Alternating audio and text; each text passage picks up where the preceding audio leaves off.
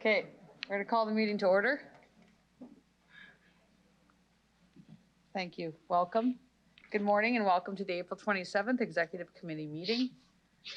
We acknowledge that we are on traditional lands of the Treaty 4 territory, a treaty signed with the 35 First Nations across southern Saskatchewan and parts of Alberta, Manitoba, and the original lands of the Cree, Saulteaux, Dakota, Nakota, Lakota, and the homeland of the Métis Nations. The City of Regina owes its strength and vibrancy to these lands and the diverse Indigenous peoples whose ancestors' footsteps have marked this territory, as well as settlers from around the world who came to welcome here and call Regina their home. Some members of the committee and city administration are attending the meeting through video conferencing. I would like to remind you of the following. Please ensure that your video cameras and microphones are turned off. If a member of committee wishes to speak, raise the hand function and be placed in the speaking queue. When speaking, remember to unmute your microphone and enable your video camera, and all votes will be conducted on recorded votes. Delegates will be attending the meeting today in person and through teleconferencing to address the committee on different items on the agenda. Reports will be considered by City Council at this meeting, scheduled for May 4th. The deadline for registration as a delegate for City Council meeting is Thursday, April 28th at 1 o'clock. Thank you. Approval of the agenda. Can I have someone move a motion to approve the agenda? Councillor Hawkins, thank you. I will call any questions. Any opposed? Okay. Carried. Can I have someone move a motion to approve the meeting minutes from the meeting held on April 13th? Councillor Skiniak, thank you. I will call the question. Any opposed? Carried. Delegate EX 2250. I would like to call upon Thomas Pacey from Dillon Consulting making his presentation to the committee. I will call upon you to please go ahead. Okay, thank you, Chair, and welcome all. So obviously I'll be talking about the Regina Transit Master Plan, and I'll be running through some of the aspects of the plan for the committee today. So we'll start off with what is the Regina Transit Master Plan. So it's a 25-year plan for transit in Regina, and it aligns with other plans that are already approved by Council. So the Transportation Master Plan, Design Regina, and the Energy and Sustainability Framework. We've gone through a process to develop this plan, starting with identifying the needs. So we've assessed route performance, looked at other systems and how transit operates today in Regina. We've engaged the community through several rounds of community and stakeholder engagement, and it's a plan for the future. So we're developing new policies, new service types, that new demand responsive service, and there's also a new transit network that's part of the plan. So some of the highlights of the project, it's a transformative project. So it's designed to see you through the next 25 years where the city is going to grow and change. And as part of that, it elevates the role of transit as the city develops and there's a greater need for transit service. As I mentioned, it's a community-led plan. We spoke to over 2,200 people through various interactions, whether that's workshops, surveys. We spoke to and invited key stakeholder groups from business improvement districts, Tourism Regina, student groups, seniors groups. And the community feedback that we received from these engagement rounds is really the basis that underpins this plan. So everything is based on what we heard from the community. That leads us to an innovative plan with using crowdsourced data, using that information from the community and planning for new service types that demand responsive service. So it's got new ideas to help take transit forward. So thinking about the role of transit in Regina, it does several things and has the potential to do those things going forward. So it's an economic attraction. It makes Regina a competitive place for businesses, for people to live and work by providing that access. It helps underpin and facilitate that population growth by helping people get around and making the city livable. It provides people with choices, which again makes Regina a more attractive place to live and work. Instead of having just one way of getting around, you now have more options, more resiliency. And in doing so, it helps reduce congestion. It helps provide more ways to more efficiently move people instead of forcing everyone into a single way of getting around.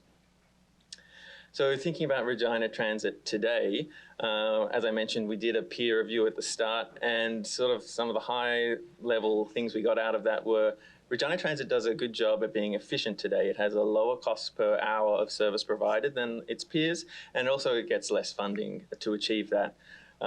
It's had lots of successes through paratransit. It has more trips, has a really accessible modern fleet, has good travel training, diverse workforce, modern garage, and overall comparable ridership. So it does all of these great things, but with less resources than its peers. So it's a really efficient system today.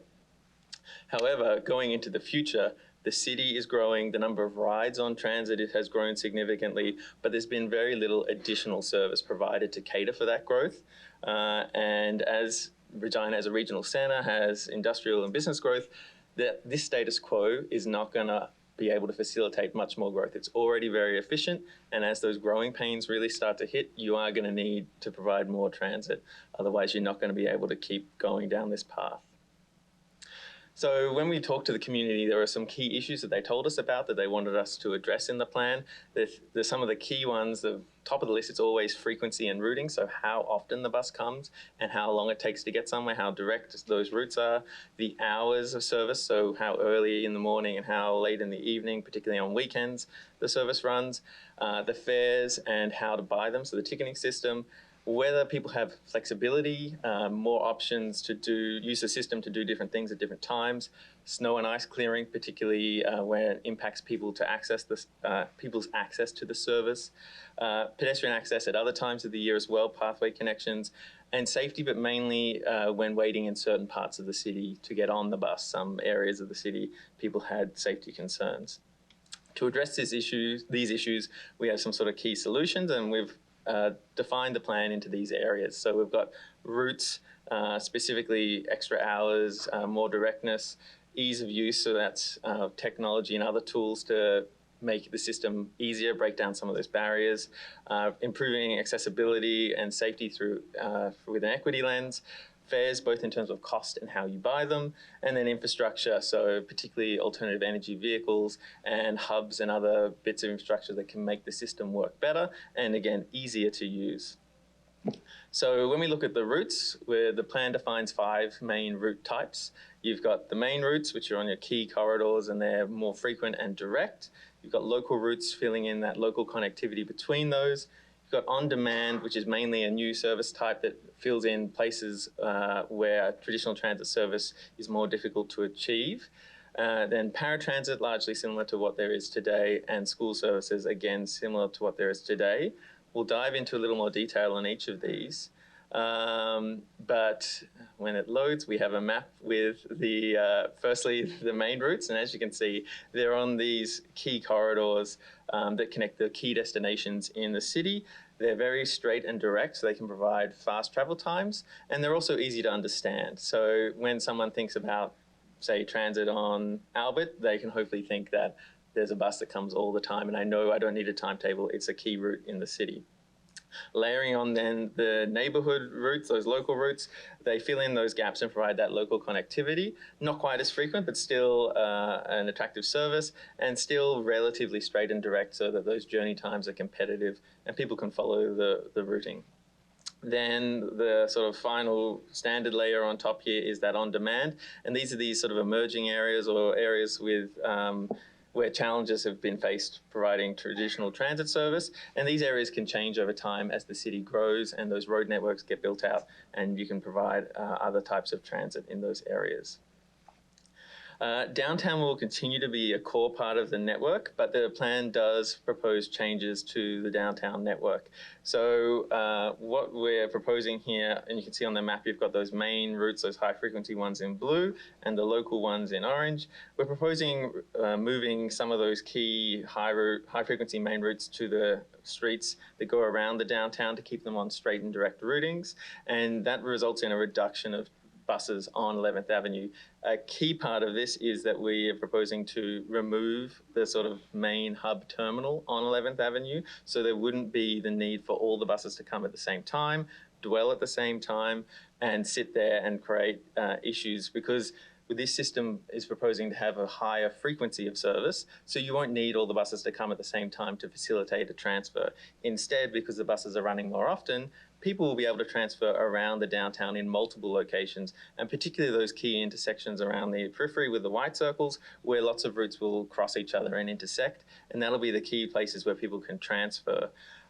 In doing that, that also can shorten some journey times, because you won't necessarily always need to go down into the middle of the city to make your transfer. You'll be able to make transfers closer to your destination and have less backtracking in your journey. So it should reduce the number of buses on 11th Avenue, provide more connection opportunities, and allow for some faster journeys, but it is all underpinned by that higher frequency service, and that really unlocks the potential of some of the downtown streets. In terms of on-demand, so this is something that you have trialled in one area of the city so far, but we're proposing to expand the service. It's designed to serve those lower density emerging areas and would require passengers to request a ride either by phone or an app or on the internet, and then a bus will come to the nearest stop to them and take them within that zone or to a hub to transfer to other parts of the system. It will work in conjunction with paratransit and provide some opportunities for paratransit riders to give them a bit more flexibility as well, and we'll get into that in the paratransit section. So with paratransit, we're proposing to largely keep it the same as it is today, which is a system that is available for eligible registrants across anywhere in the city. It will still pick them up at their door and take them to the curb of their destination.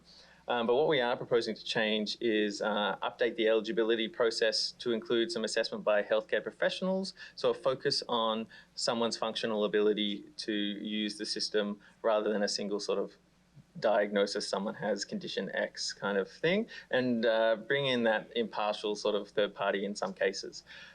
Expand the travel training program, so particularly for some paratransit riders who can use conventional services in some circumstances. Travel training really helps them to achieve that, and in doing so they get greater flexibility because they can use a regularly scheduled service rather than being solely reliant on paratransit bookings.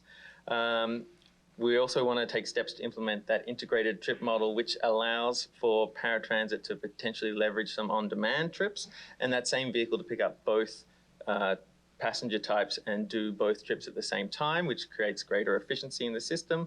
And also, again, if those paratransit riders are able to, they may be able to take, say, paratransit to a hub of the system and then hop on, say, a main route to their destination and have a trip that has both aspects in it. Again, providing more opportunities for paratransit riders, but also reducing the need for paratransit to take them the whole way and free up a bit more capacity on that system too. That requires paratransit to have a new scheduling software and system compared to what they have today, and that can be similar or the same as the on-demand scheduling system, which again can allow for more changes on the day of travel, more late-minute bookings, and just a more dynamic system with greater efficiency. So we've spoken about the service types, and to make it all happen, there needs to be an increase in the amount of service. And this is creating that extra frequency, those more direct routes, and providing for the growth of the city too. Particularly when the city has grown and the amount of service hasn't grown as much in recent years. There's a bit of growth that needs to happen to keep the system up to speed. And this is really what people told us. People told us the most important thing to them was frequency, and frequency needs more service. And it also expands the coverage of the network to cover more of the city too, which is important when it physically gets larger. That said, to implement this, there would still be the regular annual cycle of budgets and approvals as the network changes over stages, over years, and the actual growth would have to be approved at that stage every year. And then obviously as the system grows, both in terms of services and vehicles, the number of staff at Regina Transit will need to grow to accommodate that as well. Thinking more long-term, this plan is designed that it can be built upon over the 25 years to develop longer-term solutions. So particularly with those main route corridors, where you have that high frequency direct service, there's the opportunity with bus priority technology and infrastructure to develop those or parts of those into a bus rapid transit system. So you're thinking about things like bus lanes, queue jumps to make the buses run really reliably and faster, higher quality stops, to really have on those key corridors very easily seen and very reliable, frequent and fast transit service that's very attractive. But as the city grows in general, you expect ridership to grow. We'll see a need for more frequency on all services to accommodate that demand. And also, as the city grows, the services will need to grow into those new areas too. On demand can adjust and be moved as those growth areas exist. And then also, there may be increasing demand over the long term for partnerships with neighbouring municipalities, particularly where you see large demands, large flows of people coming from outside Regina into Regina as well. And progressively in the city, you want to keep improving those pedestrian and cycle networks, so that may provide opportunities as well for the transit network to provide better routing because there's greater access to where the bus stops are. In line with the energy and sustainability framework, the plans for a renewable transit fleet based on battery electric buses, starting with adoption in 2024, and then phasing through as the current buses are retired, being replaced with those battery electric buses, and also the growth buses, the additional buses you need for the additional service, being purchased as electric buses too. Another aspect of infrastructure on the network is stops and hubs, which I've sort of spoken about throughout, but we're proposing to establish these at key neighbourhood and city locations where there's going to be higher ridership and where you really want to facilitate those transfers. So whether it's from a local route to a main route, or one of those on-demand or paratransit services to a main route, these are going to be high quality stops that have information displays, live time displays, and greater security and greater amenity to really facilitate safe and efficient transfers. Transit should also be involved in all subdivision plans and make sure that they can approve them, and so that when new places are built, transit is accommodated and people know where the transit routes are going to be. As part of developing connectivity, you want to make sure that paths and stops are safe and accessible, and that there are processes in place to make sure that that is improved over the period of the plan. And that one thing we clearly heard lots from the riders in particular was snow and ice clearing, not just at stops, but the pathways to the stops as well. In terms of fares, the plan proposes to implement a new fare system, a more modern fare system that includes fare capping. So if you reach a certain threshold, you can get free travel for the rest of whatever the period is, so maybe a week or a month, to encourage more frequent use. Mobile ticketing, so you can buy a ticket on your phone, and contactless payments, so you could maybe buy a fare on the bus by tapping with your credit card or debit card. Self-service ticket machines at those busier stops and hubs, allowing people more ways to pay and also to buy a ticket before boarding. You could also have a more modern fare system that coordinates with other municipalities in the province, so there's a sort of singular way of working with fares. And then also developing an app that you'll need for the on-demand, so people can request those services, but it could also provide them the ticketing and the information for the rest of their journey on the other service types too. And something the plan also recommends is removing fares for children up to and including 12 years of age, which is becoming more and more common across the country, and a way of encouraging travel from families and also developing those travel behaviours in younger people. So we've sort of run through a lot of the elements of the plan, and it's now a question of what you need to make this happen. Really, as I mentioned, one of the biggest things is more service hours. That underpins the frequency, allows the changes in the downtown, and really makes the core of that network, those main routes, turn up and go, and sets the stage for developing BRT in the future. You need more buses to make the more service hours happen, and the sort of exciting part of that is the battery electric buses that will reduce emissions in the city, and particularly locally along the bus routes too. And also infrastructure is required to make this all happen efficiently and effectively, and that includes those hubs, those access improvements of bus stops, that ticketing system, the demand responsive system. And this is something that is already sort of beginning, and a lot of these elements can be focused and occur sooner, and then keep rolling out through the life of the plan as the city grows.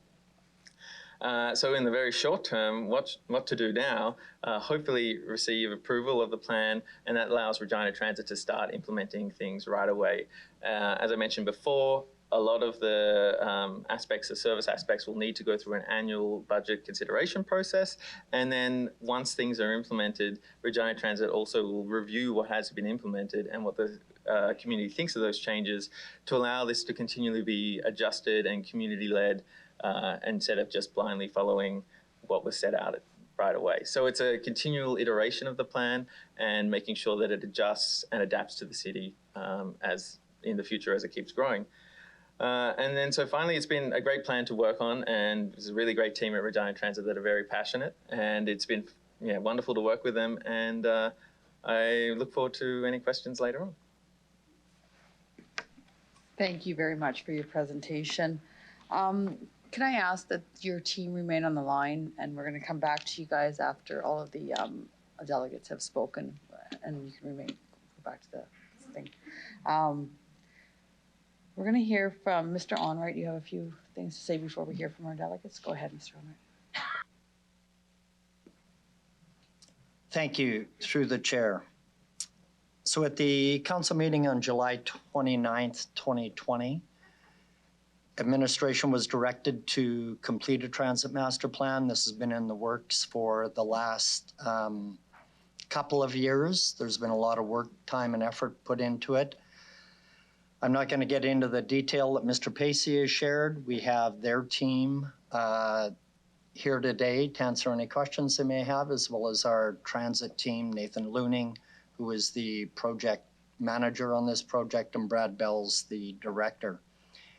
When you look at the transit master plan, there's a couple of things to keep in mind. And this really is no different than any of our master plans, where we want to create the framework that will help with the decision-making as it comes back to council and committees for decisions. And those would be things around budget requests, adjustments to routes for transit needs to come back to committee. So when it's all said and done, any adjustments to budget, council has the final say and can either approve it or not. This plan lays out a long-term financial model, but that is a model. That isn't a commitment. If the plan is approved, you're not committing to the dollars within the plan. Those dollars come back to committee and council at the time of the adjustments. And I think the other thing to keep in mind is one of the things I've observed during the course of this 2 years is transit systems moving forward, and it doesn't matter what municipality you look at, need to be flexible. Fixed routes, dedicated service has worked extremely well in the past.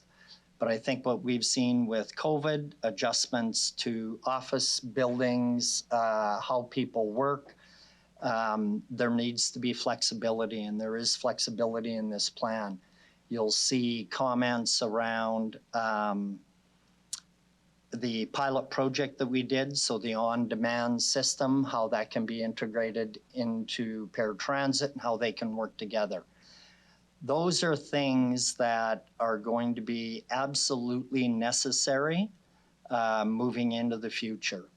And I think as we look at growth in this city, growth is another key aspect of how you grow transit. You need transit to support people and businesses and customers that go to those businesses. And I think as the city grows, you have to have a good plan in place, no different than we do. We look at our construction planning, we look at our infrastructure planning. We have good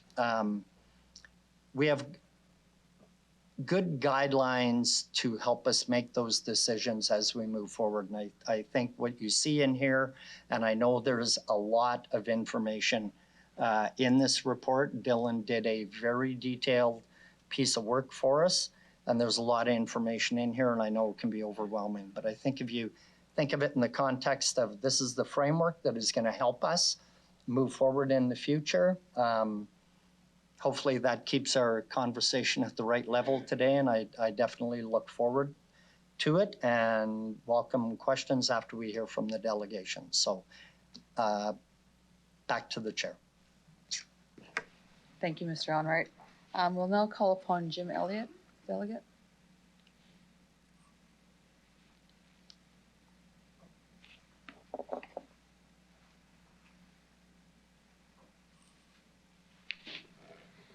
Mr. Elliott, you will have, please introduce yourself for the record, the organization that you're representing, if any, where you live. You'll have 5 minutes to address us, and once the 5 minutes is over, you'll have an opportunity to answer any questions that we have. Go ahead, Mr. Elliott. Okay, thank you, Madam Deputy Mayor and members of the Executive Council. My name is Jim Elliott, and I've been both an active transportation user for probably close to most of my adult life. I haven't had a vehicle in this city for over 25 years. So, but today we begin the path to a sustainable future, and a future that gives our children and grandchildren a chance to live in a livable city. But what I see in this report is only tentative steps, not the bold moves that were coming from the Energy and Sustainability Framework, and as well as endorsed by the citizens of Regina. And I'm referring mainly to the action that only children under 12 will have free public transit. Most of these children do not begin to develop their travel habits until they actually age out of the system. I believe you must extend the top age for this first step to be at least 18 years. To give children under 16 and then have them have a couple of years more would truly give this generation the best chance to break this habit. What is commonly called a rite of passage in most generations, and our generation to tendency to gravitate to the automobile as their first choice. This, I believe, coupled with the UPass at the University of Regina, will truly provide the best start to supporting public transit and active transportation, and in fact get more people off the automobile system. On average, cities in North America have 8 parking stalls per vehicle, which each make up about 330 square feet and cover up about 30% of cities with asphalt or concrete. Think of how much space will not be taken up if we, like many propose, take a full generation of people out of the automobile. To mention a former Regina Transit Director, David Honandera, who when he moved to Regina from Sudbury in the early 2000s, to take over our transit system, he was obligated to purchase an automobile to get around the city. And my question is, are we any better today? And for as Alexandria Ocasio-Cortez said, our current logic created this mess, and operating in the same way will not get us out of that. And again, to paraphrase another who gave the city some challenges, Jennifer Keesmet, the time is not for small changes, but a time to take big moves.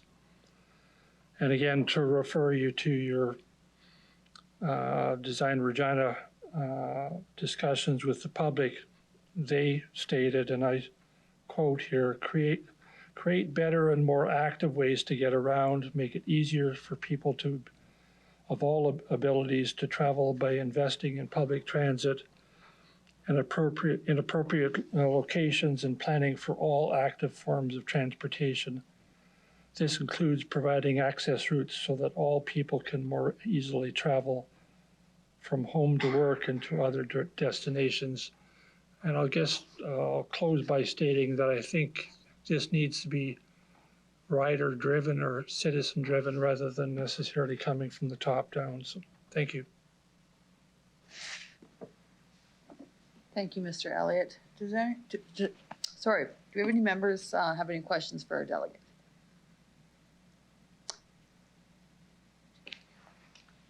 Councillor Skiniak, go ahead. Thank you. So I just wanted to ask a bit further about your desire to see us have free ridership up to 18. What would you see as, can you just give us an overview of what you would see as some of the benefits of that? I guess, as I stated, getting up to, as it's proposed, getting up to 12 and then jumping to essentially having access to a UPass at the university. I think that gives the child an opportunity to kind of get back into the old system of getting cars and then maybe taking transit whenever they can't use their vehicle. So in that sense, I think it's a smoother transition into long-term use of the transit bus and public transportation. The other aspect which I think will help is it should reduce the congestion at our high schools and universities for parking stalls. I know that many of the discussions around the development of new schools means that in many cases you have to build a fairly large parking lot for both the students and staff. And I think the more we can get both children and staff into the transit system, that will free up school property for other resources. I think the other one, which I think has been quite readily pointed out, is that getting more people on buses will reduce our emissions, especially if we go as far as the electric buses. But it will, in the long term, again, this will be an investment into less expansion of things like Arcole Avenue, Ring Road, those types of expansions, because they won't have the traffic demand on them that we are more likely currently projecting. So which means that you may need to upgrade them perhaps twice as or half as many times as you would normally. So again, in the long term, your infrastructure costs should go down as well. So. Great, thank you. That's all I have. Thank you. I see no further questions from the committee. I'll ask you to please return to gallery. Thank you very much. Thank you. I'd like to call upon delegation Terry Klein.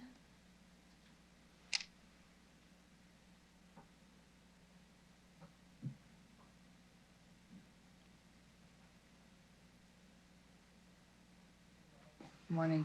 Please introduce yourself for the record, the organization that you're representing, if and or where you live. You'll have 5 minutes to address Executive Committee, after which you'll have the opportunity to respond to any questions that we may have. Go ahead. Thank you. Good morning. I'm Victoria Gable. I work for Harvard Developments, and I appreciate the opportunity to briefly speak to you about the transit plan.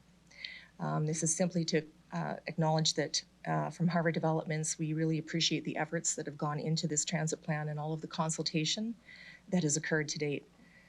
This review and the changes therein will go a long way towards creating a beneficial experience for transit users and drivers.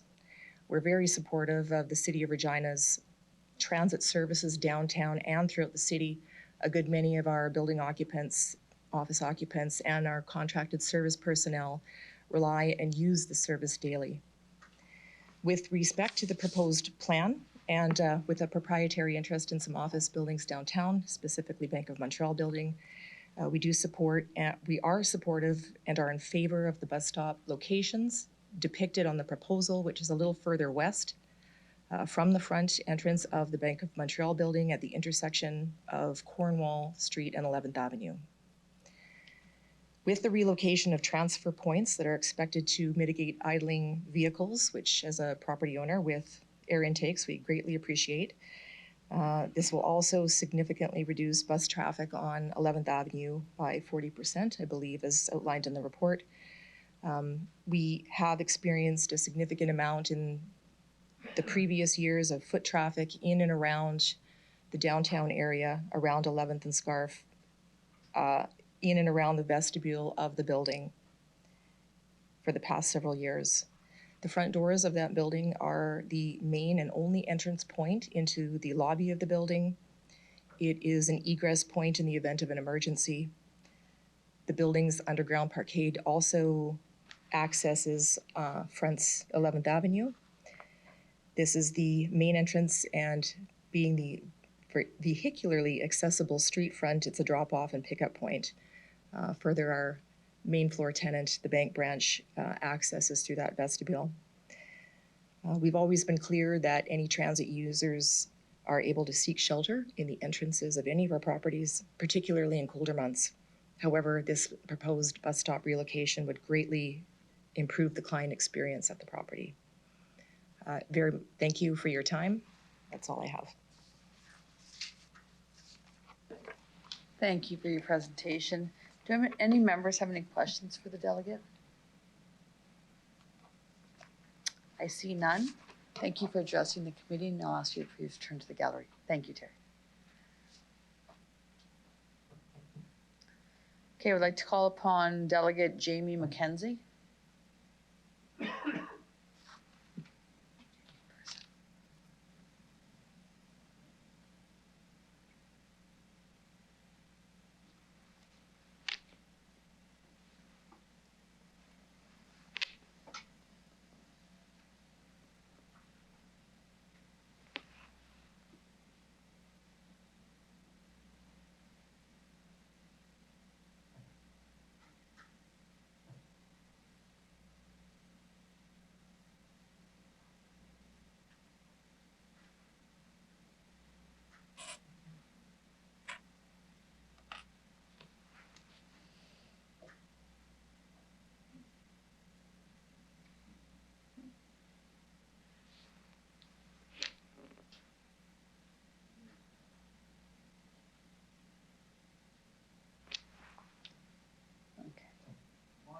Buddy, my name's James McKenzie. I'm speaking on behalf of myself. I have a few concerns about the transit plan. My first concern is there was only one meeting with the paratransit users this past year. There was only, and I could not make it because I go to university as well. So I could not make that one meeting that was set for paratransit users. So I could not be there for that. So, and also my main concern for the demand system, we have a 24-hour snow removal for downtown, but we have 48 hours in other areas. So how is this supposed to work if someone wants to be getting picked up at a certain point and you cannot, and you don't know if that sidewalk or that bus stop's been snow removed in the winter time? How is that supposed to work for people with disabilities? Because I live at 2240 Elvis Street, and there's some days after a snowstorm, even 48 hours after, the snow hasn't even been shoveled by my place, and I can't even get to the bus stop. So how is this all supposed to work in the winter time? So it's a good idea, but it's not going to work in the winter time because of the different hours of snow removal, 48 hours in the outskirts and 24 downtown. How is this supposed to work? So I'm just wondering. And yeah, and I used to live in Saskatoon back in 2009, and they have one big bus mall. Why don't we have a big bus mall in Regina to move the buses from 11th Avenue to a big bus mall? Make a big bus mall somewhere in Regina downtown so we don't have these issues with the downtown businesses and all this. Why don't we make a big bus mall somewhere in Regina? Why was that never looked at, a big bus mall? So we don't have these big issues. And our bus malls all over the city, so we don't have these issues like they do in Saskatoon or other cities. So I just thank you for letting me speak. Thank you, Jamie, very much. Does anyone have any questions for Jamie from the committee?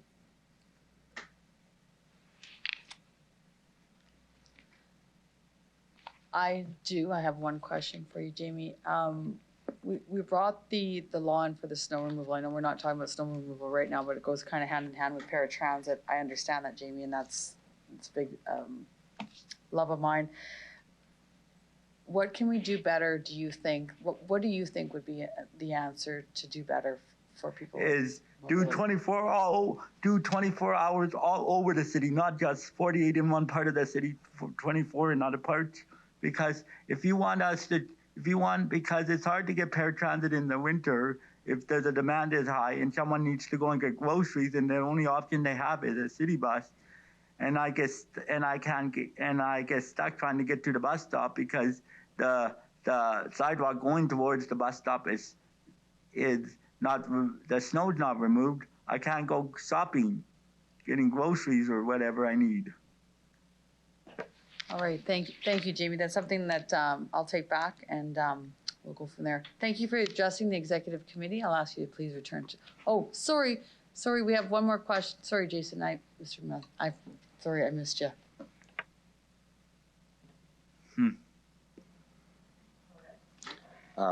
Thank you very much for appearing. Through the chair, you mentioned you moved to Regina in 2009.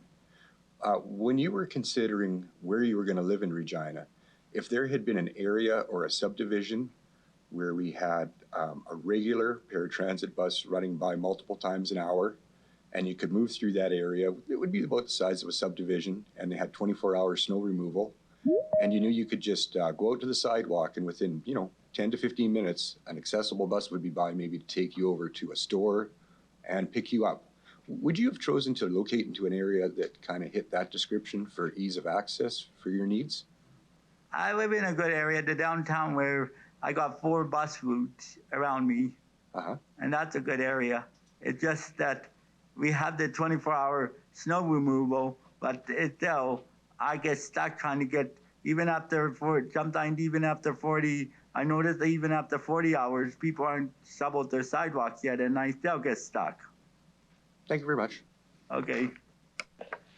Thank you, Councilor Masnelli. Thank you very much for your presentation, too. Okay.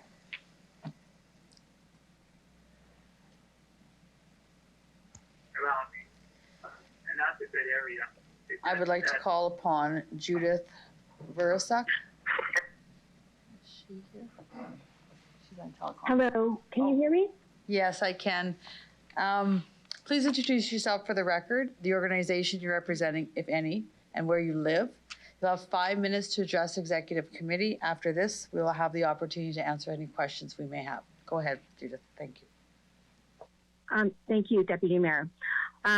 Good morning, Executive Committee. Thank you for this opportunity to address you today. My name is Judith Verusuk, and I am representing the Regina Downtown Business Improvement District. On behalf of the RDBID Board of Directors, I am pleased to offer support for the Transit Master Plan vision and look forward to our continued collaboration on its implementation, particularly in the downtown hub. We agree with the report's assessment that 11th Avenue being used as a time point creates bus congestion and results in a poor quality environment for both people and businesses on 11th Avenue. We support the proposed downtown network, which removes 11th Avenue as a central point for all stops. We further support the recommendation that buses no longer be timed to arrive and depart downtown simultaneously, nor idle on 11th Avenue for extended periods of time. Improving service frequency is essential. 11th Avenue reconstruction is an opportunity to create an environment that supports bus movement while enhancing the pedestrian experience and minimizes negative impacts on businesses. We further support additional investments for pedestrian crossings and transit shelters to ensure comfort and safety of transit users and pedestrians alike. We remain committed to being an involved stakeholder as the City of Regina moves through its design development for 11th Avenue and the implementation of the downtown transit network. We understand that the future of the existing transit information center on 11th Avenue is still to be determined. If a transit information center continues to be required, We recommend that an investment be made in a high-quality facility providing additional services, including public washrooms, be included in that plan.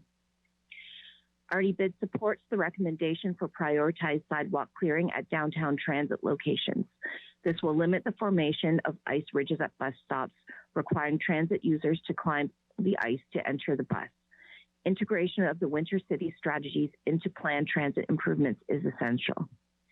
Lastly, RDBID further supports the establishment of a team of peace officers to provide on-street support and respond to security incidents.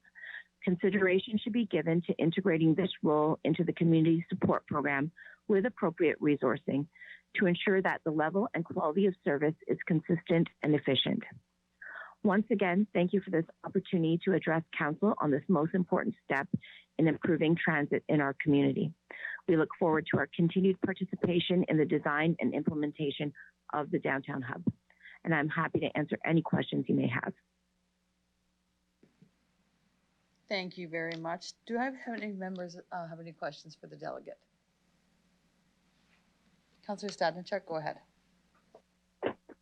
Mayor, through you, Judith, I was going to ask someone else question about the peace officers because I'm curious about this in the report. So when you said you would like to see it integrated with the community support program, what would the main role of the, would you see it still being separate peace officers, or do you see it as one kind of function, such as the community support program? Could you explain a little bit more what you envision? Through the chair, thank you for that question. So the role of the peace officer is very similar to what we would expect to see from our community support program in terms of providing that diversion from our PS calls, providing non-emergent support to folks that may require, simply a bottle of water or some nutrition, and then perhaps even referral to services if needed. Those are things that we see on 11th Avenue, and in particular with some folks that may encounter transit users or some of the bus drivers that tend to queue on 11th Avenue. So knowing that the same clientele is being addressed through the community support program as it is through the potential peace officer program, there could be a way to maybe integrate the role of the peace officer into the community support program, have similar training. The training would pretty much be the same, and then perhaps rotate the community support program team members through the peace officer role and then back out again. That would allow for efficiency in efficiency in the program, perhaps require only one supervisor that does scheduling, and everyone would be trained on all aspects of, the transit peace officer versus the community support on ground circuit activities. Okay, thank you. Thank you, Councillor Stadnicek. Any other committees have any questions? I see none. I'll thank you very much for your presentation and ask you to please leave the meeting now. Thank you. Thank you so much.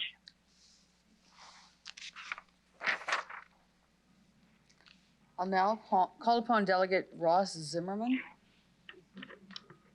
Mr. Zimmerman, can you hear us? Yes, can you hear me? Yes, we can hear you. Could I ask you to please introduce yourself for the record, the organization that you're representing, if any? You'll have 5 minutes to address Executive Committee, after which you'll have the opportunity to respond to any questions that members may have. Go ahead, Mr. Zimmerman. Great, thank you.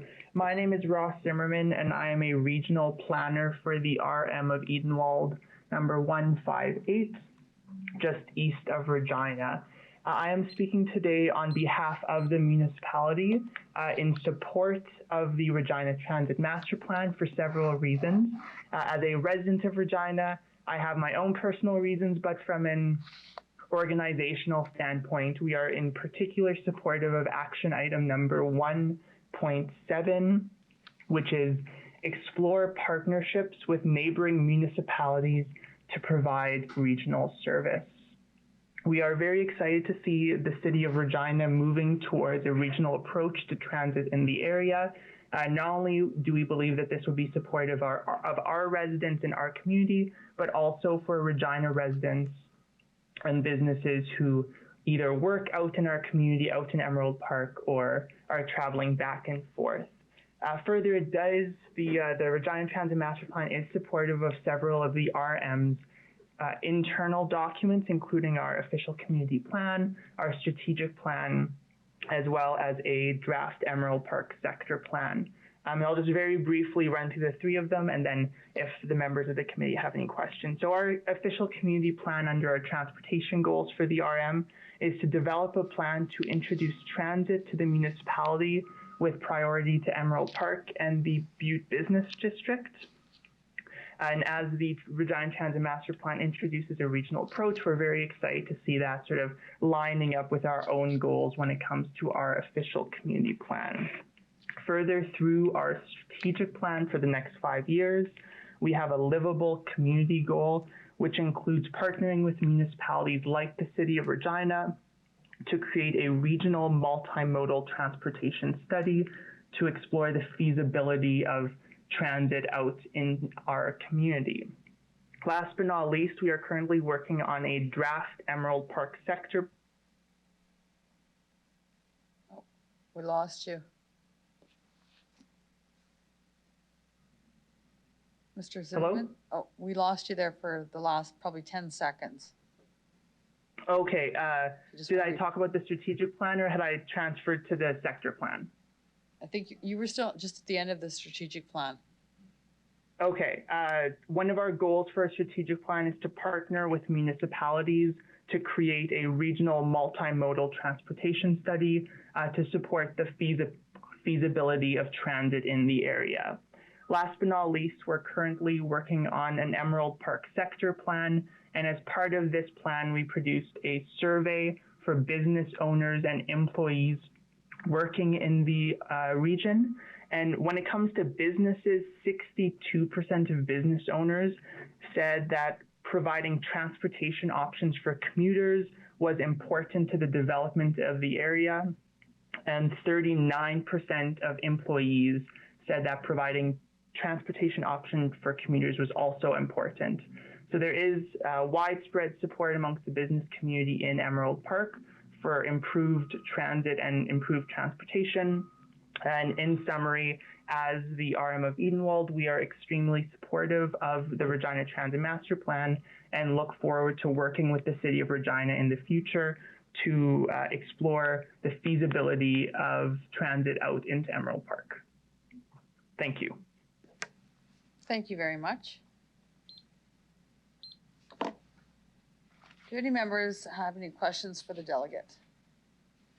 Councillor Stevens, go ahead. To the chair. Ross, when you speak of partnerships, would it be safe to presume that that also includes not just service levels, but a financial arrangement in which we're financial partners on delivering this service? At this time, we have not discussed it as council or as a municipality, I should say. However, because it is in our official community plan and in our strategic plan, we would be more than happy to start conversations exploring potential financial options, whether it's through grants or through the province or the federal government. We are more than happy to work with the city on getting something started, even if it's just a sort of a financial portion of a feasibility study. Okay, thank you. My next question through the chair. Have you invited city staff to have this conversation, or is this the starting point right now? I don't know how, how can I answer that question? We've previously had conversations in the past with a previous, I guess, administration of the city. And those conversations did not turn out to be They sort of went in circles, you could say, I guess. So we're excited. We're interested in continuing those conversations.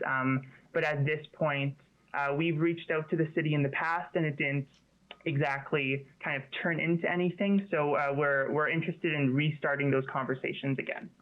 Thank you very much. Thank you, Councillor Stevens. Councillor Mancinelli, go ahead, please. Thanks. Just checking in, there used to be a White Butte committee that would discuss regional problems such as this with a concentration on planning as a region, because of course you're not the only municipality outside of the city region, and transit is a multi-modal use. Was this ever brought up with that committee, and are any other participants from that committee aware and planning together with you? At this particular time, the RM of Edenwald is not a part of the White Butte Planning Committee. We left that organization, I want to say a few years ago. This was before my time working for the RM, so I can't give an exact date. However, as a result, we are unaware of any of conversations happening within the White Butte Regional Planning Group. Thank you for the reply through the chair. With that in mind and the pertinence of your comments on regional planning and the interest on things like transportation, is there any consideration if White Butte was still going, or a regional planning committee to be struck, would you be wanting to be part of that to discuss situations such as these? If that was the direction that we needed to work on, I'm sure we'd be open to starting those conversations. We have very strong relationships with Pilot Butte and Balgony, who are also not members of the White Butte organization. And we found success working outside of the White Butte organization umbrella with municipality to municipality. So we, as a municipality, I believe, would like to continue our relationships with Pilot Butte, with the City of Regina, with Balgony, with White City, as it currently stands, sort of on that sort of municipality to municipality level. Okay, thank you. Thank you, Councillor Mancinelli. Councillor Brusciani, go ahead, please. Thank you very much. My questioning is just a little bit similar. I did sit on the White Butte, but I know there was discussions with Emerald Park and White City in regards to some regional economic development, and transportation was part of that with the provincial government. Did you say that you've had conversations with the government in this regard through the chair? I don't necessarily know if I understand the question. As I said, this was before my time, so I can't speak to any of the matters that were discussed. But since I've started at the RM sort of a year and a half ago, working on regional programs and regional collaboration, we have not spoken to the province about transportation when it comes to transit. Okay. And is that something that you will be doing at all? We're currently exploring possibilities of providing starting a feasibility study alongside Pilot Butte and Balgony. And at this point, we're still in the early stages, getting quotes from different organizations to see how much it would cost to conduct this study. Okay. Well, thank you. Thank you, Councillor Brusciani. Councillor Stanicek, go ahead, please. Thank you, Deputy Mayor, through the chair. I'm wondering if, Ross, you could just repeat what the level of support for transportation is. So you mentioned both businesses and employees, that there was a certain level of support for transportation. Could you repeat those numbers? Yeah. So as part of the Emerald Park Sector Plan, currently in a draft product, we did produce a survey sent to employees, residents, and business owners of Emerald Park. Amongst business owners, 62% of survey respondents stated that transportation options for commuters was important to the development of the community. And for employees, 39% of survey respondents said that transportation options for commuters was important to the development of the community. Okay, thank you.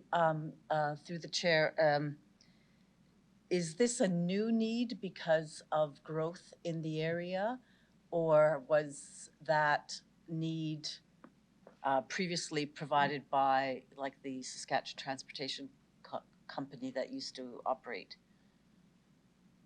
At this time, I am unaware if the Saskatchewan Transportation Company served Emerald Park. However, it is a part of our official community plan adopted in 2019. So this is something that's been on our radar for the last few years. And as a result, we're very excited to see the city moving forward with exploring partnerships with neighboring municipalities to provide regional service. Okay, thank you very much. Thank you, Councillor Stanachek. I see no other questions from the members here. I'll ask you to please leave the meeting, and thank you for your presentation. Thank you so much. Thank you. Bye-bye. I'd like to call upon Delegation Carla Harris.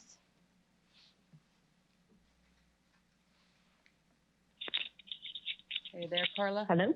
Hi, Carla. Hi. Thank you. Hi. Can you please introduce yourself for the record, the organization you're representing, if you have any, if any? You'll have 5 minutes to address Executive Committee, after which you'll have the opportunity to respond to any questions we may have. Please go ahead. Thank you. Thanks to our chair and to City Council today for this time to speak. I generally come to a lot of City Council meetings to talk about things like transit and safe access around our city for people like myself who have disabilities, or other types of barriers that reduce our ability to drive or a preference to drive. But today, actually, I want to focus on the importance of transit for low-income employment access. So selling transit tickets to people that are going to and from shifts is your most reliable customer as a transit company or whatever, facilitator. So we're forgetting that as a lot of the new regions have been added to the city, the new kind of pop-up areas, that a lot of the big stores that have minimum wage jobs and out of 9 to 5 weekday hours. So they're open evenings and weekends, and there's a lot of opportunity for work for people who are willing to go in at those sort of other, like not education-based employment opportunities. And so we need to focus on getting the jobs which are lower pay accessible by transit, because it's for that group that will have the largest impact on their lives overall.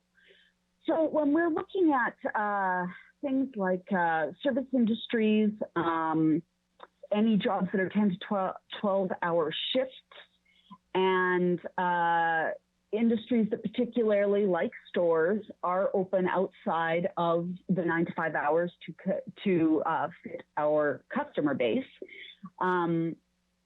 We need to make sure that we have a hub system, and I'm really excited about this design. I'm really excited about the design of the transit hub that has cuts that can go directly across the city quickly, so that people can get to an ideal employment opportunity faster and more directly. But it also has potential relationship building with organizations like, I forget the one company, Harvard just spoke today, I believe. And Aurora, for example, is a area of the city with a very large number of jobs, which are in the range of kind of close to minimum wage, that marginalized folks, so all of your employment barrier demographics who tend to be underpaid, can't get to those jobs currently. So if we statistically are focused on our body of workers their ages, their backgrounds, and their level of experience to be able to access those new regions that we're adding to the city with new employment. We would be able to, as a city, completely change who can afford homes, where people choose to live, what types of engagement we all can participate in financially. So I recommend, and what I really want to push to the executive committee is finding ways to collaborate. Like the thing that I feel has really failed in our outreach attempt was the ticket low price being given only to people who have proven that they have a low enough poverty rate, a low enough income per year.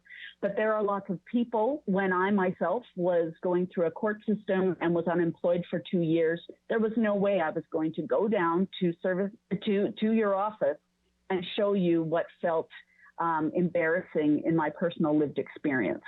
So we need to find ways, and what I think will be the solution is collaborate with all of the organizations in the city who provide employment programming and employment facilitation to every one of our marginalized groups. Talk to Neil Squire Society, who employs people with disabilities or work injuries who need to change industry. Sask Abilities Council, Regina Open Door Society, all of these kinds of, the Newcomer Women's Center has employment program. Focus on all of the marginalized people, and that is who we give a free bus pass for 1 month to. Because actually, when I used to work with a program like that, a work placement program, Carla, one of the biggest barriers. Yeah. Carla, I'll ask, you've gone over your 5 minutes. Can you just wrap it up, please? And thank you. I'm so sorry. Okay. One of the biggest barriers is people being able to afford chance to get that job, which will make their lives more viable and bring on other opportunities. So if what we do is collaborate with these existing career fair partnership kind of building programs and find a way to give people 1 month of bus pass for placement with their work, that will entirely change building positive habits and long-term users in their opportunity to access employment, which they previously couldn't. Thank you. Thank you very much for your presentations. Do any members have any questions for the delegate? I see none. I ask you to please leave the meeting, and thank you for your presentation. Thank you. I'd like to call upon Delegate Sophie Young. Sophie, can you hear us? Are you on the line? Yes. Hi, Sophie. Can you please introduce yourself for the record, the organization you're representing, if any? You'll have 5 minutes to address Executive Committee. After that, we'll have the opportunity to respond to any questions that members may have for you. Thank you. Go ahead. Hello, Mayor and Council and Executive Committee. I am Sophia Young, and I'll be representing myself as well as the Miller for Nature Permaculture Club. I cannot say how excited I am for the Regina Transit Master Plan. Public transit is so important to people's lives, including mine. If you give me a choice between driving and taking the bus, I will always choose the bus. However, I am not a dedicated rider because of the current barriers our transit system has, which are long wait times, ineffective transfer times, and price. To demonstrate the barriers of wait times, I'm going to tell you why I cannot join you at City Hall today, despite the fact that I wanted to.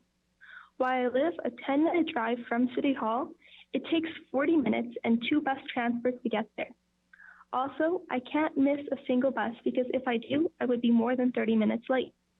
Then, to get to my school after this event, it takes about 20 minutes if I line up with the bus schedule. Otherwise, I'm stuck waiting for 10 to 20 minutes before getting on the bus, which at that point makes it almost pointless to show up to school. And when I say a 10 to 20 minute late, I'm lucky. If I was at any other location, even my school, that wait is closer to 30 to 40 minutes. Being a busy high school student, I cannot afford to wait for a bus that comes every 30 minutes with a high chance of delay. And don't get me started today with a weekend or later in the evening. Transit is almost non-existent then. Hence, I can't rely on it. But with this plan, I'm really hoping that I can. And also on top of that, we're lucky that today is warm. With Saskatchewan winters, I'm sure I can say that no one likes waiting in the cold for an infrequent bus. This one example exemplifies how public transit waste times mean I cannot reliably use the bus to access key points in our city. However, if this reliability issue is fixed, like the Regina Transit Master Plan pledges to do, I can almost guarantee bus ridership will go up. Speaking about ridership, if you want ridership to go up, amend the plan to have fare-free transit for those 18 and under. This initiative of not charging the youth for the bus has consistent success in other big cities. The CNBC reports that in Olympia, Washington, fare-free transit added 60,000 riders in 1 month. Hence, fare-free transit would increase ridership, which would cause a better use of tax dollars, a priority expressed in many councillors' campaigns. Moreover, accessible transportation for youth incentivizes youth to use public transit. Since it would not cost them money, the initiative would remove the initial intimidation factor around public transit. Therefore, it would lead to more lifelong riders that would pay back the cost and make sure that the buses will not ride empty. Moreover, with better access to transit, more people will take the bus, which would offset the cost of this initiative. Now, I know some of you might be saying, so what? This little instance of immobility for some high school students is not that important in the grand scheme of things, except I have to disagree. See, it's not just me. My mom is a professor at the University of Regina, and you don't know how it breaks her heart knowing that her students cannot receive their education because of the bus schedule. In recent months, my mom had a student who could not attend her class because it takes her 3 hours to get to the university from her place of employment. I hope you can see how nuts that is. Long wait times, inefficient transfers, and meandering bus routes are affecting our children's and youth's education. It is affecting people's ability to engage in their civil duties, attend work, support local brick and mortar businesses, and protect the environment in the moves mentioned in the Energy and Sustainability Framework. This issue expands into all aspects of city life and economy because transportation is key. For us new immigrants, for us students, and for us as a city and as a future in our environment, we need reliable transit. Making transit accessible and efficient is a great start as it is a move towards equality and justice for all. That is why council should take this plan seriously as it benefits us all. Via energy transition and the Transit Master Plan, we can build a better, safer, and more equitable Regina. Hence, I plead to you, the Executive Committee, to not waste this opportunity. Support and fund this plan and see if it eventually can be amended to include fare-free transit and a better transit system, because riding the bus is an incredible feeling. And of course, I can talk a lot more. I'm a peer leader at the Open Door Society, and there's so much excitement over this plan. I went and one day mentioned it, and you know, particularly if it was amended to have fare-free transit for youth, it will make the lives of youth, particularly from low-income and new Canadian families, a whole lot of the world easier. And it's just really something that a lot of people are relying on and are really excited about in more ways than I can express. So thank you. Perfect timing. Thank you very much. Thank you. That was very well read. Thank you. Do any members have any questions for our delegate? I can't see my screen. Councillor Stanichuk, go ahead. Mayor.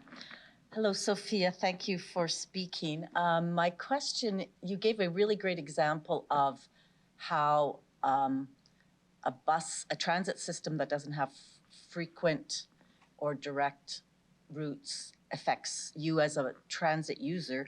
Do you believe that more people would use the bus system with the plans that are outlined today in this Transit Master Plan to have more direct routes and more frequent routes? Absolutely. It's completely life-changing how these plans can be, especially there's one piece that was mentioned in the plan about having the buses better match transfers. It's actually not, the hardest part's not waiting in the bus.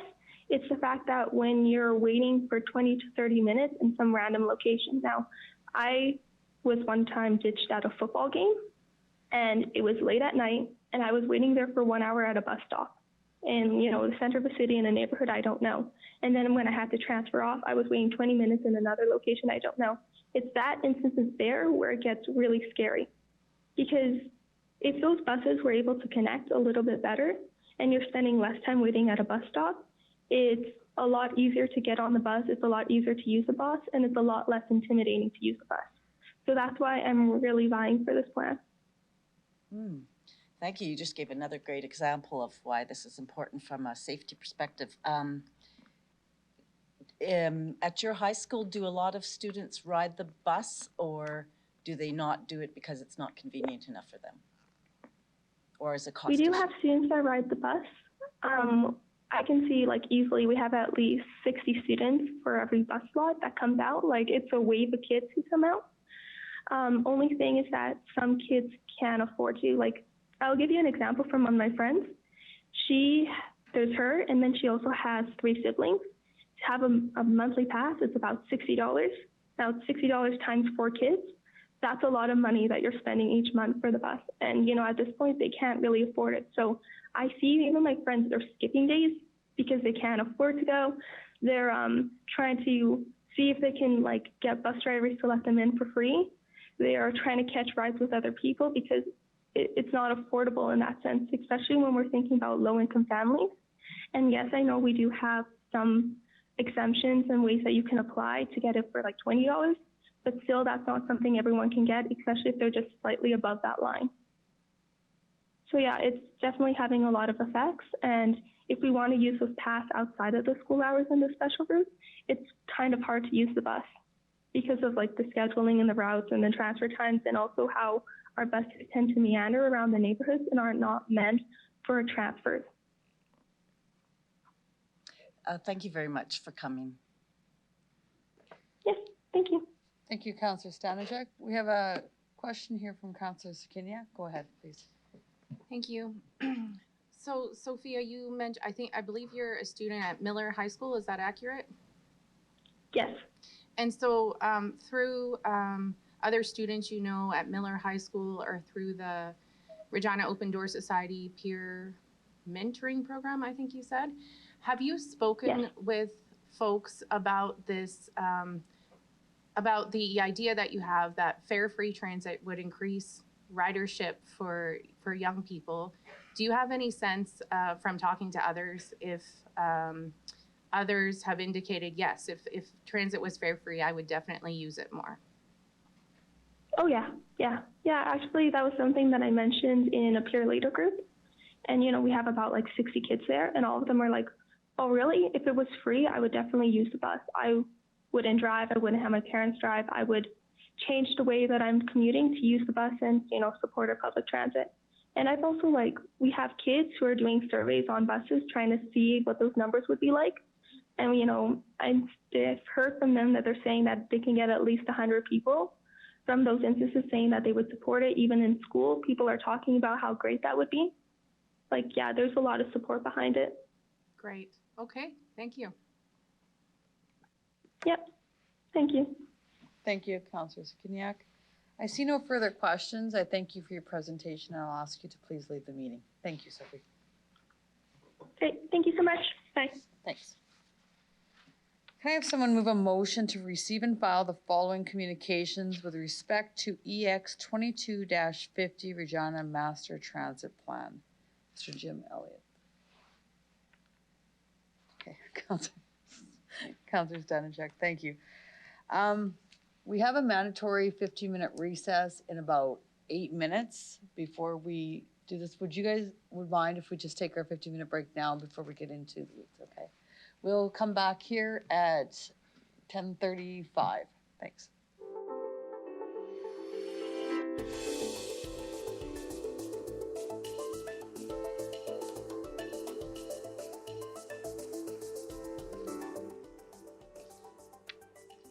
We'll now consider EX 22-50 Regina Transit Master Plan. Mr. Onright, can I have you to please introduce the report? Through the chair, so I don't have much to add from my opening comments, so I'll just turn it back to the chair. We have Mr. Looning, Mr. Bells, and Mr. Pacey here to answer any detailed questions that committee may have. Thank you, Mr. Onright. Can I have someone move this report, please? Councillor Sakiniak, thank you. Any questions from the members on this report or with respect to the presentation from Thomas Pacey and his team at Dillon Consulting are available to respond to any questions the committee may have now? Cool. Mayor Masters, go ahead, please. Thank you. Through the chair. Could you actually, and this may be for the consultant, can you actually explain a little bit about calculated versus reported?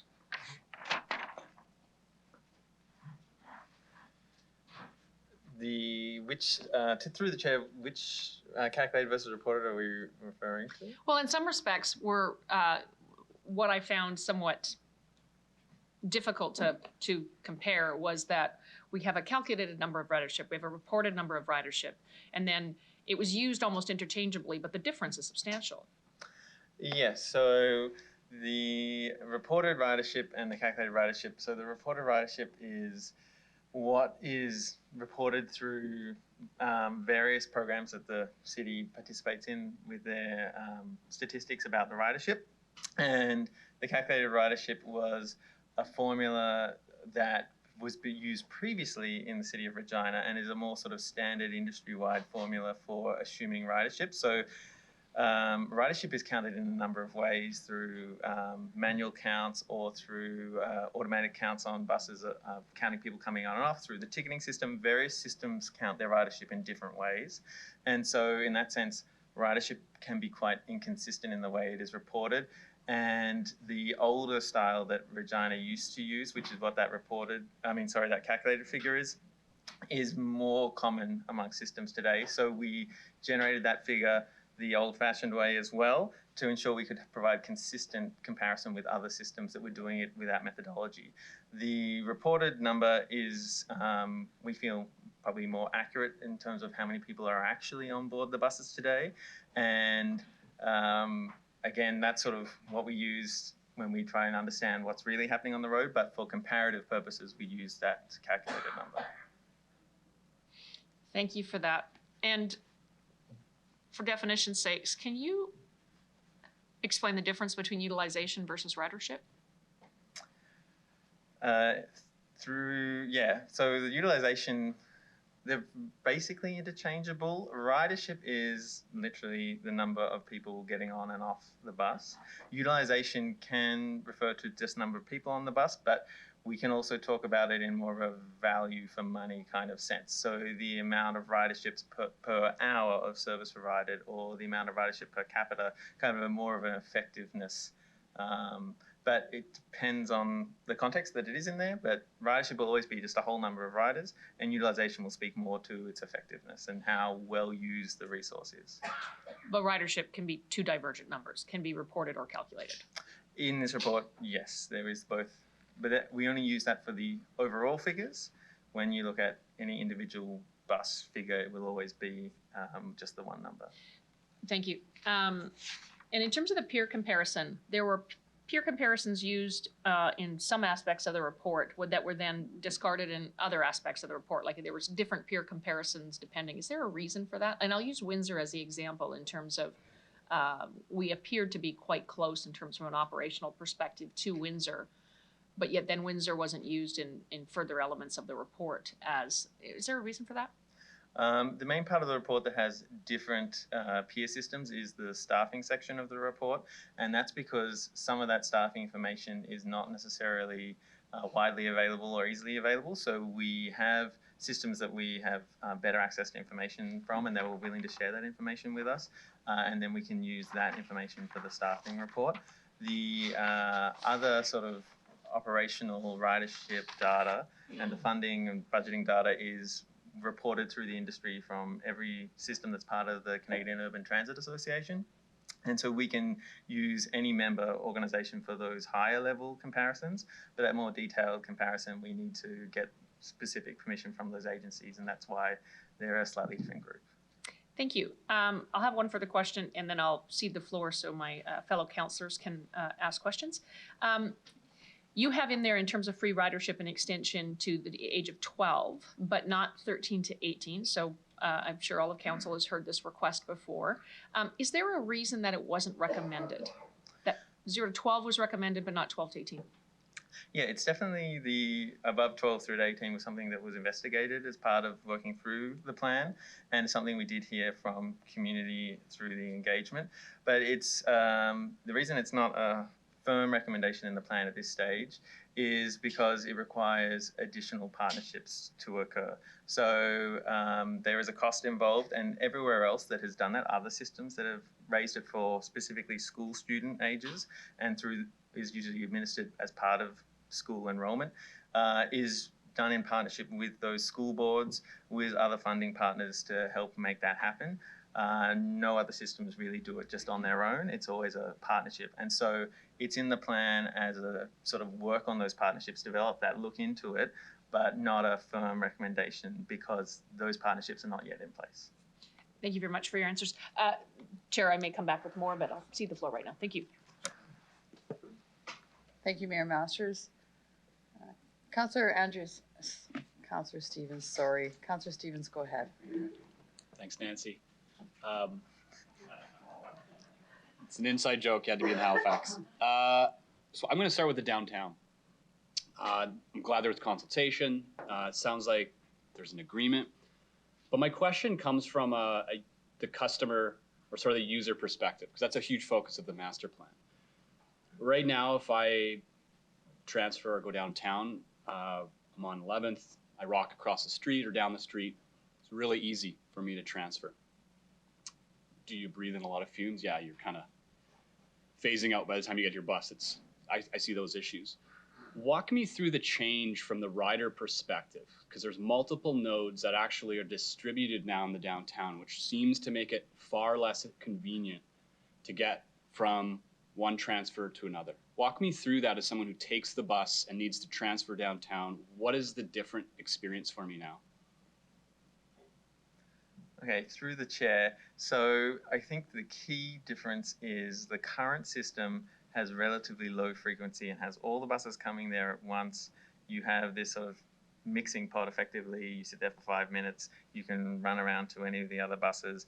But it happens only so often, and it all happens in a very concentrated way.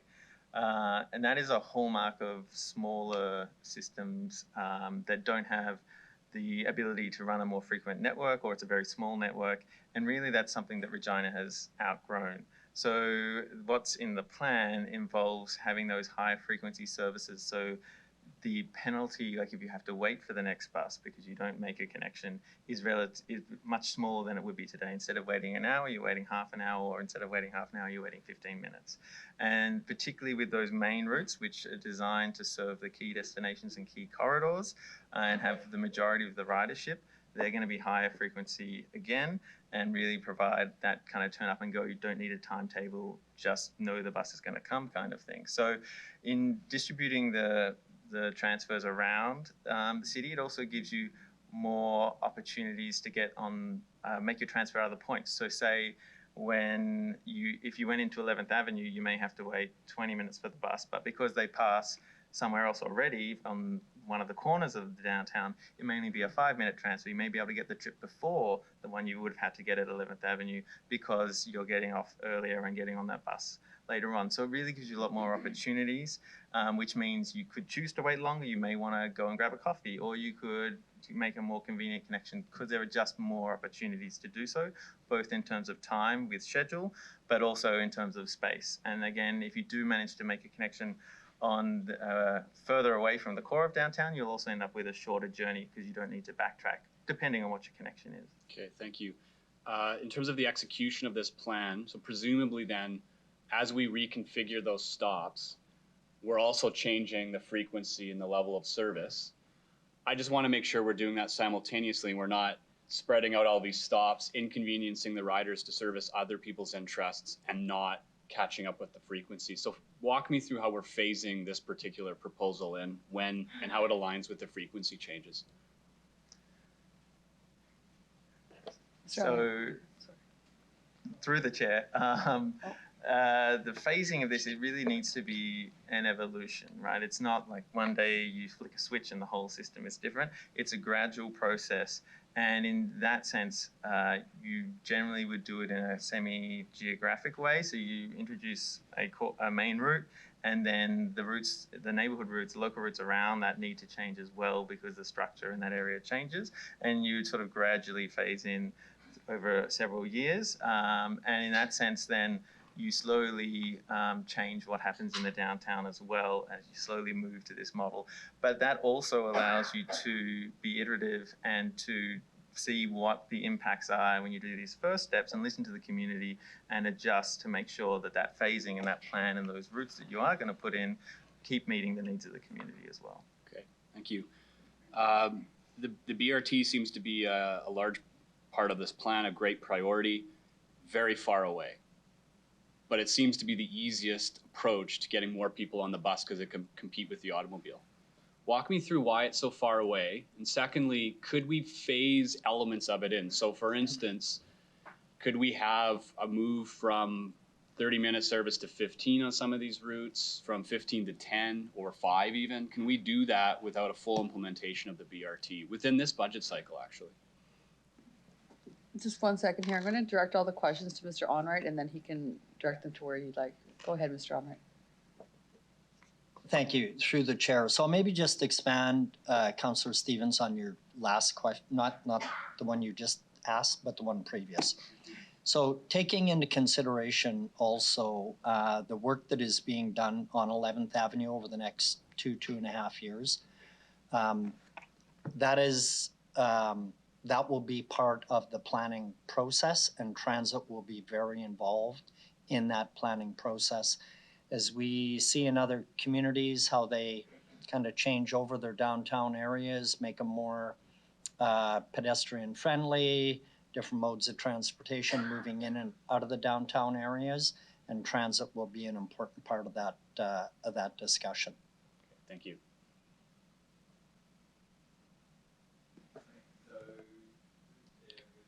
The last point there about the BRT. Really, yes. To the short answer, you could move elements of the BRT forward, and particularly when it comes to parts of the network that do face more congestion, more unreliability, more delays, and there are more buses using some key parts of the network, you can make targeted improvements for bus priority, traffic signals, intersections to sort of relieve those issues, and that starts building that BRT network. You already have some limited sections of bus lane in the city today, and so it can be building on top of those or targeting other areas, but that will help develop the BRT and improve your service as you go. And particularly if you do manage to make reliability improvements and time savings, that time you save can be reinvested into more service as well. So if you manage to save a minute on a high frequency route, that adds up to several hours. And then when you have hundreds of hours a year, you can make extra trips happen. So it's those improvements are not just about making the bus riding experience better and more reliable and faster. It also allows you to run more bus services, get better value for your money. All right. I'm going to return to that later in terms of how we can get this a green light to start working on this project sooner rather than later. But another question that I ask is about paratransit, again, through the user's perspective. Currently, we see a denial rate of 1.67%, as I read it correctly. If I'm off, just let me know. It seems low, but it's a bit higher than some other jurisdictions. What are we doing, and I know this was highlighted a little bit, what are we doing to improve the paratransit experience in terms of reducing that refusal rate and ensuring that I don't have to know what I'm going to be doing a week from now when I want to access the transit system as a whole, and maybe not even just paratransit, because we were talking about being able to use both systems. Through the chair. Okay, through the chair. I think a lot of the improvements that we are looking for with paratransit can be as a result of that improved scheduling and operation system. So that really unlocks the ability for paratransit to become much more dynamic and changing on the day, which means you can particularly when someone has an appointment that moves, or they only find out they have an appointment like, a week or a few days beforehand, there are more opportunities to make bookings on the day of. And then also if your appointment gets cancelled, you can cancel your trip, and instead of that driver having a hole in their schedule that because that trip was planned cancelled at late notice, you now can use that time, you can use that driver more effectively. Also, the more dynamic scheduling system should allow for more efficiencies, and I'd be able to more quickly identify where trips can be consolidated, people can share the vehicle, and in doing so freeing up and further increasing your already quite efficient paratransit service to provide more trips, and in doing so reduce the denials that you have to unfortunately make sometimes. Okay. Short answer then, it seems this is a chief priority and something we can action this year and in the phasing of this plan, correct? Perfect. Okay. Getting people out of the vehicle generally, so the big picture, and onto the bus. One of the disagreements I often have with my colleagues is that we need to be at a certain population threshold for people to do this. My response is I've been in smaller cities with better bus services that are less expensive. So I don't quite buy that argument. What is the biggest driver to get people out of the car? Is it increasing the frequency, or is it the fare, or is it a combination of both? Is John right? So through the chair, frequency is the number one driver, and as part of this plan, we did ask the community how they rated Regina Transit's performance on the key metrics, and also what was most important to them. And frequency was the number one thing, and that is usually the number one wherever you go. Frequency is the key driver of ridership. And you'll find larger systems that have a higher amount of hours per capita also have a higher number of rides per capita. It becomes a kind of virtuous circle. Fares do rate for some people, but they're nowhere near as important, and really it depends on each person's situation. Some people are much more reactive to fares, and some people fares are very irrelevant to them. So it's not as widespread, but there definitely are members of the community to whom fares are very important. Okay, thank you. As a matter of an undertaking, or maybe just a heads up to Mr. Onright, we've heard a lot about the winter snow element. I don't want to get into a conversation now, but just expect it in the fall when we come back to the review of the winter maintenance policy. I think that's low-hanging fruit, but it ties into this.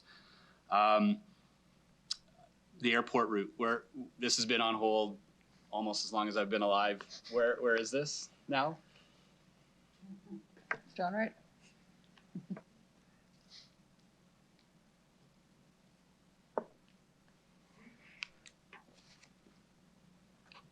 Through the chair. So we've been in discussions with airport administration. That will be coming forward, I believe, 2023. It was in place. The route was designed and in place, and then COVID hit. There is a contribution coming from the airport, and they are still on board with that. I just met with that team about 3 weeks ago. So it'll be moving. It's coming forward, 2023. I don't have the exact time. Okay, thank you. I'm going to yield the floor to colleagues because I know there's going to be a lot of questions, but maybe a comment then about the 12 and under. I ride the bus with my kids all the time. The operators never charge them. So it's a bit of a moot point because it's not fair that's collected. Whether or not they were on the bus by themselves, another question, but I worry about us seeing that as a big step forward when the status quo is it's usually not considered. And so I know there's going to be some discussion about the 18 and under is more impactful. That actually might make a difference. The 12 and under might actually just be a non-issue. So I'm going to leave it at that for now.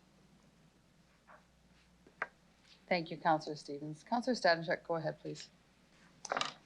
Thank you. Through the chair. There's a discussion on travel training in the plan, and I don't think I completely understood what it is. Can you give some examples and a little bit more information about the travel training? Okay, through the chair. Travel training is something that already occurs here in Regina, particularly with paratransit, and it is often delivered through support organizations that work with individuals that use paratransit. What the plan is proposing is to expand travel training to provide it to more people, and particularly in the paratransit context, it's about providing training to people to assist them in using the conventional transit network for some of their trips if they're able to. So it's about helping people understand what is required to use that, maybe walking through that process with them. And it's things that if you're someone who uses transit often, you don't even necessarily realize you know, the sort of transit literacy of like simple things even as to which door to get on, how to pay your fare, how to plan your trip, where the bus is going to go, where it's going to drop you off. It's all those kinds of things. And it's really making people familiar and comfortable with using the conventional transit system, and particularly in the paratransit context, so they have the opportunity to use it at least in some occasions and give them more flexibility, more options to use a scheduled bus rather than solely being dependent and reliant upon a pre-booked service. And then in a non-paratransit context, it can be particularly useful for newcomers, people with English as a second language, students, seniors, anyone who may face barriers to using transit, and it really provides them the opportunity to overcome those barriers and be guided through that process. And again, Regina partners with external agencies that represent these user groups, and that is a really beneficial way because they can deliver that training themselves in collaboration with Regina Transit. Okay, thank you for that. Through the chair, in the report talks about the transit hubs. I noticed that the Golden Mile is not in the plan as a future travel hub, and it currently is. So how will the users who currently are used to that adjust to not having that as a travel hub? Or what's the rationale for not having that as a travel hub? Yeah, through the chair, the hubs that are proposed in the report are a bit more substantial than what exists today, like having a more comprehensive shelter and more structured connection sort of experience, and also some more passenger information. So the Golden Mile will still be is proposed to be served by that main route, have high frequency service, and will inevitably still be a place that people will want to go in higher numbers and provide transfer opportunities. We're proposing having a hub in Harbour Landing, so down the road. And that also may be somewhere that can facilitate buses at the end of their trips as well, and the drivers at the end of their trips too, whereas the Golden Mile is on the way to somewhere else. So it doesn't also perform that function of having the buses at the end of their trips. But the Golden Mile, I would still see in the future being a place where people do transfer and do go, but maybe not one that has as much infrastructure. That said, it not being in the report at the moment doesn't mean as you go through the plan that you can't implement something like that there too. Okay, well, thank you for that. On page 40, there's the reference to peace officers, and we had a delegation speak to that today. I don't expect, maybe you can respond to the issues that she raised or the suggestions she raised, but what is the rationale for peace officers, and were they envisioned to be members of the transit team or some other entity? Ms. John Wright, please go ahead on that one. Through the chair. So I'm going to ask Mr. Looning to talk about the current security that is provided on 11th Avenue, and then maybe Mr. Pacey, between the two of them, can talk about peace officers in future service. Through the chair, our current method, I guess, with security right now is that we do have a patrolling security around 11th Avenue in the downtown area. This is happening during the day, during peak times when we have most people down there using the service. The peace officers component is something that we see in other larger transit systems as some sort of unit that can respond to issues that may come up. We don't have a formal role right now for that. It's just kind of concentrated in the downtown. How that would be structured is up to us and how we see that going forward. So it's not necessarily something that would be under transit. I see conversations with the downtown, with RPS, on how that might be best utilized for the community as a whole. Tom, I don't know if you have anything else? To the chair, no, I think that basically covers it. I guess the key difference being that the peace officers would be able to respond to something anywhere in the network and would be able to provide that kind of service to and ride on buses and do things that aren't just limited to downtown. Okay. Through the chair, I want to talk a little bit about the engagement piece that was done. So in Appendix B, there was a number of healthcare facilities, group homes, et cetera, that were consulted, employers and employee groups. The issue of parking in near the Regina General Hospital is a really big issue. So in that engagement was there's a proposal in the plan for maybe more park and ride options. So is that something that came up as a possible option for that particular instance, but for other employers as well? John Wright, did you want to redirect? Okay. Okay, through the chair. We did have a few people bring up park and ride. It wasn't a key discussion point, but it did come up. And it was mainly in the context of people traveling from outside of Regina, coming into Regina, whether there should be a park and ride somewhere in an outer part of Regina, and then hopping on the bus from there. We did speak to some people in the health system, and they did talk about their current park and ride system, but it didn't seem to emerge as something that people at least told us they wanted to proliferate. And certainly we would hope with the plan having a high frequency of service and some of those main routes going close to, and if not directly past hospitals, that would provide more options for people that don't even need to drive to the park and ride.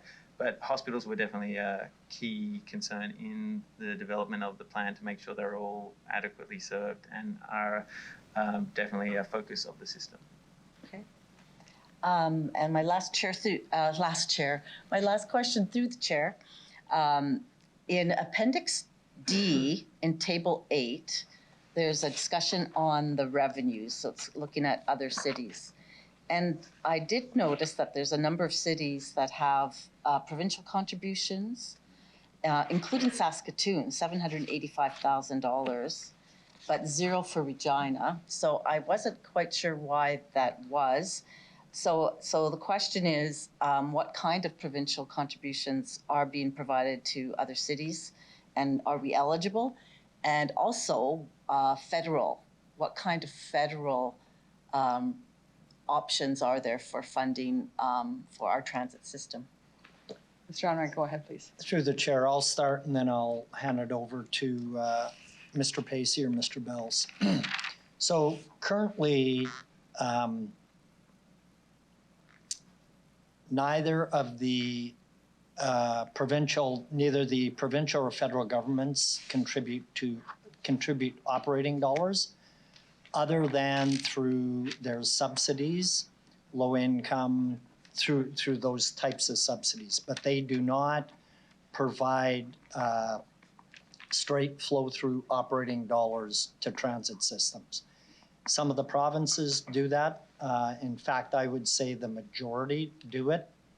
Our province does not in terms of supporting transit.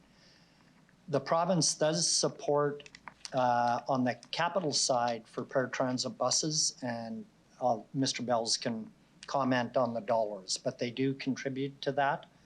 But the operating dollars are primarily funded by taxpayers with about a 37% cost recovery, which is the fares that people pay. I'll hand it over to Mr. Bells to comment further. I'm not sure why the recorded difference would be $760 for Saskatoon. It could be just in the way they record it, but I'll ask Mr. Bells to comment. Thank you. Through the chair, on two items. Through our paratransit grant formula, we receive 2 buses from the provincial government annually in their program. And we've also made application through the federal program of the Zero Emissions Transportation Fund for future growth for our capital projects of our electric bus facility and our 7 future electric buses. So we've made application for that funding right now.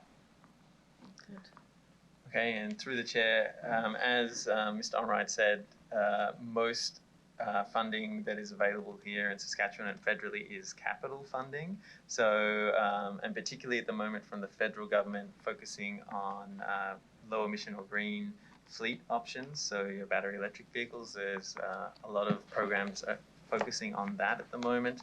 But yes, lots of provinces have operating contributions from the provincial government. Whether that can be through a gas tax rebate or other sorts of regular ongoing kind of funding arrangements rather than one-offs. In terms of Table 8 specifically in Saskatoon, I'm not sure exactly, I can't speak to what that 785,000 relates to, but I don't know if Mr. Luning has some insights on what may be occurring there. Through the chair, again, in Saskatoon does report some of their financial statistics a bit differently than we do. So I suspect that number is the money they receive from the provincial government for the Discount Pass program. We report that as revenue, and we get a similar amount of that, but it's not an operating funding source for us. So. Okay, thank you. I may have more questions later. Thank you, Councillor Stanishak. Councillor Hawkins, go ahead, please. Madam Chair, my first question really follows on from Councillor Stanishak's question. As I understand what Mr. Onright has said, in terms of operational expenses, 37% are covered by the fare box, 63% by a municipal subsidy, a municipal grant. Two questions. How does that compare with peer cities? And the second question is, if this report is adopted, do you foresee the fare box covering more or less of the operational costs of transit?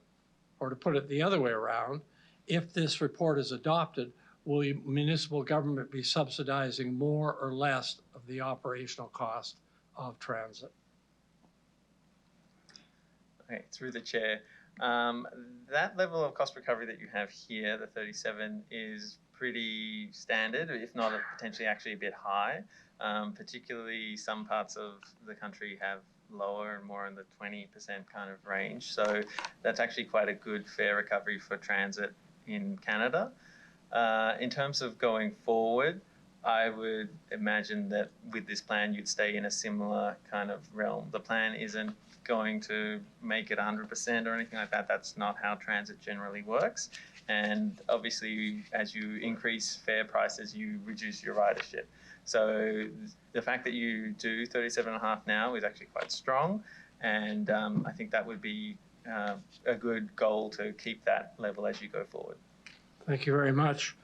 One of the complaints I hear about Regina Transit all the time is that you see great big empty buses running around the place at 1 in the afternoon.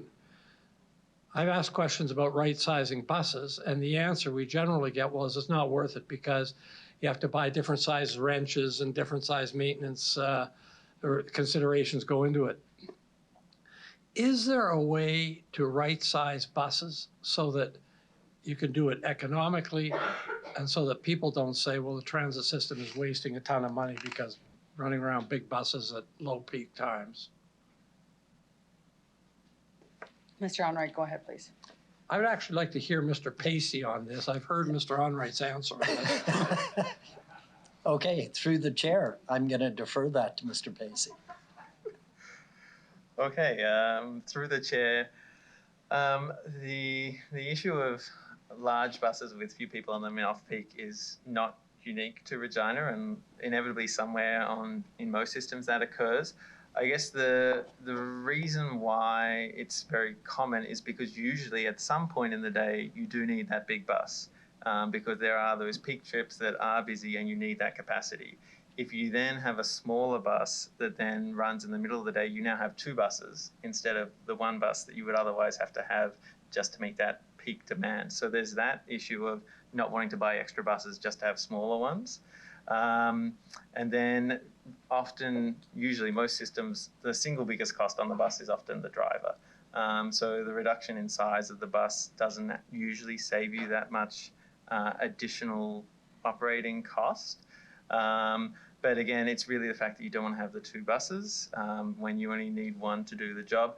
And often as well, if you see maybe just part of the route, you see a bus in one street and it may be empty there, maybe near the start of the route, but somewhere else along that run, that bus may actually get quite full too. And so again, because at some point on that run, you need that capacity, that capacity has to be empty at some other point as well. So it really depends on the unique circumstances.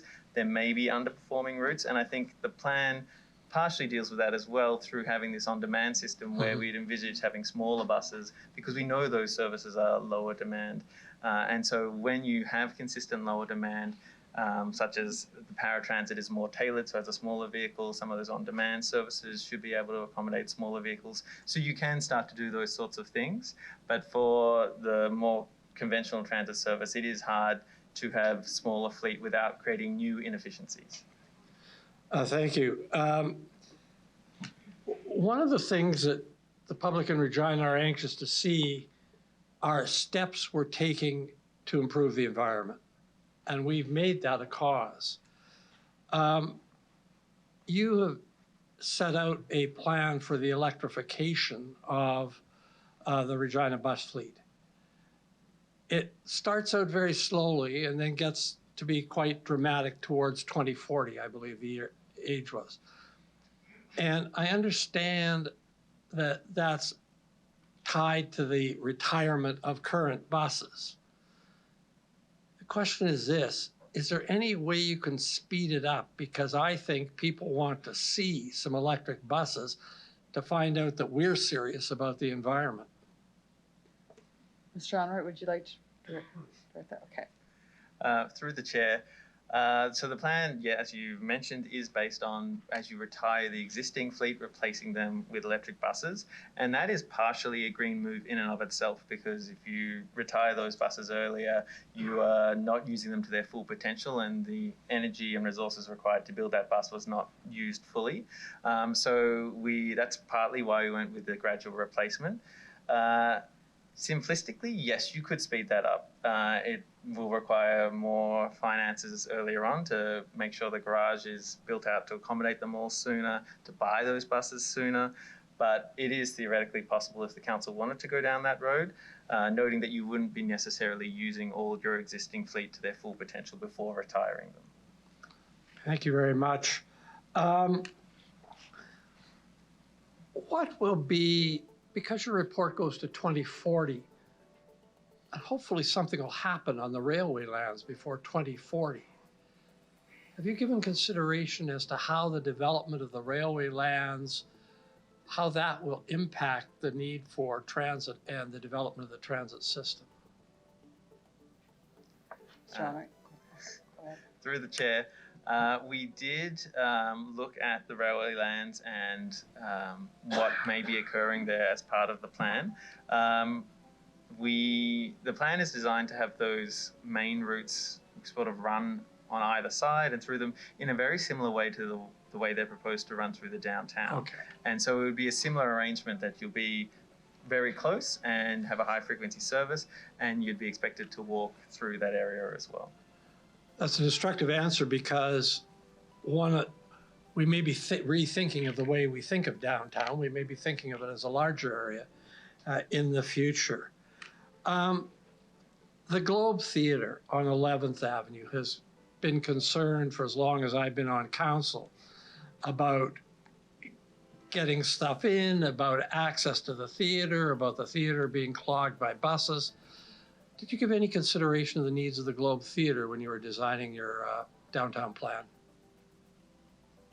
Mr. Onright, please go ahead. Thank you, through the chair. I'll start and then ask Mr. Pacey, because he did do some work around that area. So the Globe Theatre We have been in discussions with them, primarily because of 11th Avenue also and the reconstruction of 11th Avenue. So, right, looking at their customers, they have a lot of school programs, so they have a lot of kids being dropped off. So our project manager is well aware of that, and we'll be having that discussion with the consultant as they come on board and start getting into the detailed design to make sure that both from a safety perspective for their clients and from a movement perspective along 11th Avenue. Scar Street is another street that comes into play. Globe Theatre is changing their entranceway, so their main entrance will be expanded a bit onto Scar Street. So we're taking that into consideration and taking the immediate piece directly in front, so the piece along 11th Avenue into consideration as to what can be done from a configuration standpoint. I'll hand it over to Mr. Pacey to talk from a transit serviceability perspective. So through the chair, we definitely spoke to representatives from the theatre and the RDBID when we were developing the plan, and we had a few sessions that focused on downtown, so we were aware of some of their concerns. I think in the model that is in the plan that sort of de-emphasizes 11th Avenue and reduces the number of buses there, and also sort of shrinks the stop footprint of what's currently on 11th Avenue, does provide more leeway for the Globe Theatre to have space that they may need. And as Mr. Onright said, it's now really part of that 11th Avenue project to really define exactly what space is given to whom where, but the plan definitely gives more leeway for that to occur. Thank you very much. One final question that's really way beyond my sandbox. Transit Live with global maps. I occasionally hear people from Saskatoon saying that our system is more complicated than their system. And I think the sentence in the report on Transit Live and global maps and making it all go together, what's the best system? How can we have the simplest, best system for telling people when the bus is arriving and when they can get on and where it's going? Mr. Onright, pass it on to you. Go ahead. Through the chair, that's an interesting question. Certainly when we had engagement, there were definitely a lot of people that told us they love Transit Live as it is today, and I guess it is a homegrown solution and people are quite proud of that. But in terms of what happens in other systems, I think best practice really is having that information, that data available, just open access, and then other app providers can develop whatever solution they want using that data because it's openly available. And then you have the likes of, say, Transit app, which is a third-party app, doesn't belong to any one system, but you can use it in most cities around the world because that data is available and open access. So you can use one app wherever you go around the world, and it's always the same experience. So having that open access data allows that to occur. The plan also, though, talks about having those on-demand systems where you would need to request a service, and the plan envisages that that app that you could use to book a service would also be able to provide you with the trip planning for, say, you take your on-demand to a hub and hop on the main route. That app would also be able to tell you about the main route and you pay for your ticket, and it would all be seamless. So there's a few ways of going through. Is this an area we should be looking at again in light of your answer? From discussions with Regina Transit as we develop this plan, it is an area that they are always aware of, and it is always evolving, and it will really depend on what happens with that on-demand system as to which road to go down. But it's something that the Regina Transit team have always been aware of when we've worked with them on the project. Thank you, Madam Chair. I have just one very brief comment. I really appreciate this morning the clarity of the presentation that the delegation made and the clarity of the answers which I've received from both the administration and the delegation. It's helped me in my understanding, which after plowing through the report was perhaps a bit foggy, but this has really been helpful. Thank you. Thank you, Councillor Hawkins. Councillor Prisciani, go ahead, please. Thank you very much. Thank you to the staff. for all the work. Just in regards to, let's start with seniors. There was something in there that I did read regarding, I think Victoria does offer some seniors discount, if not free. Why was this not considered, and did we actually engage with age-friendly Regina? We did say that we are going to be an age-friendly city. So can I ask, what was the discussions there in regards to a discount for seniors? Okay, through the chair, we did engage and reach out to several seniors groups, including Age Friendly Regina, and some of them did participate in our stakeholder sessions. We heard a lot from them about services and access to services, and not so much about fares. It didn't sort of rise to the top as one of the key concerns of theirs. Yes, some systems do have free transit for seniors, and the plan would accommodate that if you wanted to go down that road. It's just not one of the proactive recommendations because it's not something we heard loud and clear from the community.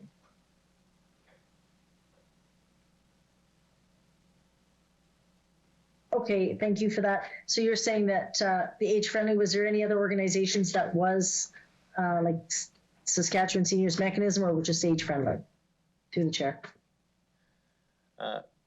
Through the chair, I can check our attendance lists. I note I have my colleague Brandy on the line as well, and she is our engagement specialist, and she may have a faster way of confirming exactly who attended for you. She's currently checking, she tells me, and I can provide you with an answer shortly if you'd like to wait. That's fine. Yeah, no problem. I can continue on. I've got another question anyway. In regards to regional services, which we've heard from a delegation that came forward, yes, this is a question for administration.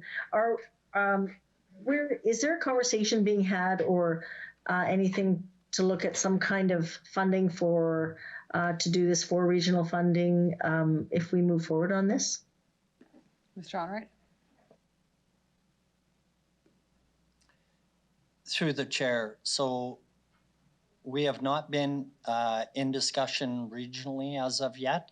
I think when we look at regional service, one of the things we've considered, which is in the report, is a transit hub on the outskirts of the city that would allow commuters to come in, catch transit to the downtown, primarily to the downtown area. So these are discussions that we definitely will have. I think one of the pieces of feedback we got from the community, as Mr. Pacey has indicated, is how to improve the service within the city of Regina before we get expanding too far outwards. And I know our paratransit service today travels to communities that surround the city of Regina. So more discussion definitely with regional partners as to whether there's a level of interest or not. And then, of course, we would look for funding, as Councillor Stevens had asked the question, to support that service, and depending on what the service looked like. Thank you. So I guess just a good segue, is that why the transit hub for Aurora was located there, in case that could be the hub that would work for it was someone coming in? It's right on the number one. Was that the reason? Through the chair. Through the chair, the service going to Aurora is just standard service expanded to that area. When we talk about a hub, that would be land acquisition, and then setting up a dedicated area for that. So that is in the future. We've had a lot of discussion around that as to what that may look like, but definitely to your point, Councillor Brasciani, the first line or the first area we would look at is on the east side of the city. Thank you. In regards to the Sandra Schmerler also looking at that's a neighborhood, I guess, hub. Have we analyzed to see if there's enough parking there? Because I think some of the other ones are like Northgate Mall, which they've got a lot of parking. The Sandra Schmerler parking lot is always full. So have we analyzed the parking there at all to make sure that it is deemed can be a neighborhood hub to be like a drop off? I think it is now, but can I just get clarity on that? Through the chair, I'll maybe ask Mr. Looning to comment on that. Thank you. Through the chair, the Sandra Schmerler is currently a hub for us where we have multiple buses coming and where people get on there. It's not meant as a park and ride per se, so it's not something where people are intended to drive there and get on the bus. I think it would continue on in that fashion, that we wouldn't have it as a park and ride. That's where we would look for other opportunities in potential new hubs on the exterior of the city. Okay, thank you for that. And Arcola 60, the express bus. I know there's uptake on that. People appreciate that, but it only runs, kind of at peak times, morning and at end of workday. So these are the things that we're going to be looking at, obviously, as this moves forward to get at least people in and out quickly. Would that be accurate? Mr. Onright, go ahead, please. Through the chair. So I think when you look at the overall plan, as Mr. Pacey had indicated, so if you're going to talk about a BRT system, these express routes are kind of the midpoint of getting to BRT. And I think, when we look at serviceability out of areas coming into the downtown definitely is the highest use for customers. You've got about 5,000 rides a day going into the downtown area. And as we heard from some of the delegations today, being able to get from A to B in the shortest period of time, it's a little different if people are trying to get to work as opposed to they have a little more time in their hands and they're just going shopping. So those are definitely things we will address. And changes to that, as I indicated in my opening, will come back to committee and council for discussion, but those are areas that we will target to improve serviceability. Okay. In regards to a transit hub downtown, and I know that was a long time discussion, looking at different ways, and we heard a delegation also talking about that. When we look at the land, if it's the rail lands or whatever, was there a reason that was not chosen to where we have all the buses come, we could provide an area where people could warm up, even catch a coffee, that kind of thing, and then get on their bus? Can I ask just why that was not considered? We did do a sort of an extensive process in looking at different ways of servicing downtown, which included looking at continuing a kind of hub model. But we did move away from the hub model because it requires all the buses to come and congregate, and not just in a facility, but also all the streets leading up to the facility as all the buses get closer together at the same time. So it doesn't necessarily solve the issues that you're seeing today. I also note that places like Saskatoon are moving away from their hub model, and that this plan is very similar to that in that we're proposing to provide a range of opportunities in other places around the downtown, which will also speed up travel times because you won't need to go to the one central hub, and provide greater frequency. So we feel that what the plan has provides more options, more flexibility, and also solves a lot of those issues that have been experienced downtown versus another model, which was all part of the journey to this point.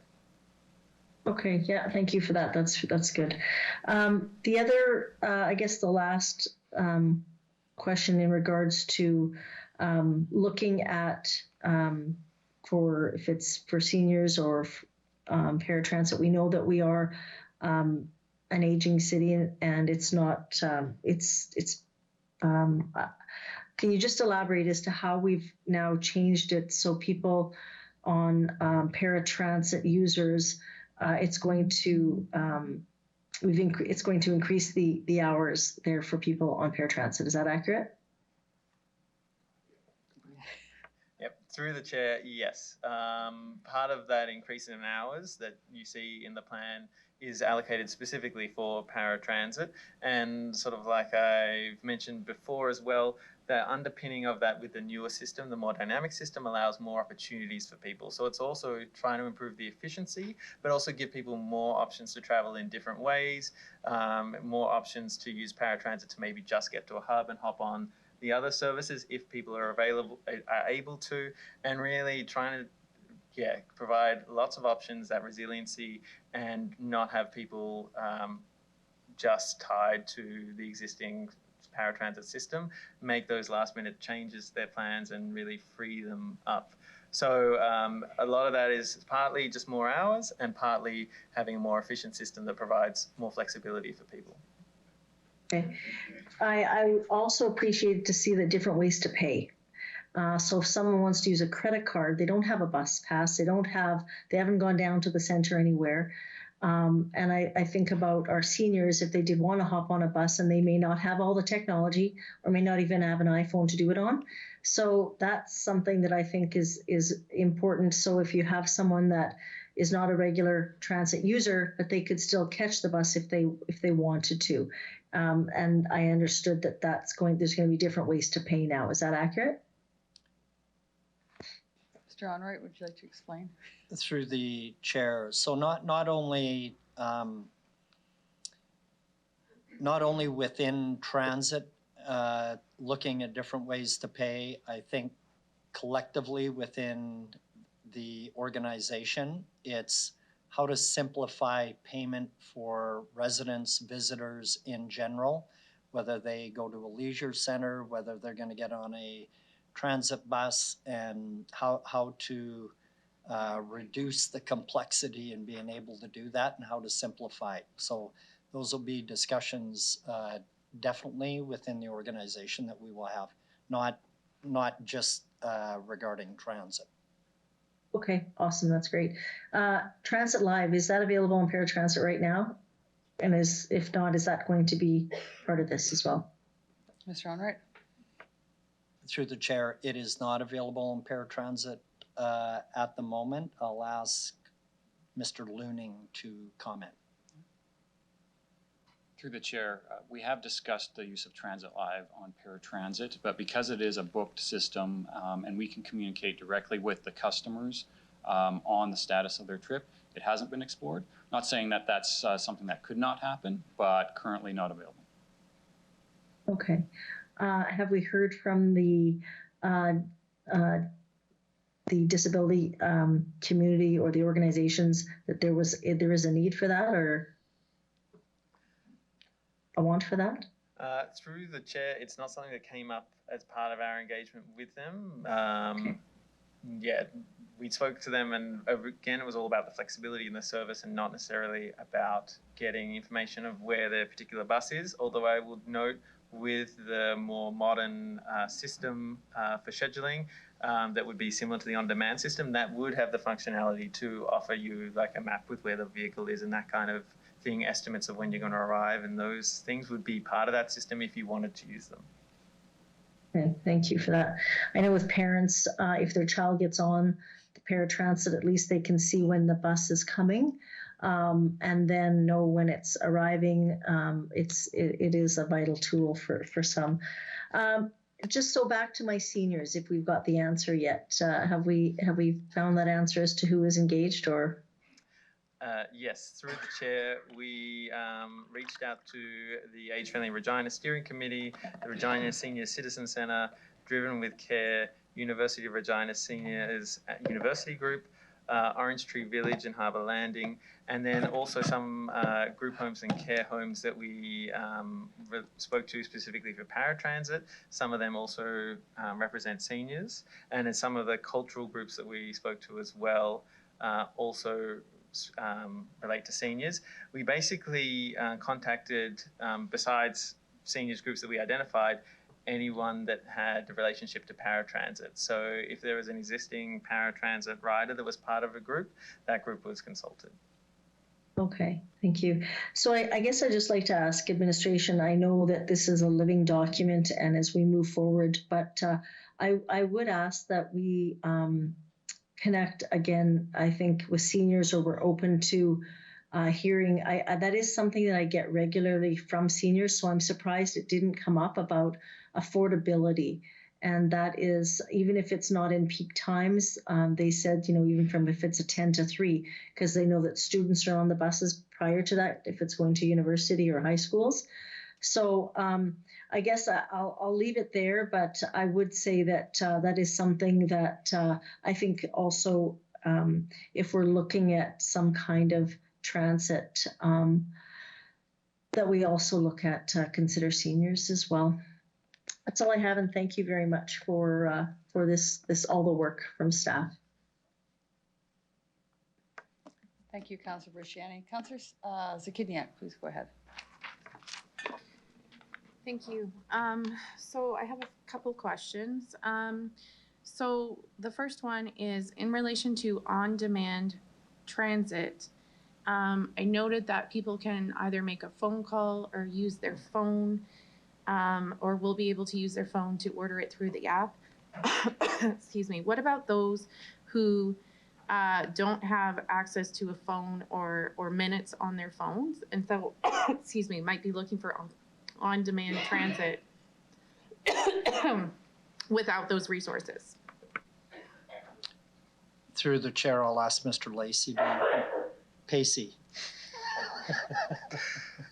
Through the chair, these systems basically offer the same range of ways of communicating or engaging that most city services do. So it would be by calling, by using an app on the phone, by using a website, or indeed if you wanted to interact in person, one would imagine that you could talk to someone at the Transit Information Centre and they would also be able to access the system on your behalf.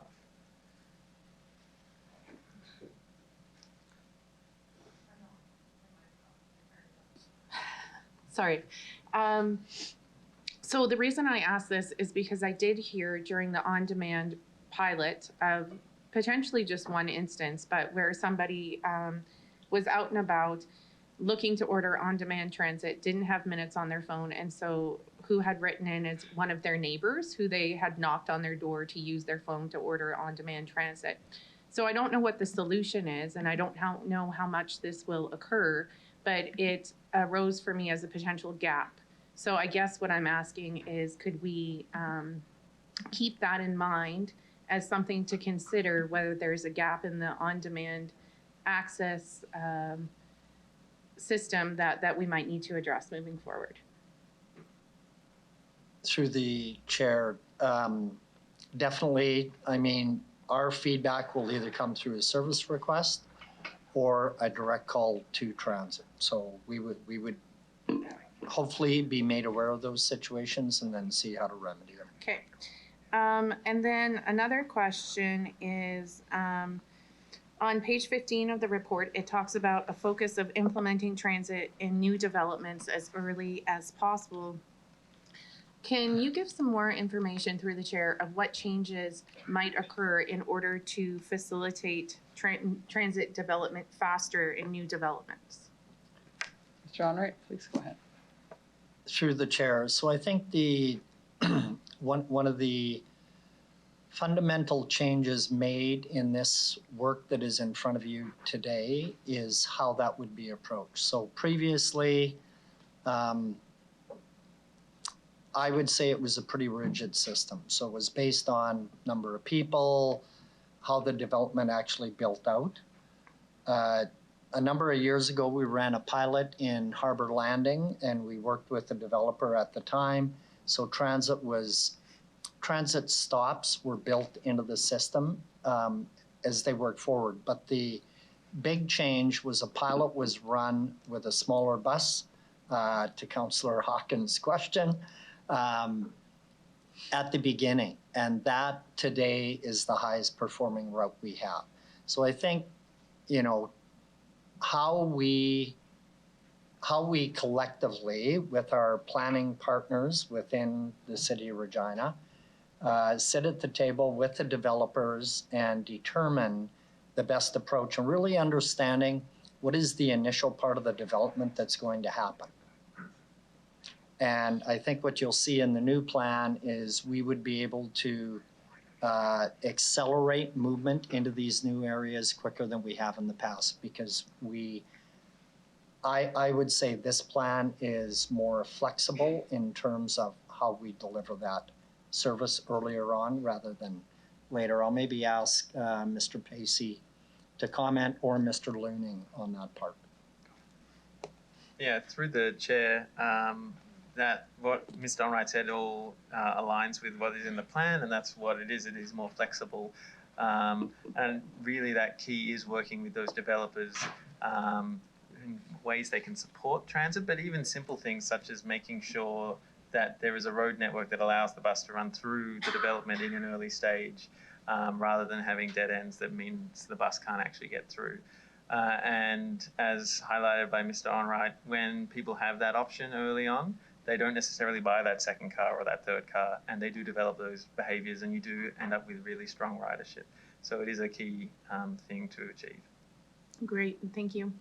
My last question, and then I just have a quick comment, is how can counselors, not as a body, but us as individuals, how can we support administration in the work of improving and expanding and promoting our transit system? Like, what recommendations do you have for us as individuals? How can we help you?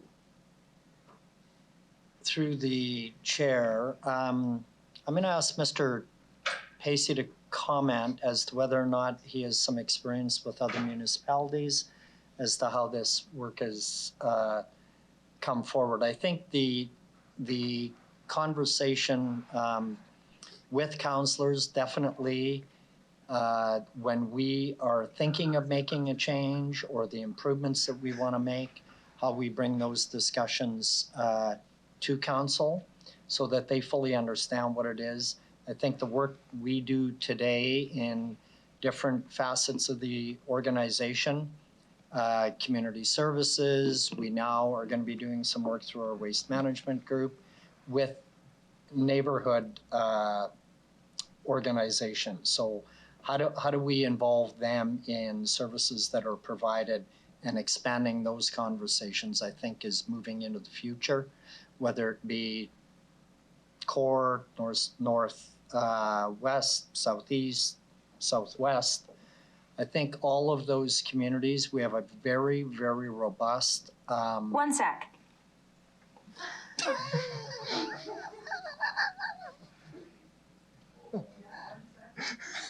Really? Sorry about that. I think those are areas that we definitely can improve on, and open the discussion about how to improve that service, but how to improve the communication outward to the community. I'm going to ask Mr. Pacey if he has any experience with other municipalities as how they've dealt with that. Through the chair, I think transit always needs champions and would always welcome more champions of transit. So that is a great thing that you as individuals can do, is be aware of the issues and promote transit. But I'd also refer to my colleague, Mr. Rathwell, who's on the line, who's also worked with a lot of municipalities across the country, and he probably also has some good insights. Good morning. Tom's absolutely right. Mr. Pacey's absolutely right that the best role that a transit administration can expect from its board of governors, if you will, or the councillors in the city of Regina, would be being advocates for the transit system and understanding the things that are in the plan and the goals and objectives that the transit system is trying to achieve. If you're able to, to support those elements of the plan and advocate in the community as to why it's important, then you'll have greater success, for sure. Okay, thank you. And so I just have a few comments now. I support this plan. I appreciate all the work that went into it. We've heard very positive feedback about the plan from delegations today. And I also appreciate the robust community engagement that went into the development of this plan, and just the commitment to report back and have further discussions on an annual basis with Executive Committee and make improvements as we go. I hope that we can unanimously approve this plan. I think it's an excellent plan, and I appreciate all the work that was done. Thank you. Thank you, Councillor Zakiniak. Mayor Masters, go ahead, please. Through the chair, if Councillor Mancinelli hasn't spoken yet, I'd be happy to have him go first. That's fine. Councillor Mancinelli, sorry. No problem. Thank you very much. Through the chair. First up, reading through the plan, I noted the investigation into hydrogen and cell technology. I also noticed that in our area, it wasn't very well defined, of course, because we have no supply here. If we were to have a supply, would that greatly change the business case behind hydrogen, number one?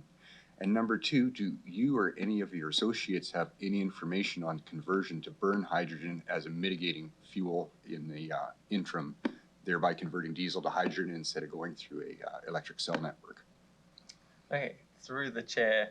Starting off, if you did have a local green hydrogen supply, that would potentially change the economics, although we wouldn't anticipate that it would change it to a significant degree, in that hydrogen is still generally expensive, and to align with the environment and sustainability, energy and sustainability framework, we would need the hydrogen to be green hydrogen, otherwise it won't achieve the environmental goals of that plan. In terms of using it as a sort of a bridge or a temporary fuel source, you could do that, and that would lower your emissions. But I guess you would delay ending up at the battery sort of point, because you would have that fleet of buses that you order that is hydrogen, and then you'd have the life of those buses too.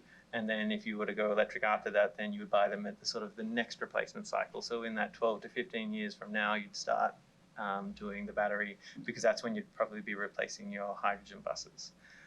So it's possible you could go down that road if you wanted to. The plan, because there is no local supply of green hydrogen, envisages having an electrolyzer to create your own hydrogen using water and electricity. That requires more electricity than you would need to just put in the bus in the first place, because you do lose some energy creating the hydrogen, and you also need the water supply. So in terms of using electricity in general, just having a battery electric bus uses less electricity than creating your own hydrogen.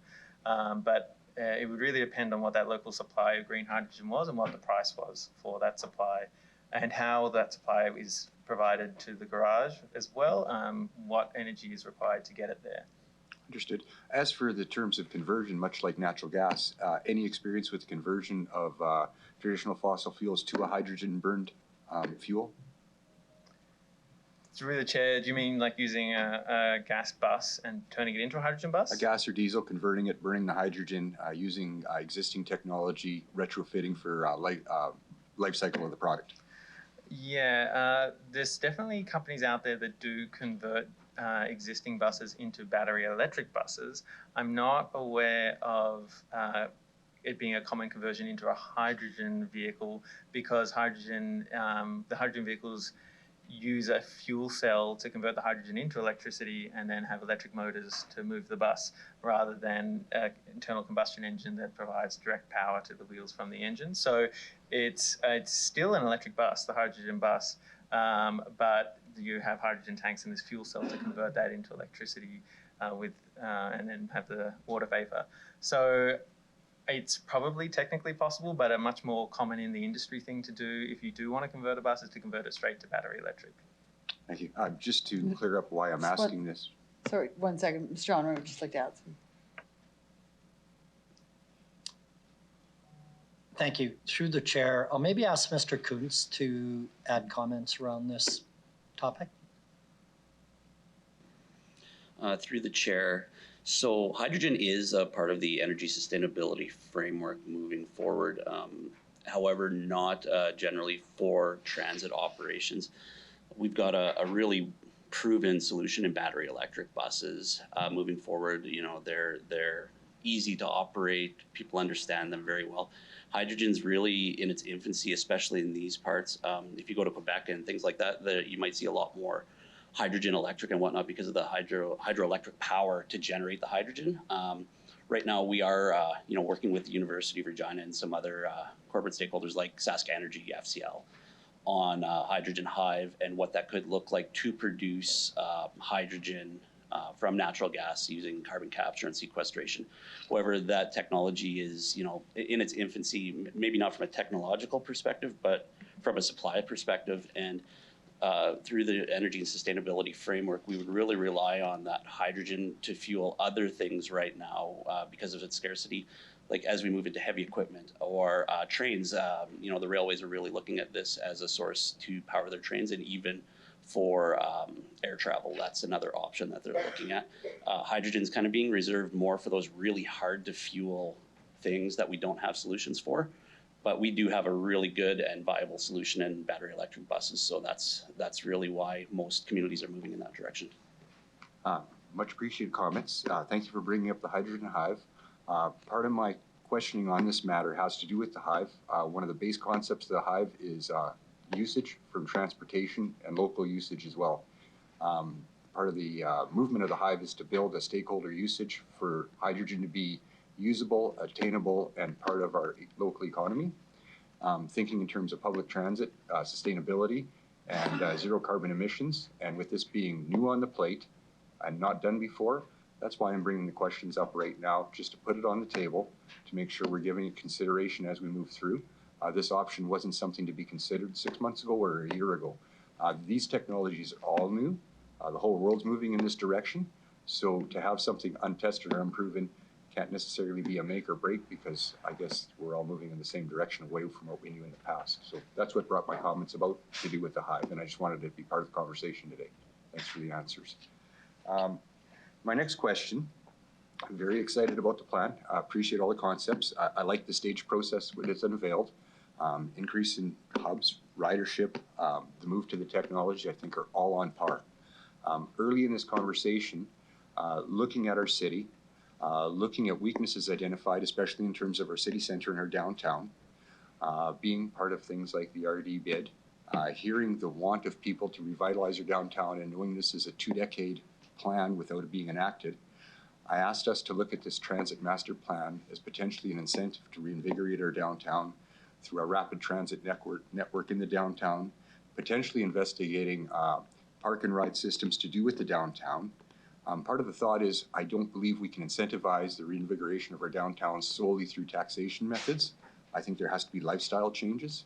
Part of the thought behind the lifestyle changes were everything from people with limited mobility to limited budgets, to know that there would be a portion of our city that was easily accessible, rideable, movable throughout the confines, and almost like an incentive and a test bed to get an interest in actually revitalizing the downtown. Some of the things we talk about is potentially wanting a campus downtown from the university. We want young people in our downtown. We want new people who haven't lived the downtown experience to live a new experience downtown.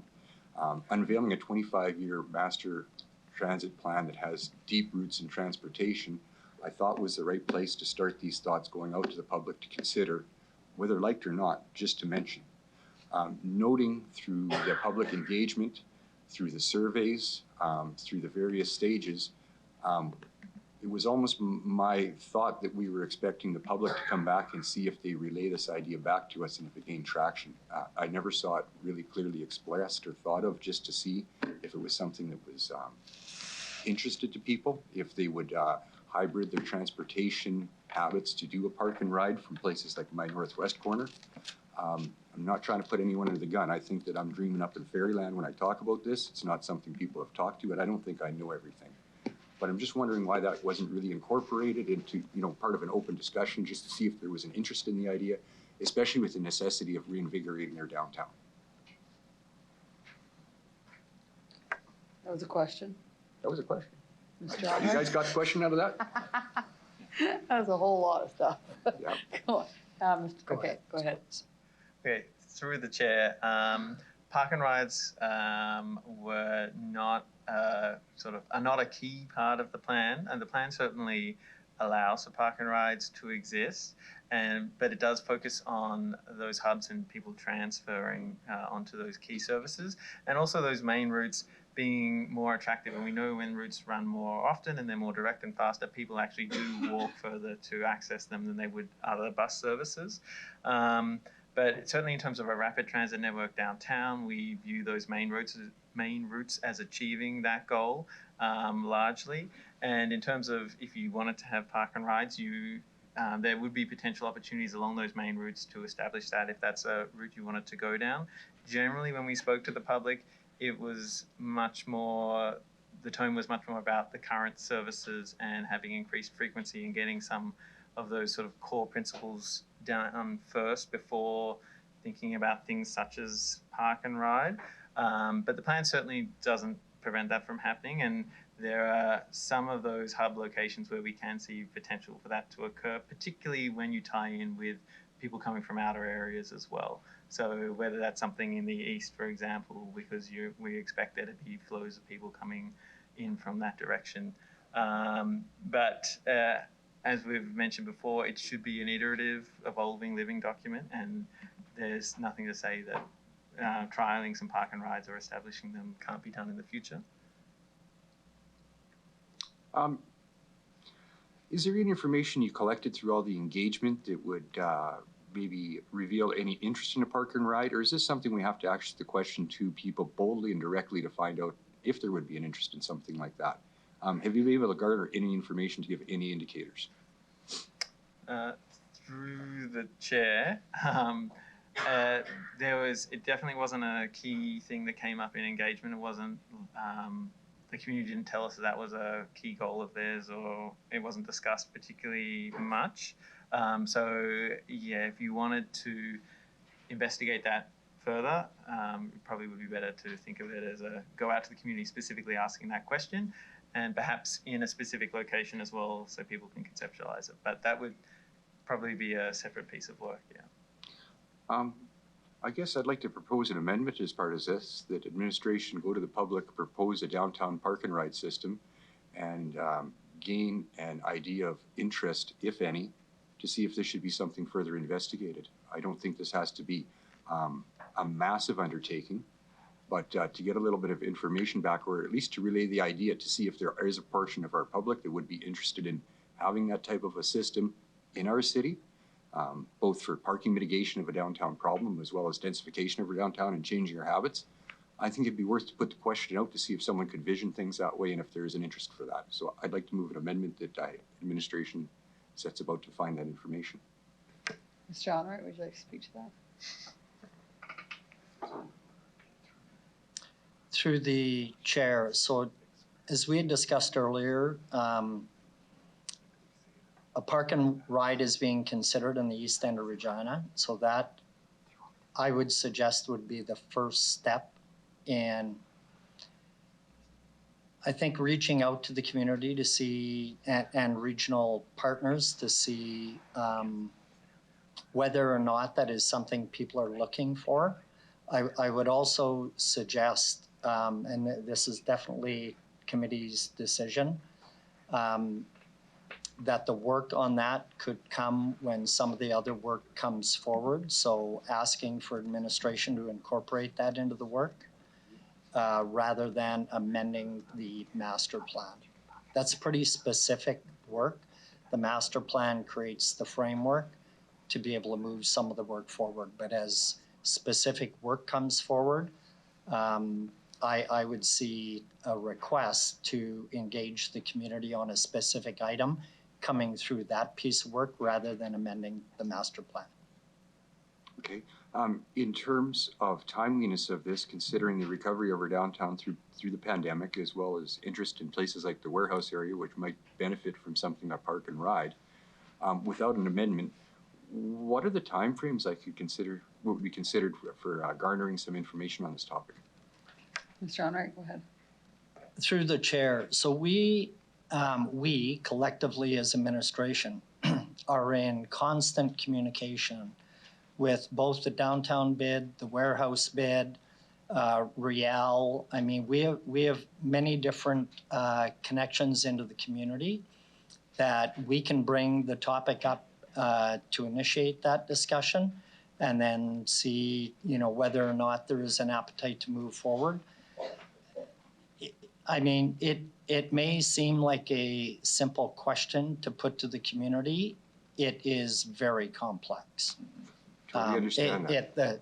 The solution I see as being very complex, but definitely one that we can sit down with our immediate groups and ask the question and see what the appetite would be like, and see if, either warehouse bid or downtown bid, because they're reaching out to their community partners within each of those organizations as to whether or not that has been a discussion that has come forward. Okay. Is that? I think that, so you think for a second? And you could do that in a fairly quick fashion too. And just by my request, that'll be done already, or do I need any kind of movement from council? Do you take a straw vote or anything? Through the chair, I sit as a representative on the warehouse board, and Ms. Bryden is sitting as a representative currently on the downtown board. But we can definitely take those conversations to the next meeting and pose that question. I'd very much appreciate that. Looking at all the costs rising in your community, thinking we got a piece of asphalt that's not being put to use for some time in the future till we plan it out. I think a lot of people could use a little bit of parking mitigation for their expenses mitigation for their parking fees, and maybe transferring habits. So I'd really appreciate that. And I think that's all I have for now. Councillor Mancinelli, is that fine then? Okay, all right. Are you withdrawing your amendment, Councillor Mancinelli? Yeah, okay. Yeah. Okay, we've got another 15 minutes. Councillor LeBlanc, go ahead, please. Before we break anyways, we can come back to this, but just to let you know. Thank you. I just want to pick up where Councillor Bresciani left off, I think, which is talking about the categories of riders who can access free transit. So, as I understand it right now, seniors, people over 65 can already access reduced transit for monthly and yearly passes. Is that accurate? They're cheaper than the typical adult pass. Mr. Onright? Through the chair, I'll ask Mr. Bells to comment.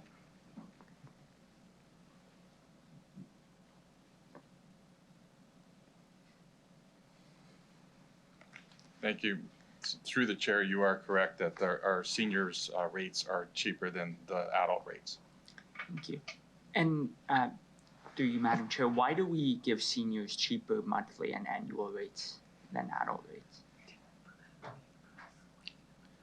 Through the chair, Mr. Bells. Thank you. Through the chair, again, we talked to other Canadian municipalities, and our transit system lines up with many of those areas that, again, we find to give the seniors a rate on their transit fares is consistent across Canada. Thank you. So I take it, I guess I'd be looking to just confirm through you, Madam Chair, that the discounted seniors rate isn't means tested. It's any 65-plus-year-old could access it, irrespective of income. Is that accurate? Through the chair, that is correct.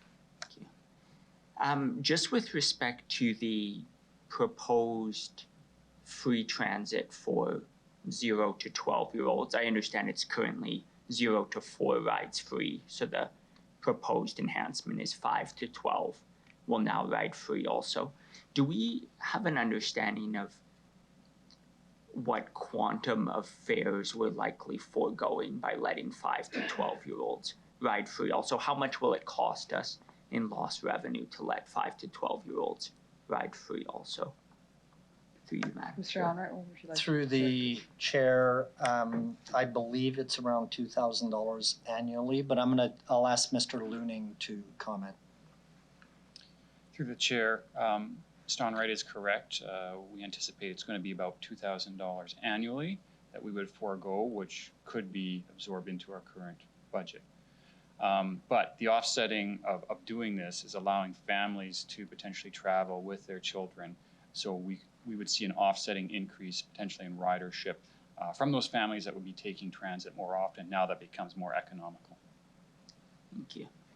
And just with respect to the economics of these other groups we might apply fare free transit to. So I've seen page 42 speaks about what if you extended it 13 to 18-year-olds or high school students, and says there are some additional considerations there.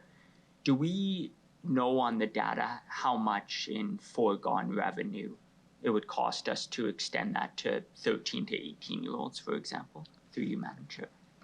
Mr. Onright? Through the chair, so at a high level, I would say in the neighborhood of $2 million.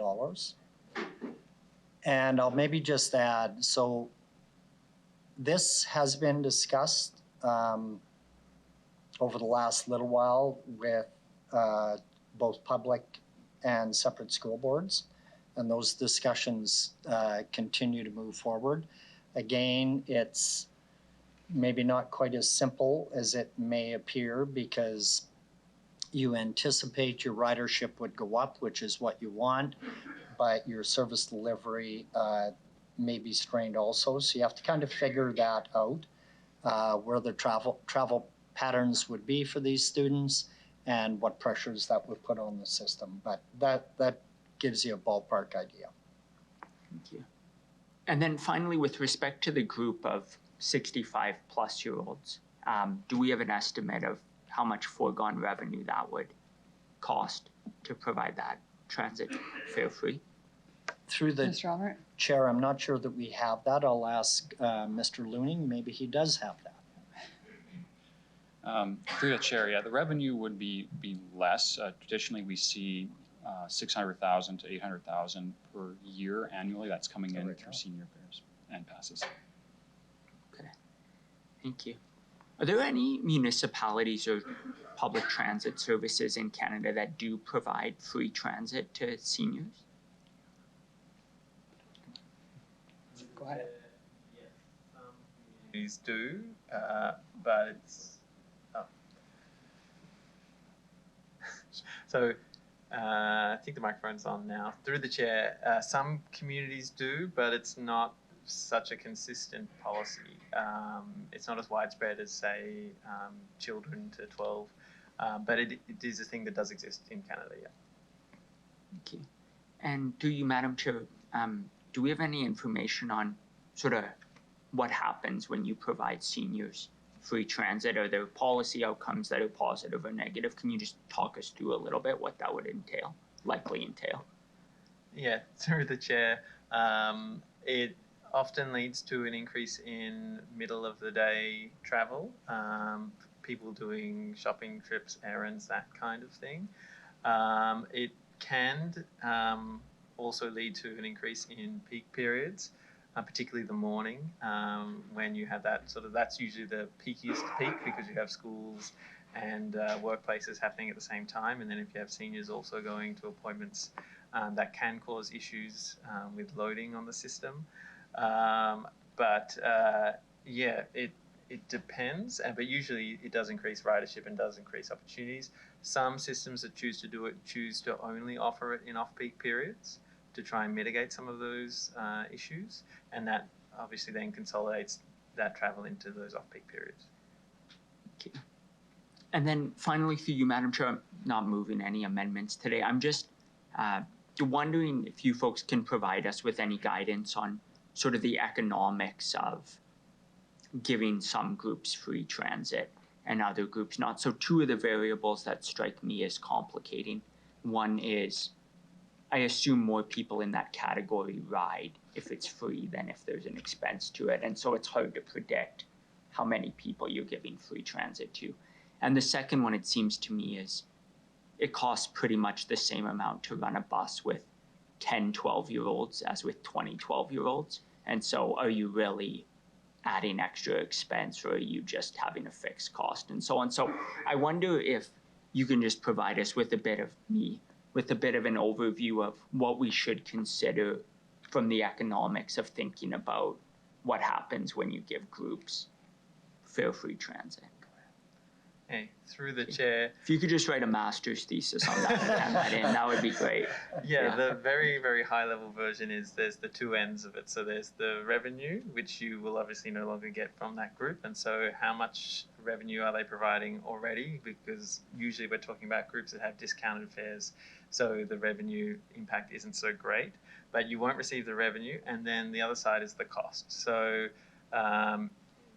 usually in the middle of the day, it's not really a problem. There is capacity on the system, and then it really comes down to those parts of the day when there isn't capacity and you need to provide extra. And so that's why, as in the example of the school students, if those school students are now on weekends or in the afternoon after school would probably be the biggest issue, need to go lots of different places and are doing it independently, then you may need to provide additional capacity on the system, which is not just hours, but is in peak periods is buses and drivers too. And generally the peakier a system is, the less efficient it is because you use those buses and drivers just for that short peak period. And so encouraging off-peak travel is always a great way to help your system efficiency because you can use those assets you already have when they weren't otherwise going to be used. So in terms of the cost side, what you can do to increase ridership off-peak is much easier to handle than if you're increasing ridership in those peak periods. I see. Sorry, just one follow-up. So that might, the issue of having to enhance your fleet because peak period goes beyond the current fleet, like you could have a targeted intervention like seniors ride free at non-peak periods and mitigate that risk. That's the sort of thinking we might do. Is that accurate? Through the chair, yes, that is what some systems do. That's not uncommon to have some restrictions to try and avoid those issues. Okay, great. Thank you. Thanks, Councillor Blanc. We have 3 more minutes till our break. Councillor Sakiniak, go ahead, please. Guy right here. Sorry, Councillor Fundera, I didn't count the numbers. It's okay. correctly. Thank you, go ahead. If you want to stop at, I think I need a little more than 3 minutes. So do we want to cut for lunch? That what you're doing, or you want to give me more than?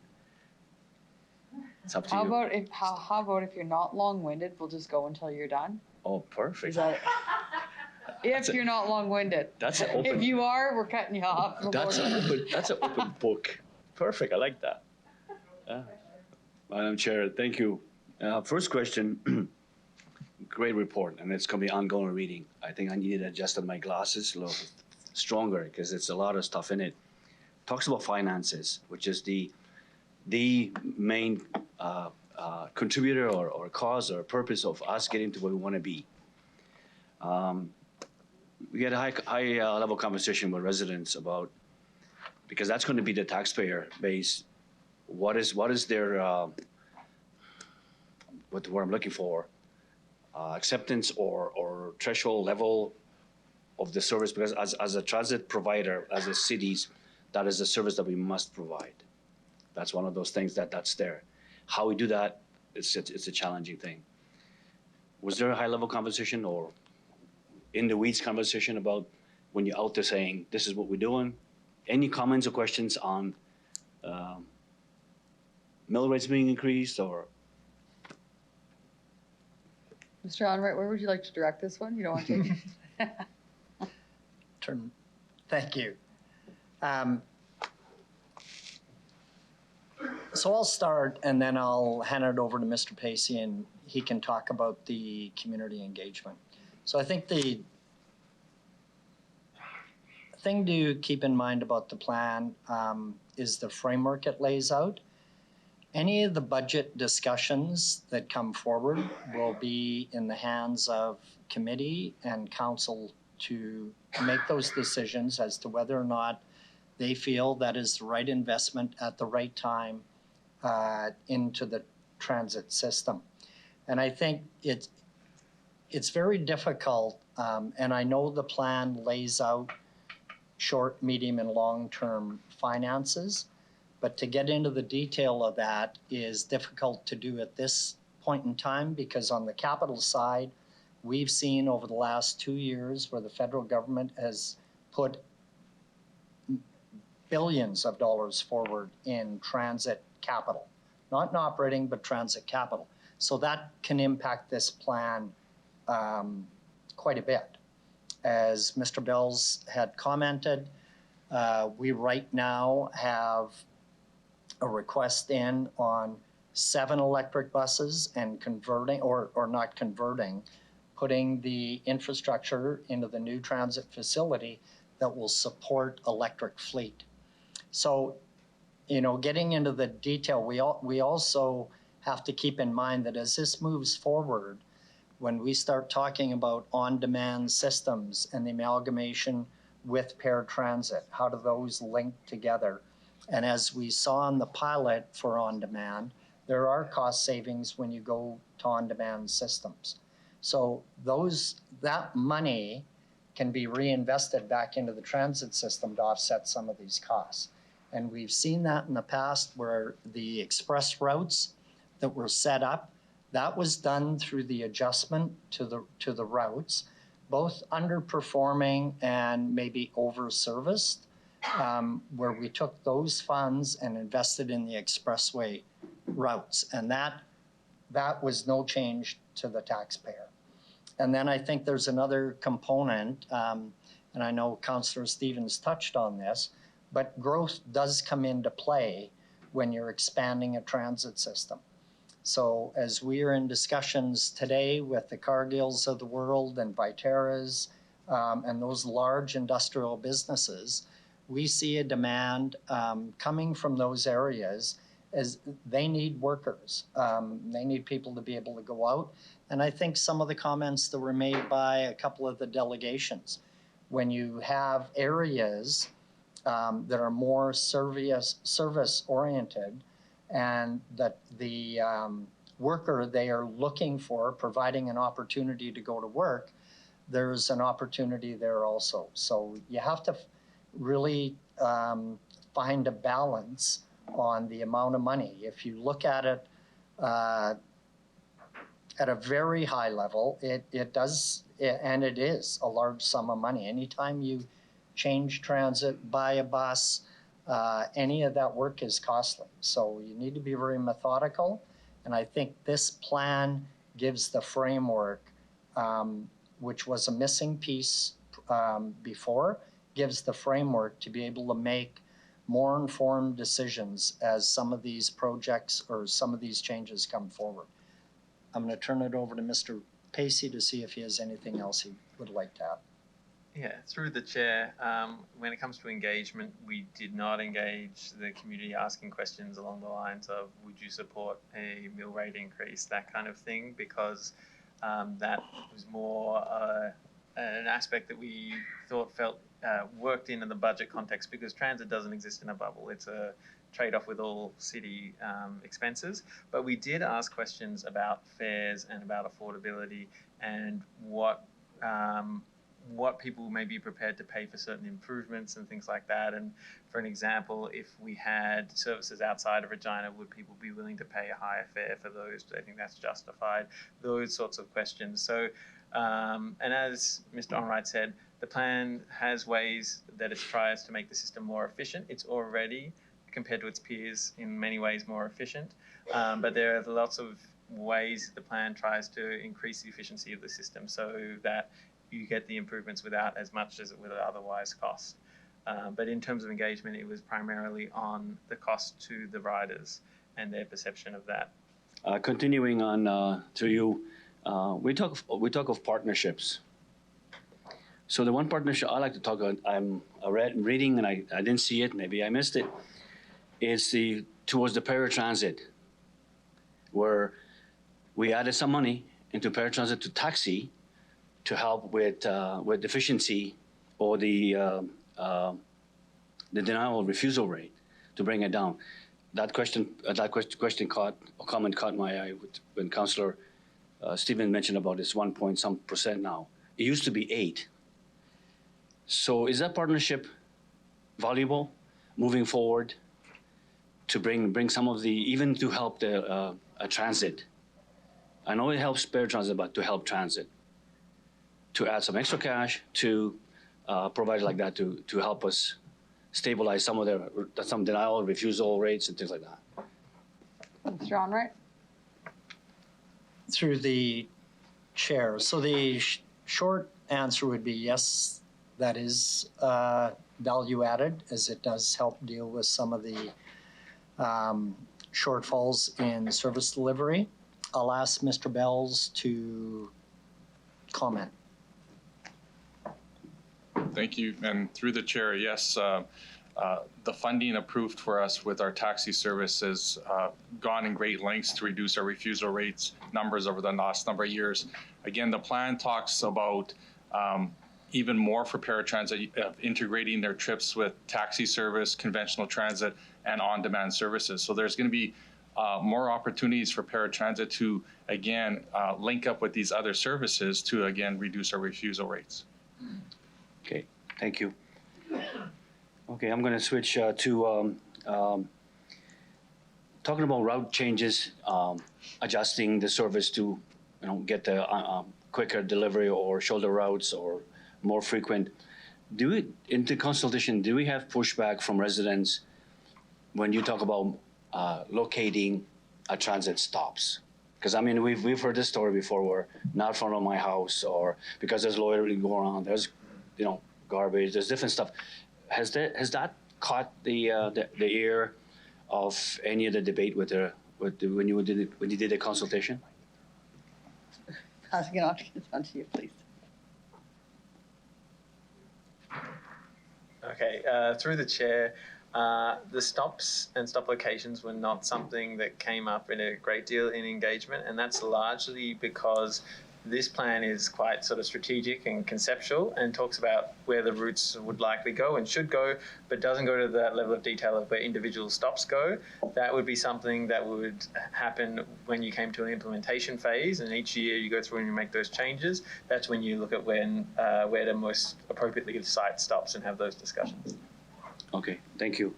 And then promise one more question, and it's about the other call from Vancouver, and then Jules was talking about, and you did mention, and when Councillor Hawkins was asking about building a facility that will be available for us charging batteries, so solar, wind, instead of depending on, let's say, you're talking about hydrogen or compressed natural gas, to have our own plant. We have enough light, we have enough sun, we have enough areas outside of the city that city owned. Have we discussed that? Or is it just in preliminary discussion? Building that, when we get to that point, we need something to sustain our being renewable. Mr. Onright? Through the chair, I'm going to ask Mr. Kuntz to add comment for that very detailed question. Thank you. Through the chair. There's a bit to that. Could you just repeat exactly what you were looking for there? Because there was a few items there I do want to respond to. So just a simple comment is, when we're going to get to that electrical, we're going to add buses into our fleet. Building our own generating plant, for instance, solar panel farm, wind, so we can sustain instead of going into natural gas or hydrogen, having enough solar to provide to recharge our batteries. Are we building that? Or is that in the plan? I know that's later on, but we need to be ready for that. Yeah, through the chair, that's a really great question. Through the energy sustainability framework, we have several avenues where we're going to be pursuing renewable energy sources that include solar and wind and others, but not for the bus fleet so much the others. One item that we are looking at is working with SaskPower on renewable partnership programs with them. Generally speaking, it's a lot more cost effective for the power utility to provide the power and construct the power, and us just be the customer of that power. And there are opportunities, and I am working with SaskPower actively on other opportunities for the city to produce green power, and then essentially, aggregate our bills and net meter it back for us, so that we don't necessarily need to build it right at the transit facility, but we could build it elsewhere and then just attribute it to the transit fleet. There are also some opportunities in the vicinity that I'm discussing with SaskPower right now on the possibility of solar and whatnot, ground or even roof mount solar in that area. Okay. I promised. Thank you very much. That was awesome. Thank you. Councillor Statichuk? Thank you, Deputy Mayor. Through the chair, there's just a couple points that were made by delegations that I wanted to make sure got addressed before we finish this item. One was a suggestion that there'd be partnerships with nonprofit organizations. So I'm just wondering if someone could talk a little bit more about what kind of partnerships we already have to provide transit services with different nonprofit organizations. Mr. Onright, go ahead. Through the chair, I'll ask Mr. Bells to comment.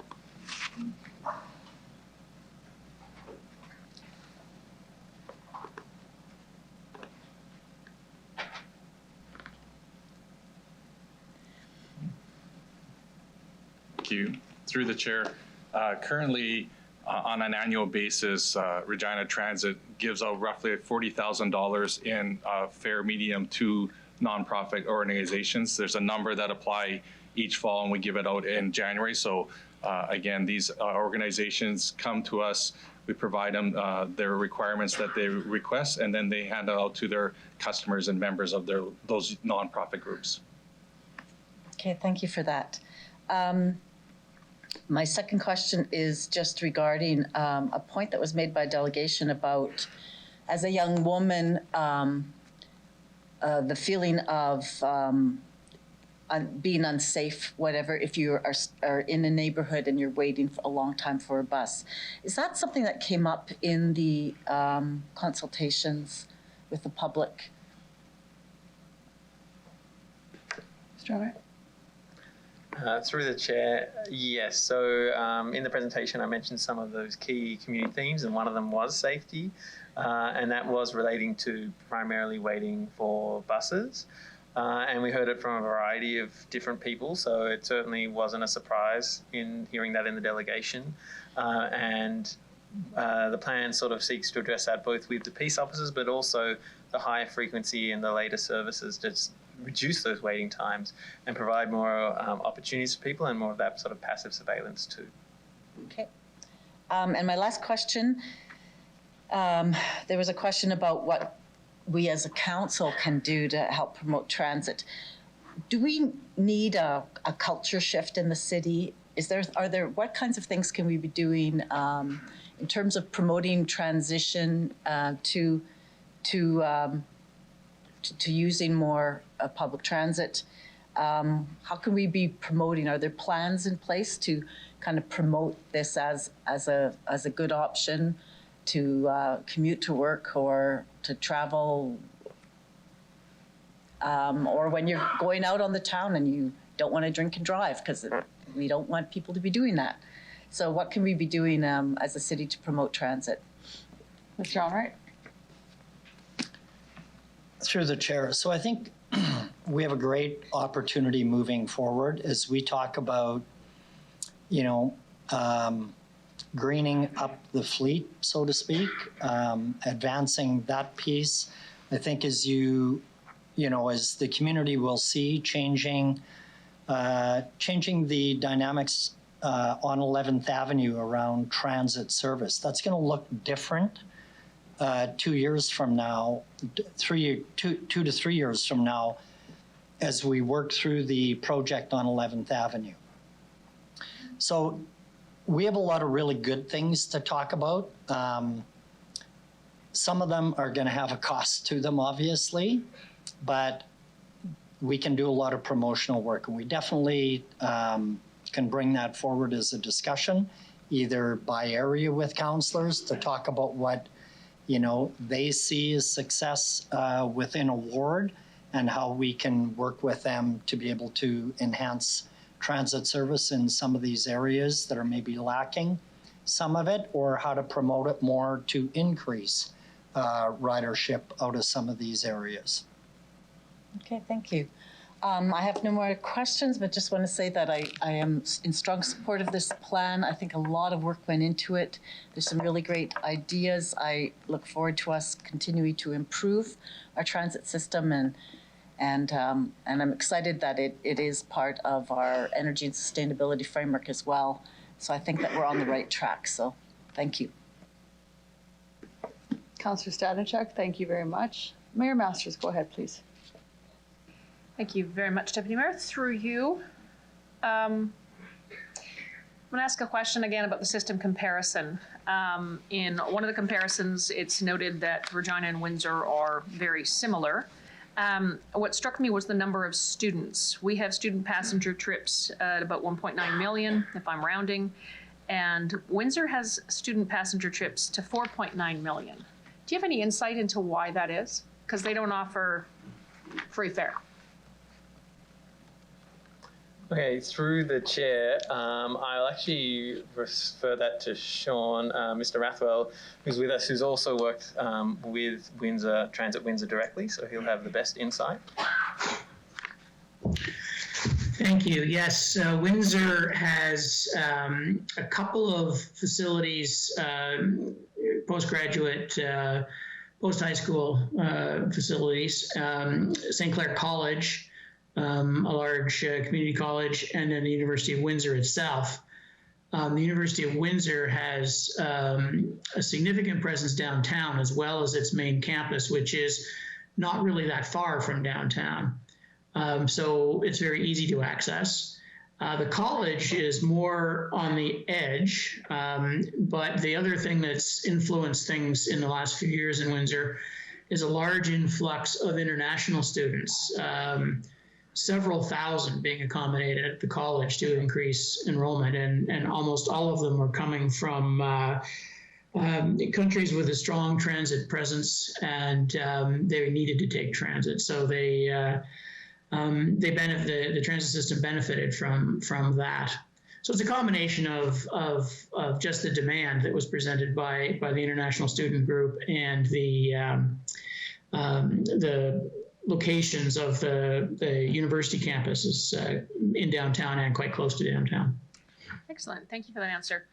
Going along that same line, Mr. Onright, when it comes to passenger data, no, I apologize, about the costs actually is what I wanted to ask you, is that operating expenses by transit system, understanding that Windsor has a much higher ridership in some respects, our fuel, vehicle maintenance, and general admin and plant are all either equivalent or in two cases higher. Is there an explanation for that?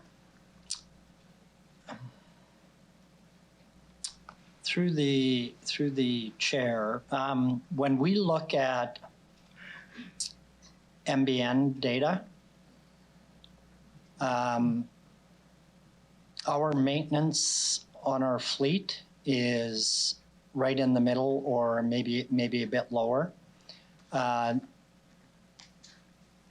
think, you know, some of the information we've gathered, we've now moved into a new fleet maintenance facility, which I would say is much more efficient, or definitely is more efficient. We have all the buses housed right next door. We're not moving them halfway across the city. So the mechanics doing the work are able to focus on what we would like them to focus on, not operating a bus, transferring it back and forth. I'll ask, Mr. Looning is raising his hand. I'll ask him to comment. Through the chair, one comment I wanted to make in regards to administration costs. Through MBN, we prescribe to a certain calculation method. Many of the properties that we do look at are not part of MBN, and they report administration costs much differently. For example, for us, we incorporate costs from across the organization, so finance helps us out, communications, even though they're not directly in the transit department, whereas some of the other properties are just reporting on what's in the transit department, and so that's why there's a larger administration cost for the city of Regina. So you're attributing overhead from the corporate services folks over here to the units as they go for support. Okay, excellent. Thank you. when I go to look at what's been in the report relative to Regina to Saskatoon, and there's been some recommendations within the report about staffing hiring, what kind of struck me was that in 5 categories, we have more managers than Saskatoon, and in all the other categories, we have an equivalent number of managers. And there's some talk about supervisory or assistant manager positions. Mr. Onright, do you have can shed any light in terms of why in 5 categories, when they appear to have a larger system than we do, we would have more managers than they do? Through the chair, so that could definitely be the way they categorize within their org structure. I know our supervisors that are out in the street managing, I believe we have 5, and I think in Saskatoon you'd see an upwards of 12 or 14. So it may just be the categorization. I'll ask Mr. Looning to comment if he knows the definite difference between the two. Through the chair, yeah, similar comment to before. Overall, Saskatoon does have more staff in terms of administration functions and what they do compared to Regina. Now, the way that they categorize that as to who's a manager and who is not, I can't speak directly to that, but I know that they do things a bit differently in Saskatoon than we do here in Regina in terms of what they say is a manager and what is not a manager. Thank you. There was more because it was highlighted as a comparison. Building upon Councillor Bob Hawkins' question about the 37% cost recovery from the fare box, if I'm looking at the numbers from within the report, that's actually the lowest of all of the comparables. Why would that number be recommended on a continued basis when the other comparables have a larger clawback from fare than we do? Mr. Onright, go ahead. Through the chair, so can I get you to repeat that again, Mayor? The question was asked in terms of the cost recovery from how much of the expense of transit is covered from fares. And the answer was, and it's in the report, at 37%. Yeah. Councillor Hawkins followed that up with the question as to what would you recommend in the future that we work towards, perhaps.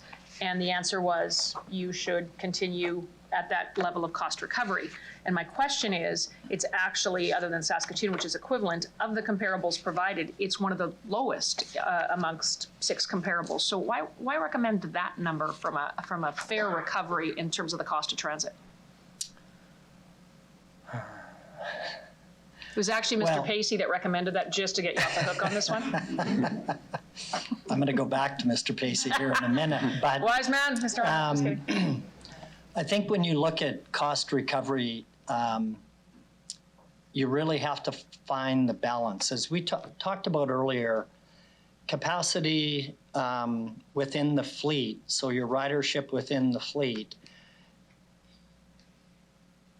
if you drive the cost to the customer up too far, you're going to lose ridership.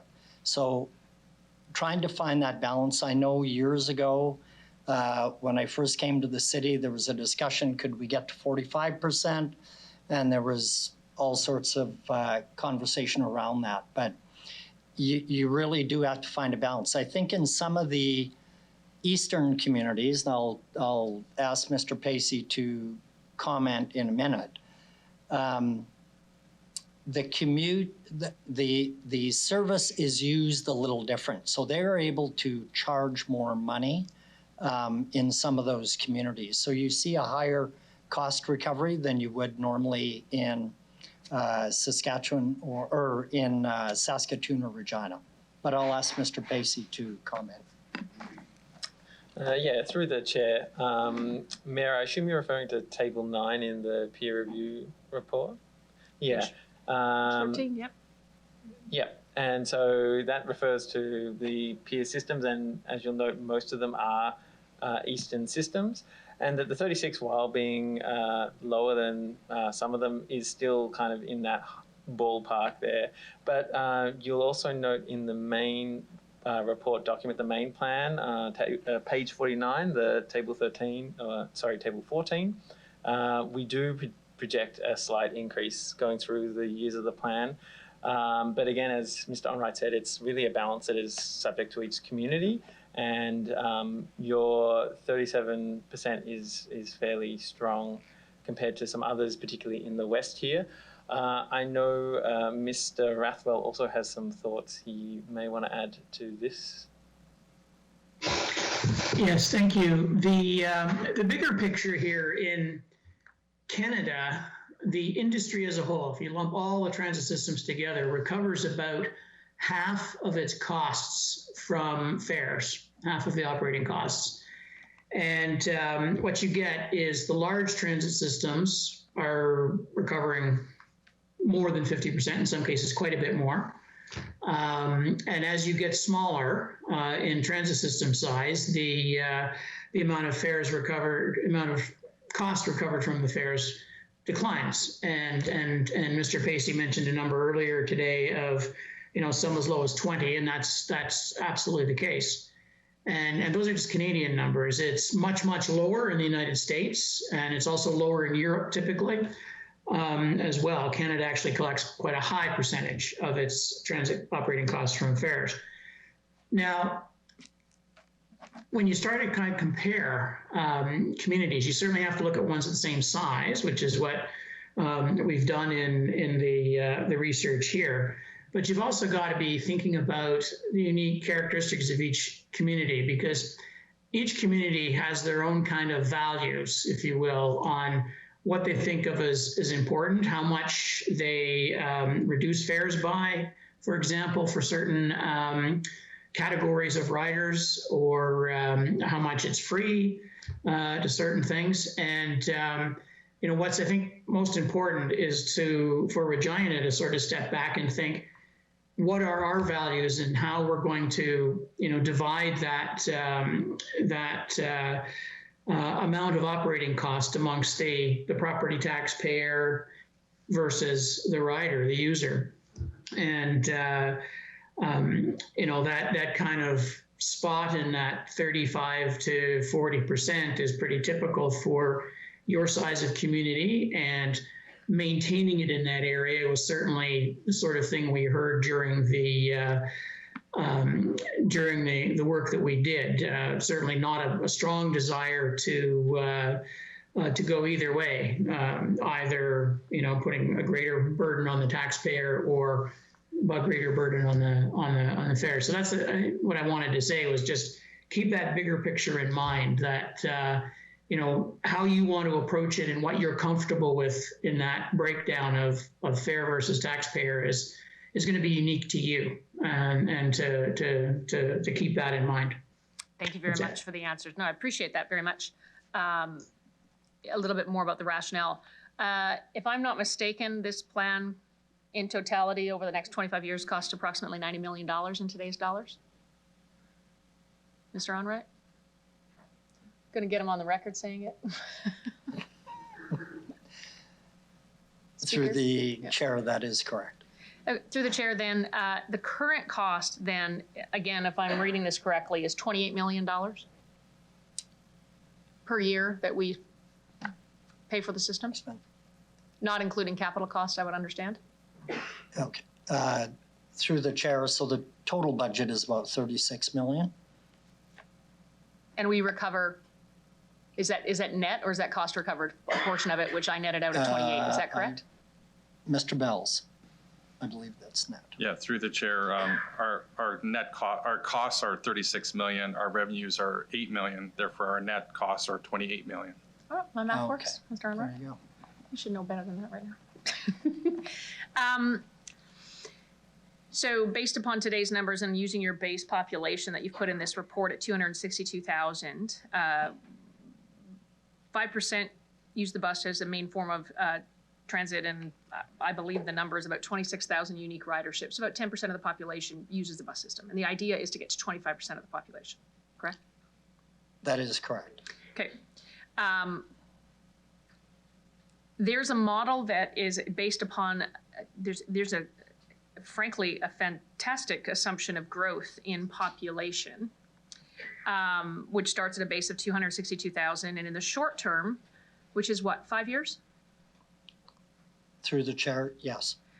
Within 5 years, we're going to grow our population by 8% to hit 283,000, which is an additional 13,000 people living in our city. The medium term is 12 years?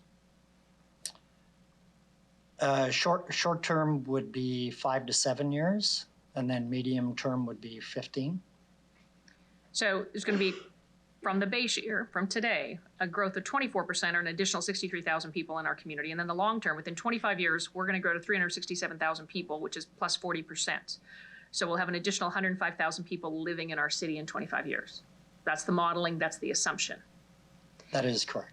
Is this mathematical modeling for investment a tool that administration is going to use in order to invest $90 million? Because if we invest $90 million and don't have this population growth, to the point that the answer just happened, which is right now, it's $1,077 per rider that we subsidize transit. If we don't grow in population but invest $90 million, you want to do the math on what that subsidization looks like? Through the chair, so as that I had spoke about earlier, you do have to find a balance. You need growth to grow your transit system. You also, when you're talking about specific users to transit, you need to figure out a balance on the service piece, because as we heard and you will hear, you know, we don't have enough service. We need more timely service. We need more service across the community. So we feel there's a balance. Your city grows, which will allow you to increase that serviceability, and you have to find the balance to the users that are going to use transit service. So if you have change and you were to set up 5,000 students in downtown Regina, then you have to adjust your service, and that allows possibly for more investment in your transit system. I don't think it is you're going to go out and spend $90 million before knowing what that looks like and how you're going to justify spending $90 million. But I think it's fair to say that I think if you need the transit system in order for growth, then you need growth in order to have a transit system. Like there is about. So does executive hold conversations about how the need for growth is imperative in order to achieve basically what everyone wants, which is more people riding transit? We want electric buses. I want a better looking, more friendly system, higher frequency, and all of those things. And so is that on the radar in an integrated way amongst departments to understand how important growth is?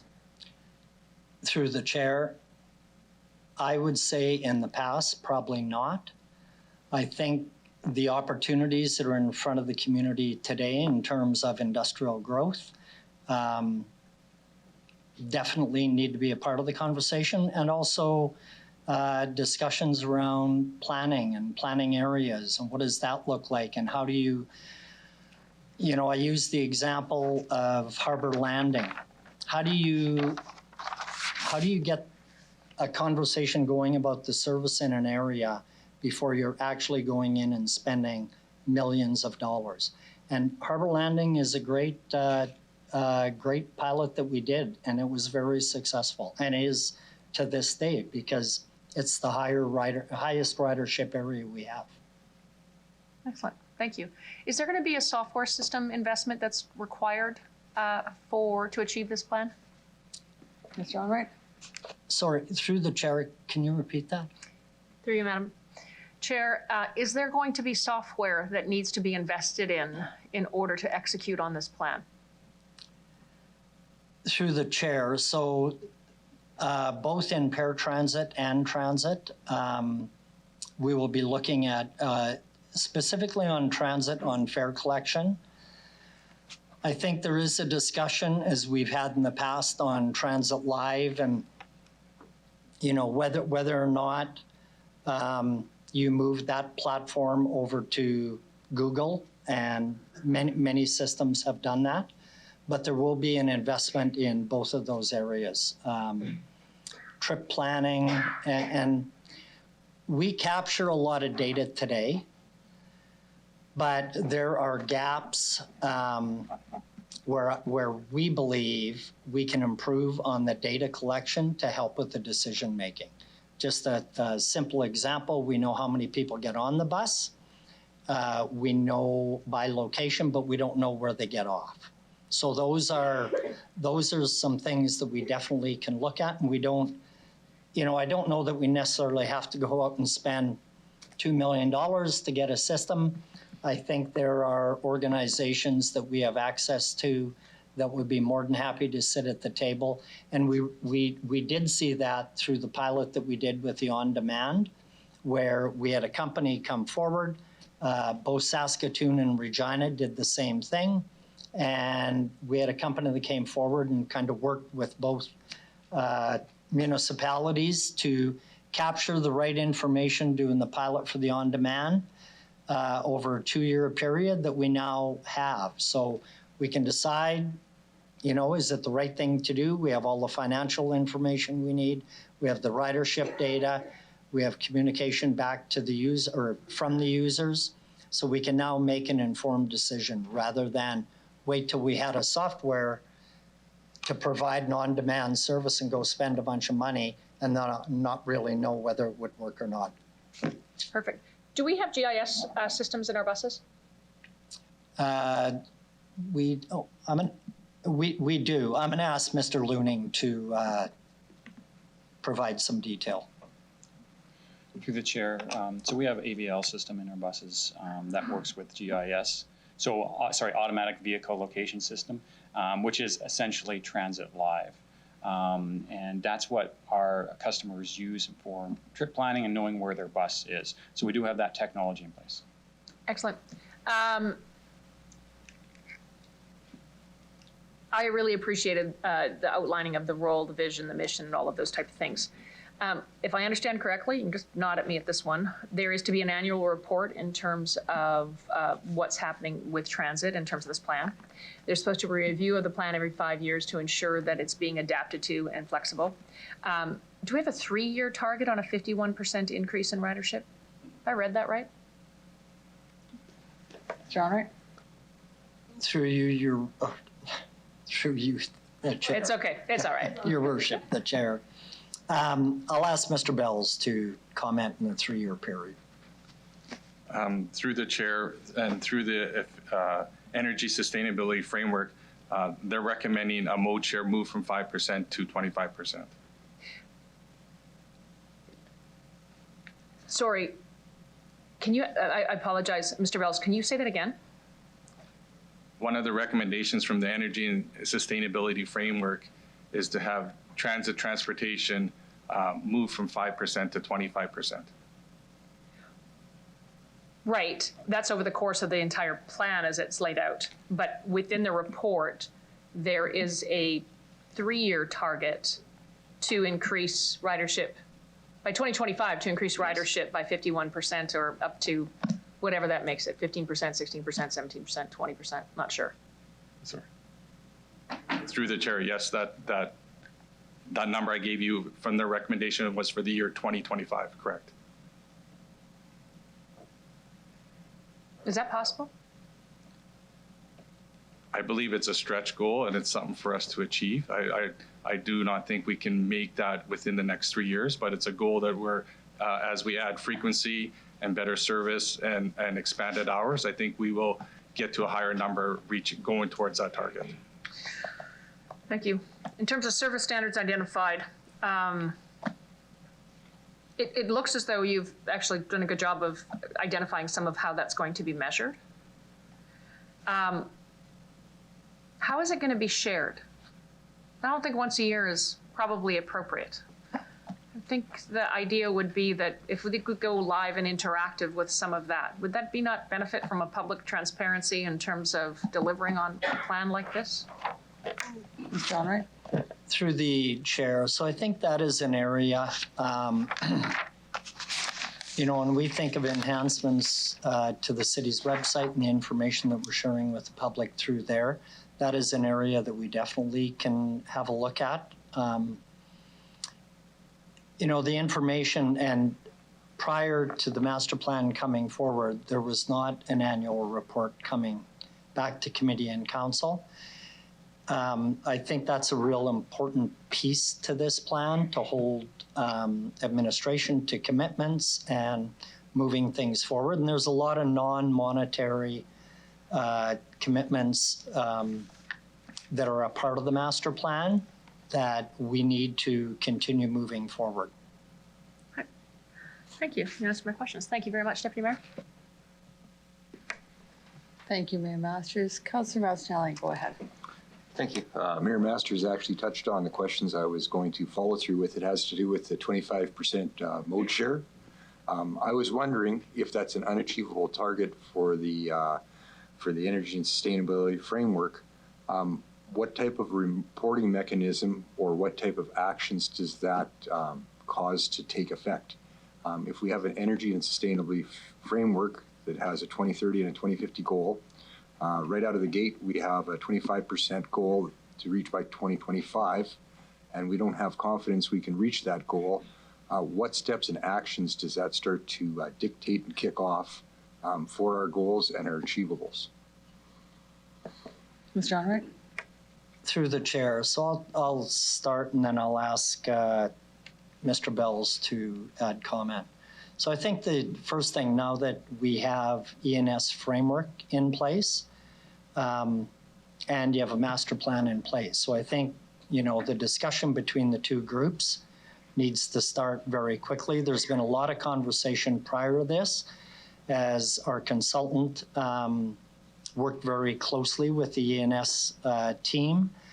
And I think the targets to be set are coming. I don't think that piece is well in place right now. I think once the master plan, if it gets approved, then it's time to sit down and set KPIs and how are we going to get to where we need to get to. And I don't think it's transit on its own. I don't think it's energy and sustainability on their own. And it definitely is not just an internal conversation. This needs to be much broader than an internal conversation. It needs to involve the community. So if I understand correctly, it will be identified.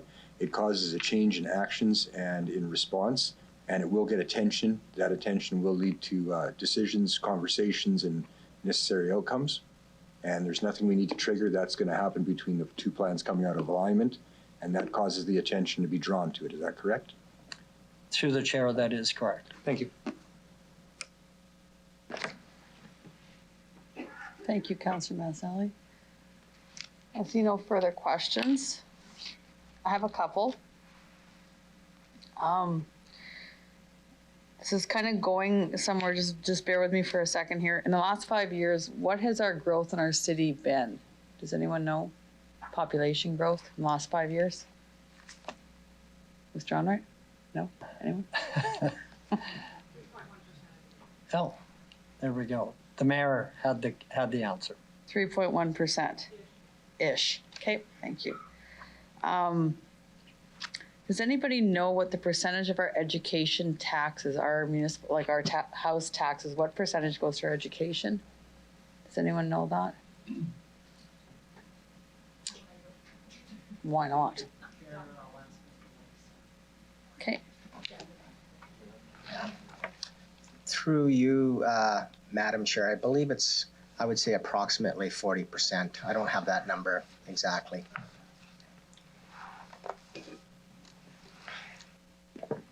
So 40% of our taxes around go to education. Our growth has been 3.1%. We talked about robust community engagement in doing this. 2,200 people did the survey. So that equals out to be 0.8% of Regina's residents were involved in this. We talk about 2,200 people did the transit survey, were involved in this, and that's 0.8% of the population. I struggle with that. One question I have, I know you guys talked about doing the downtown differently and having it so it's not that hub. Now, I noticed on my street about 4 times a day, and I've kept track over it since I got elected. I don't have it in front of me, but it's been 3 to 4 times a day. I'll notice a bus sitting there. So I went up to the bus driver and I asked the bus driver why he's sitting there. And he said that because they have to go downtown at a certain time and they can't be too fast. And if there's nobody on the route that they're picking up, they end up being way ahead of time. Would this new plan help eliminate that, or is that something that we as a city or administration even know about, that's happening? Mr. Enright? Through the chair, we definitely would know that is happening. I'll ask Mr. Pacey or Mr. Looning to comment on what the new system would do to alleviate that. Yeah, so through you, Madam Chair, the new system is designed for the vast majority of routes to run through the downtown, which is quite different to today, where the vast majority of routes run through the downtown but stop and have to be at the downtown at a very specific time. So those buses need to make sure they're not too early, not too late to get to downtown to make that timed connection all at one time. Under the new system, buses would run more frequently and wouldn't have that single time they need to be downtown. So they could keep traveling through and not all have to bunch and have to be at that one point at the same time, which should reduce the need to have those sorts of layovers mid-trip or to make sure they're on time for that downtown, because that downtown key timing point won't operate the same way it does today. Mr. Looney? Yeah, through the chair, I think Mr. Pacey covered that well. So to answer your question specifically, yes, that is something that would disappear because there would not be a need to be at downtown at a specific time point. They could just keep traveling and therefore make sure that the bus keeps moving and have shorter travel times overall for customers.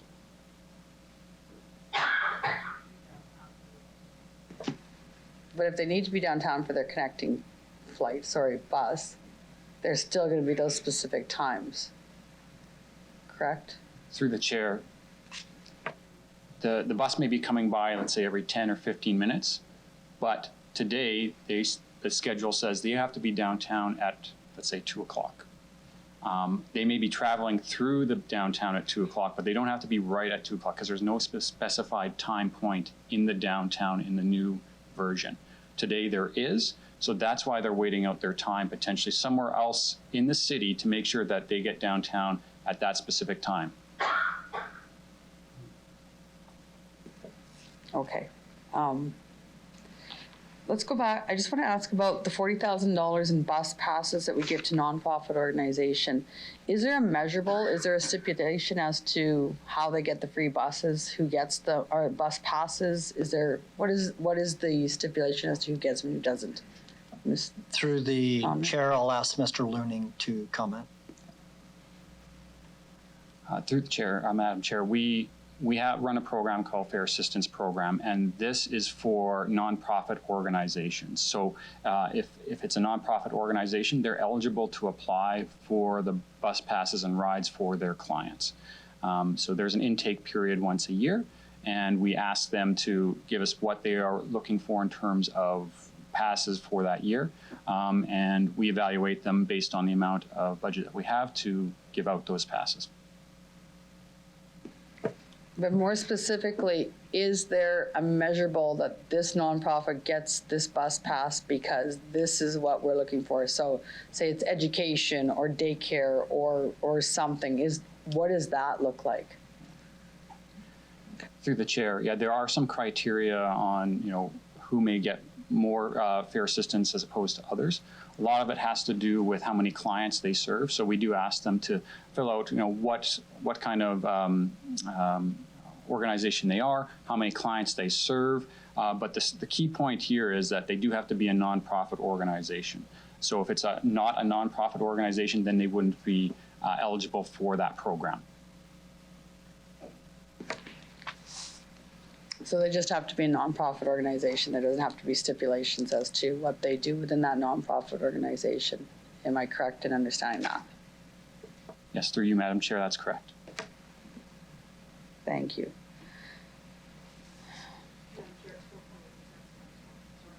$4.8%, so that's the growth. Sweet, in 5 years. Awesome. Do we know how many city employees ride the bus or have a bus pass or anything like that? Do we have that number? Through the chair, I'll ask Mr. Looning to comment. through you, Madam Chair. So we do run the Employer Bus Pass program for a number of organizations, and the city does take part in that. That just lets us know how many have an ongoing pass. But we have about 50 employees from the city that are part of that program. There are other employees that do take the bus, but may not take it regularly who are enrolled in that program. So you may be up more than that, but specifically we know that there's 50 enrolled in that program. Can anyone tell me how many employees that we have in the city of those 50? Through the chair, approximately 2,700 at peak. 2,700 employees, 50 have bus passes, 4.8% growth, 0.8% were engaged, 40% of our taxes go to education. I'm struggling to try to find how we can increase taxes when none of these numbers add up to more transit. And I struggle because I understand maybe people don't ride the bus because the frequency is not there. And I know people that have actually not been able to ride the bus because they can't, it doesn't work. It's just, especially with the growth, 4.8% in the last 5 years, how do we think that we're, like, what are we doing so amazing in the next 3 years to have this huge growth? Mr. Honor, would you like to help me out here? I would. Through the chair. So the document that is in front of you is the framework that will help guide the decisions that will come forward to committee when you get into budget discussions. Council has the holding authority to either agree with the recommendations that come forward, adjust them, or deny them. This document is not approving. By approving the document, you're not approving the funding. It is literally no different. We, not long ago, brought forward a fire master plan. We brought forward cultural master plans, recreation master plans. The master plans are the framework. Any budget requirements have to come back to council, and council can make a decision at that time. If administration comes back and, would like to put in front of council 12 and under ridership for free, and as we heard today, that's a $2,000 cost. Administration said they will absorb that cost, but if there was a $2,000 request for budget, council can deny that.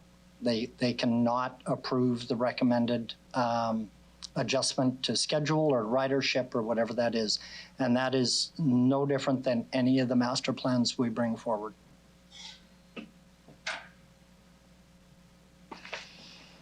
Yes, but if we approve this, then we should be approving what's in it. Of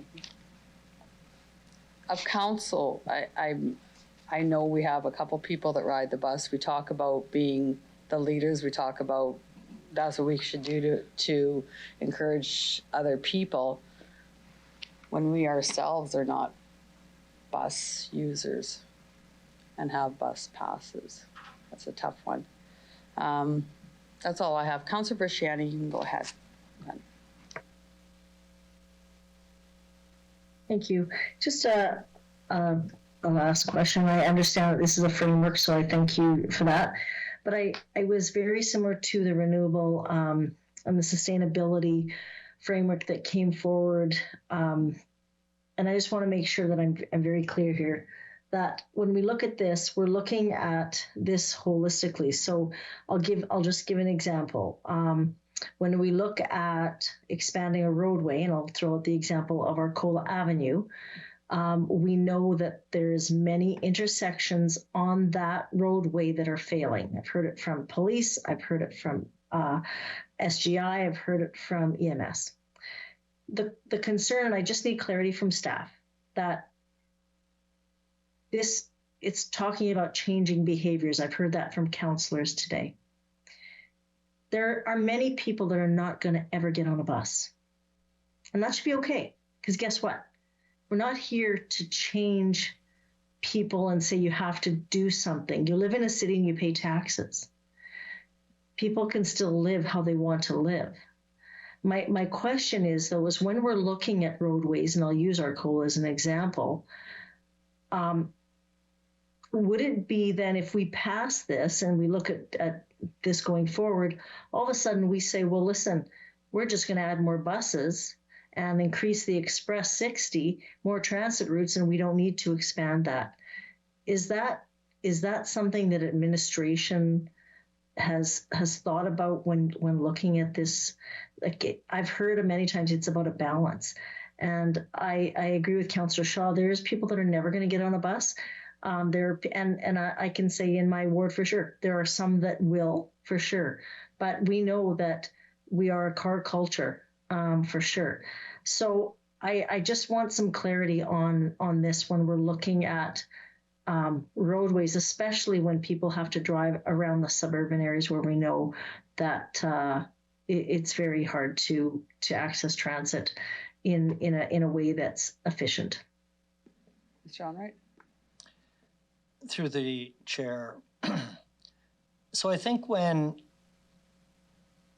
our planning teams are getting together to have a conversation, and we can use Arcola as an example.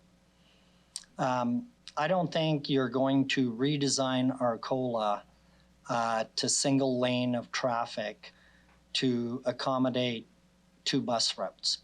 I think what you are going to do through the discussion is what is the best system to handle both commuters and those that require public transit to get from A to B in an efficient way.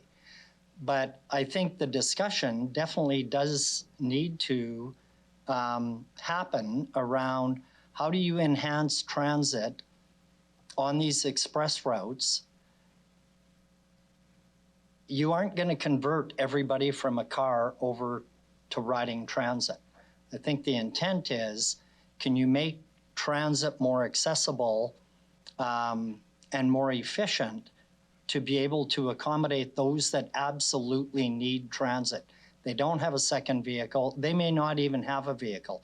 As we've seen the growth in this community come in, there are a lot of people that come from, and as Mr. Pacey indicated, areas of the world that they 100% rely on transit.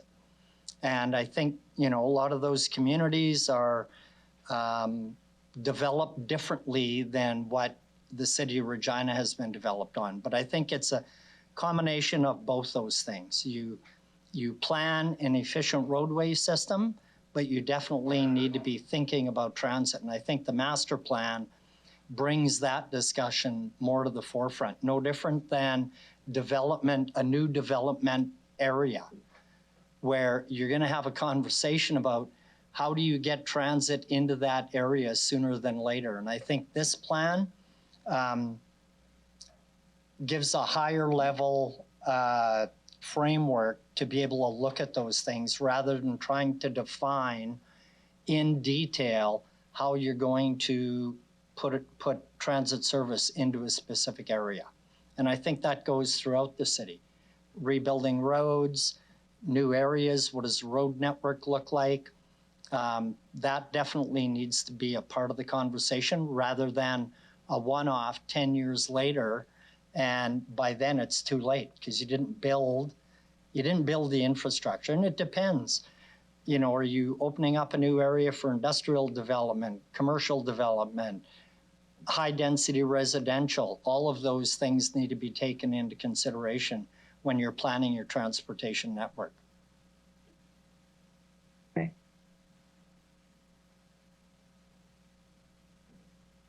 All I have, thank you. Thank you, Councillor Shannon. I have a couple questions that I forgot to ask. Now, I found out with that increased money that we had to increase sports and accessibility for people with accessibility issues, we got an extra $1 million, which got us 2 new buses, paratransit buses, and 600 more working hours. The question that came up from this, do we know why paratransit buses can't go on the ring road? Because I know that's causing a lot of time delays and things like that. And right now, the city of Regina does not allow paratransit buses on ring road. Do we know why is there that being looked at in order to help? Through the Mr. chair, I'm not sure. We have Ms. Griffin is going to answer that question for us.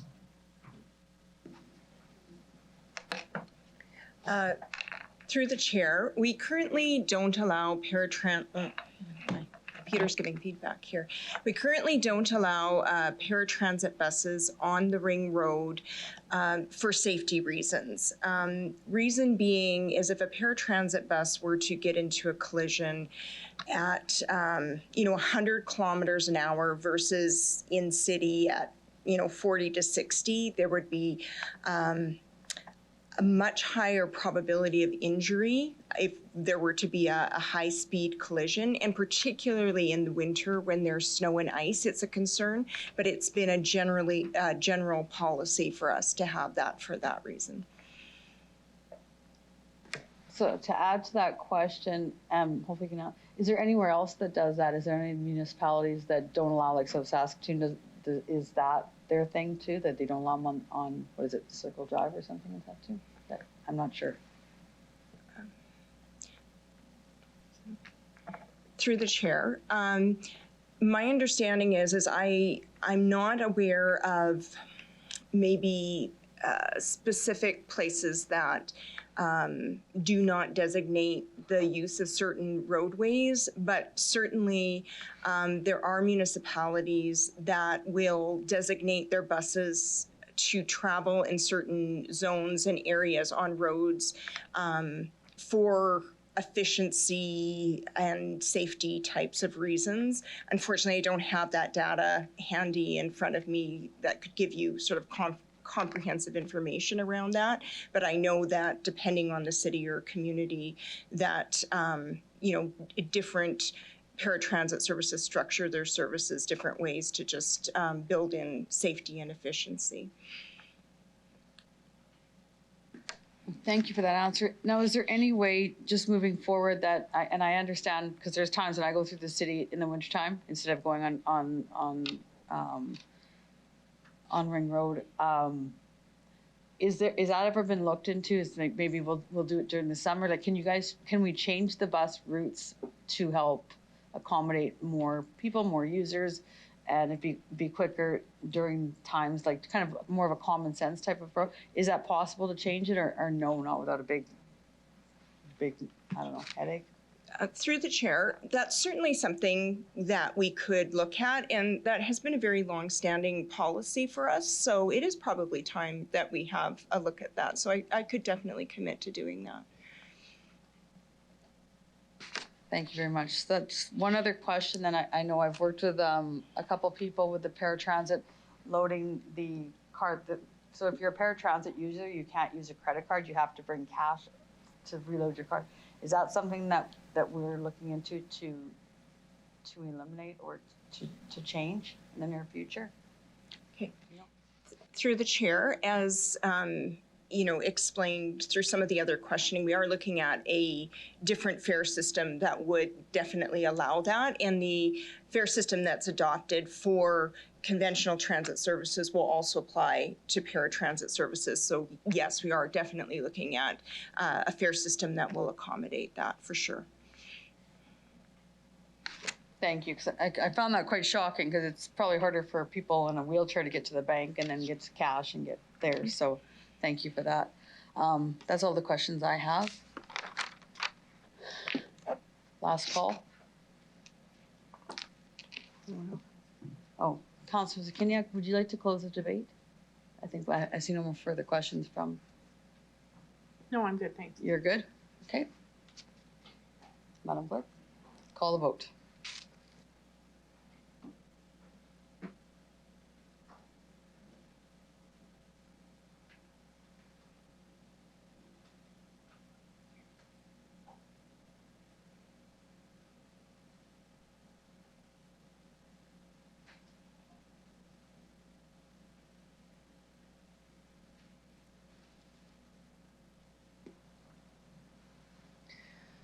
Through you, Madam Chair, the motion carries 9-1 with the following members voting in favor: Councillors Hawkins, Bresciani, Findura, Stadnichuk, Stevens, LeBlanc, Zakidniak, Mancinelli, and Mayor Masters. And the member voting against is Councillor Shaw. Councillor Moll is away from the meeting. Thank you very much. We'll now consider item EX 22-41, special events grant allocation. We'll ask Deborah Bryden from administration to introduce the report, please.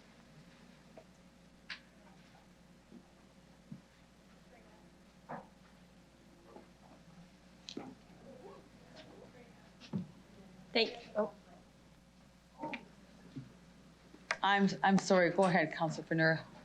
I will declare conflict. I sit on the board of directors for Regina Multicultural Council, and we're debating that, so I will choose myself. Thank you. I apologize for not calling on that earlier. It's all Thank right. you. Sorry.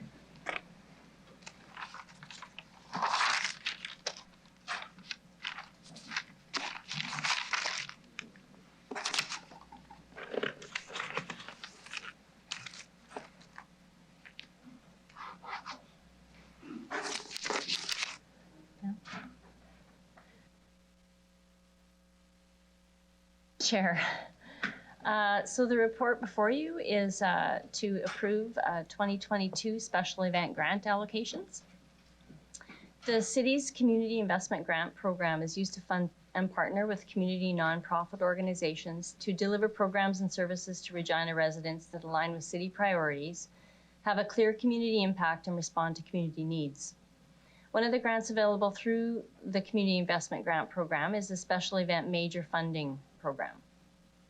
Funding support ranges in this grouping range from $5,000 up to $50,000 to nonprofit organizations that are producing events that build community pride and spirit, such as local events that promote the values of citizenship and identity on Canada Day or National Indigenous Peoples Day, or are reoccurring events that have an established history of City Regina service support for such items such as transit.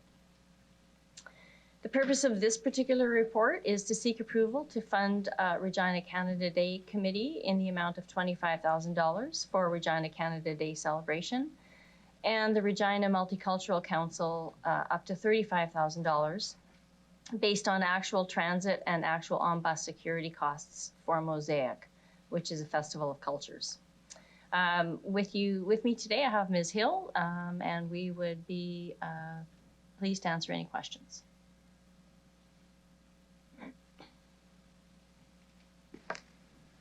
Okay, sorry. Councillor Zakidniak, go ahead, please. Thank you.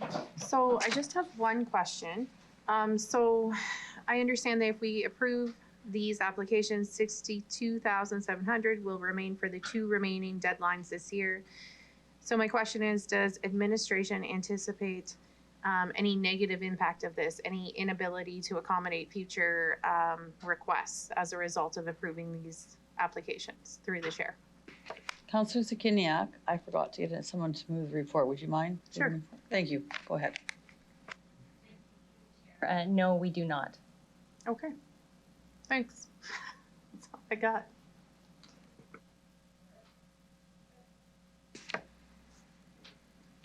No further questions? Okay, I will ask to clerk to please start the vote.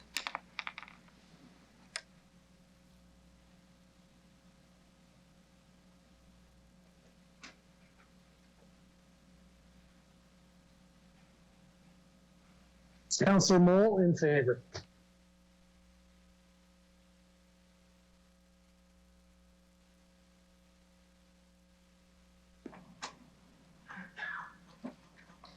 Through you, Madam Chair, the motion carries 9-0 with Councillor Findura temporarily away from the meeting.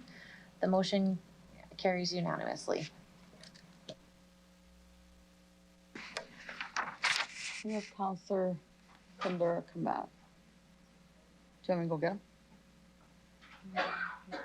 Okay. Pardon me? Yeah.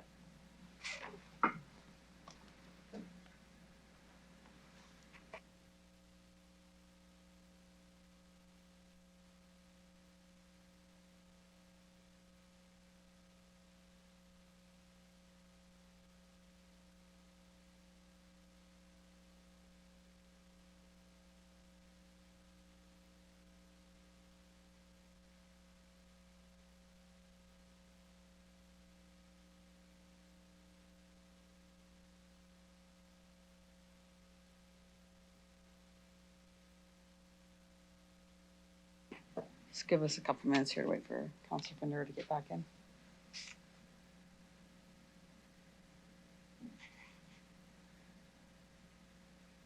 Somebody go get him. Somebody did. Needs to be called. Yeah, yeah, no, that's fine. I just didn't know.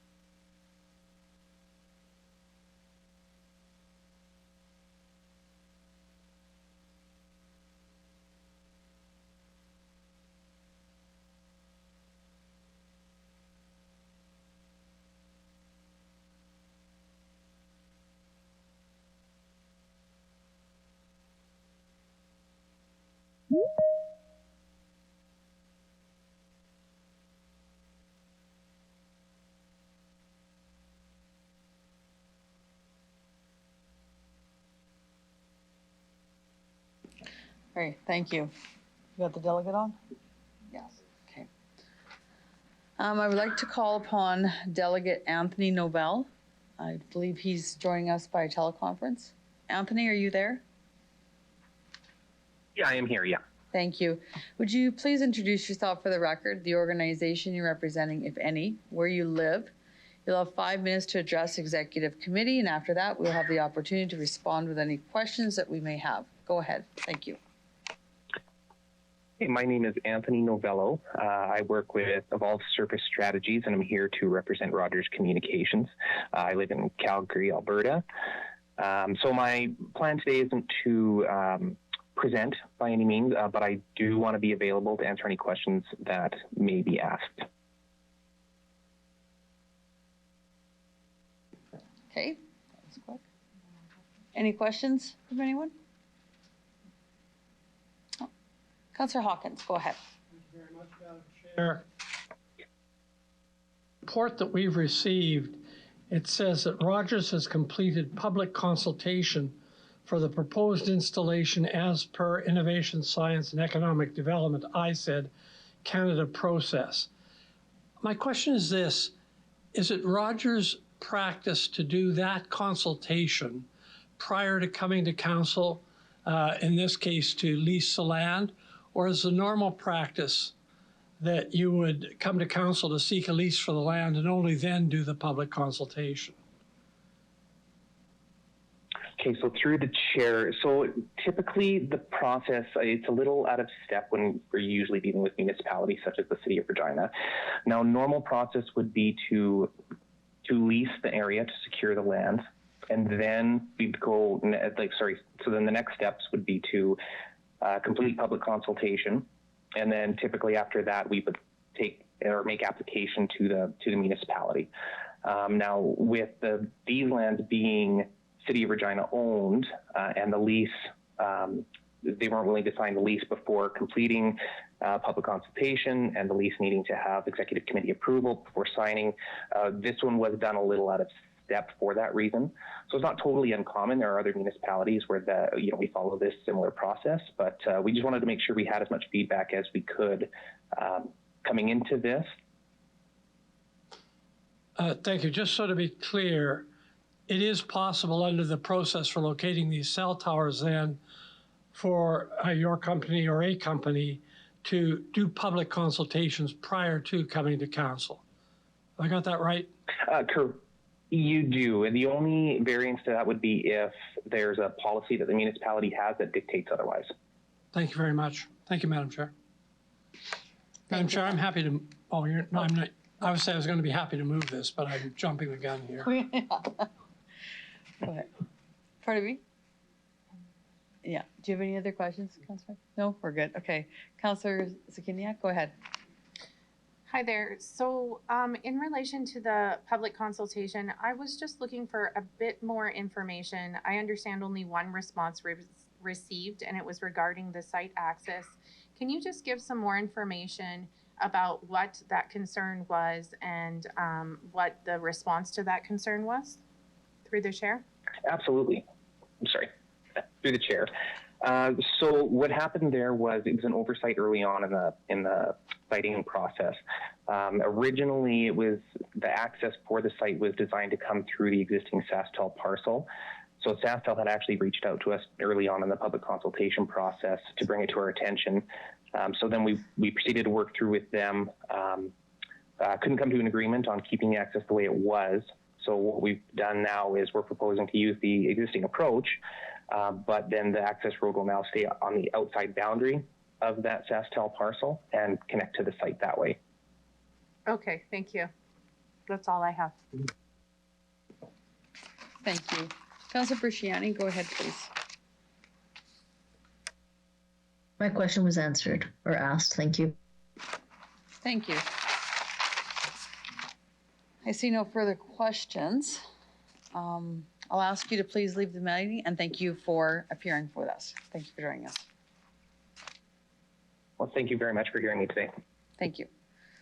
We'll now consider EX 22-27, Rogers Communications Cell Tower Lease at 418 North Pasco Street. Can I call Mr. Barry Lacey from Administration to introduce the report, please?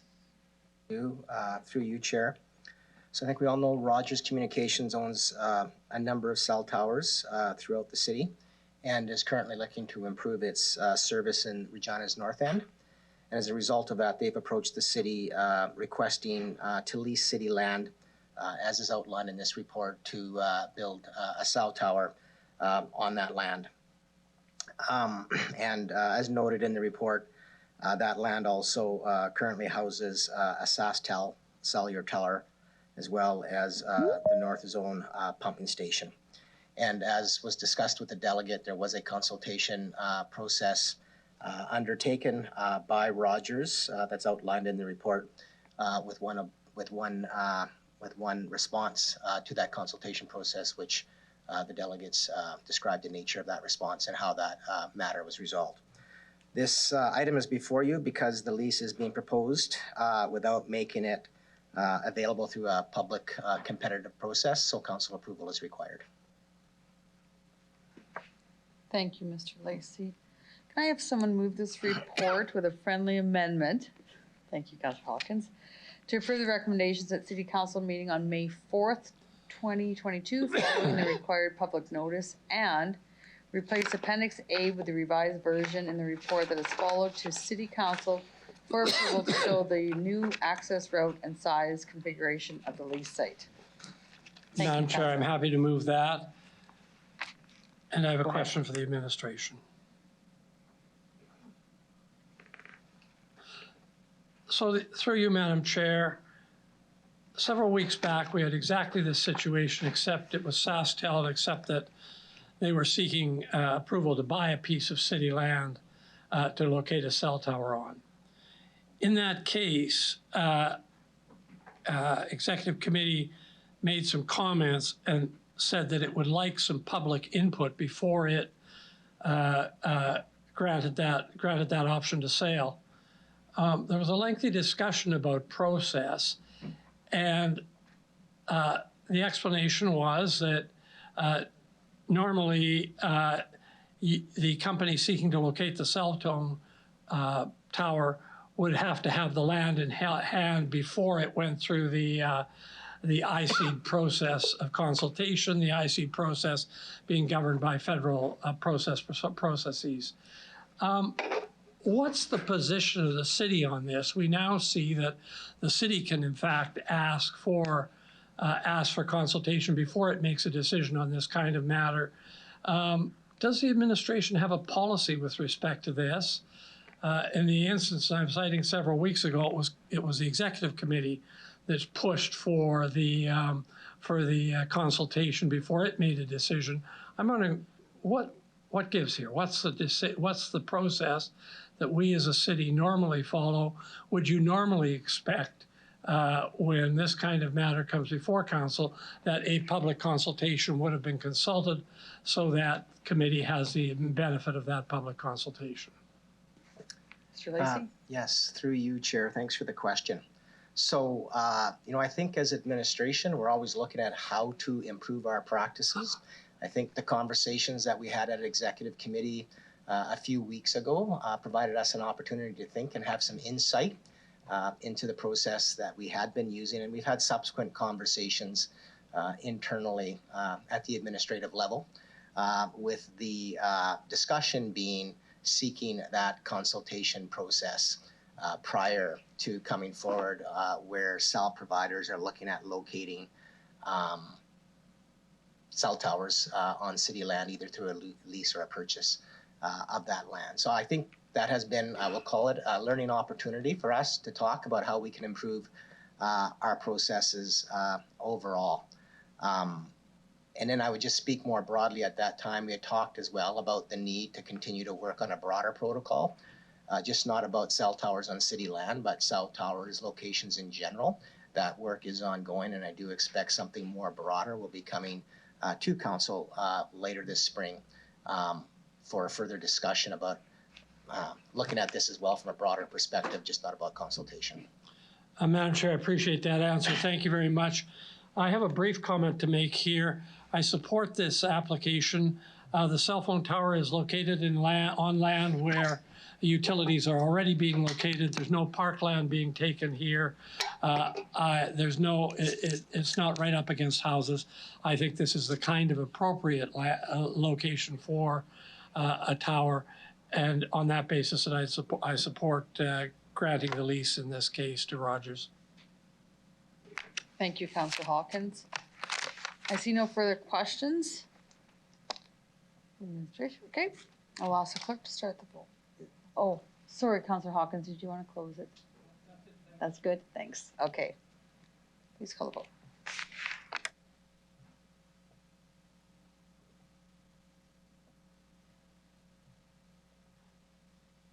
Councillor Moll in favor.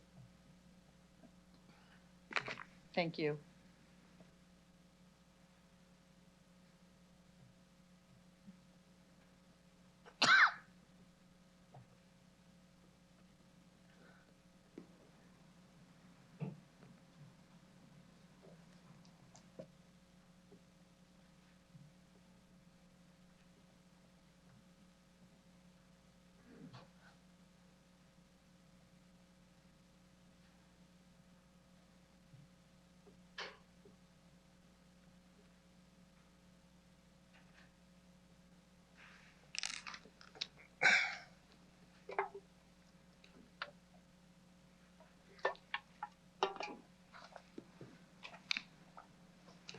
Through you, Madam Chair, the motion carries 9-0 with the following, 10-0 with Councillor LeBlanc temporarily away from the meeting. So the following members all voting unanimously.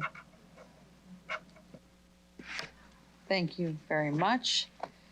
Do we have Veronica on the line? Okay, we're just calling upon a delegate.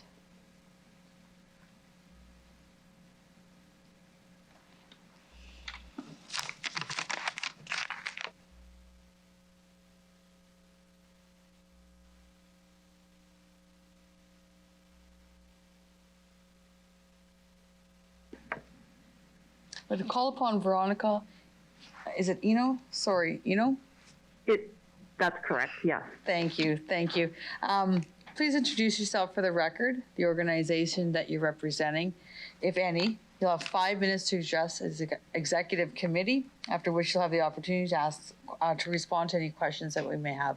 Go ahead, please. Thank you. Good afternoon, Mayor and committee members. My name is Veronica Eno, and I'm the Vice President of Commercial Development at Forster Harvard Development Corp. We're the owners and developers of the Aurora Shopping Center. So we won't take a lot of time today, but we did want to appear in support of this item, and we're really excited to see the first buses coming on site later this summer.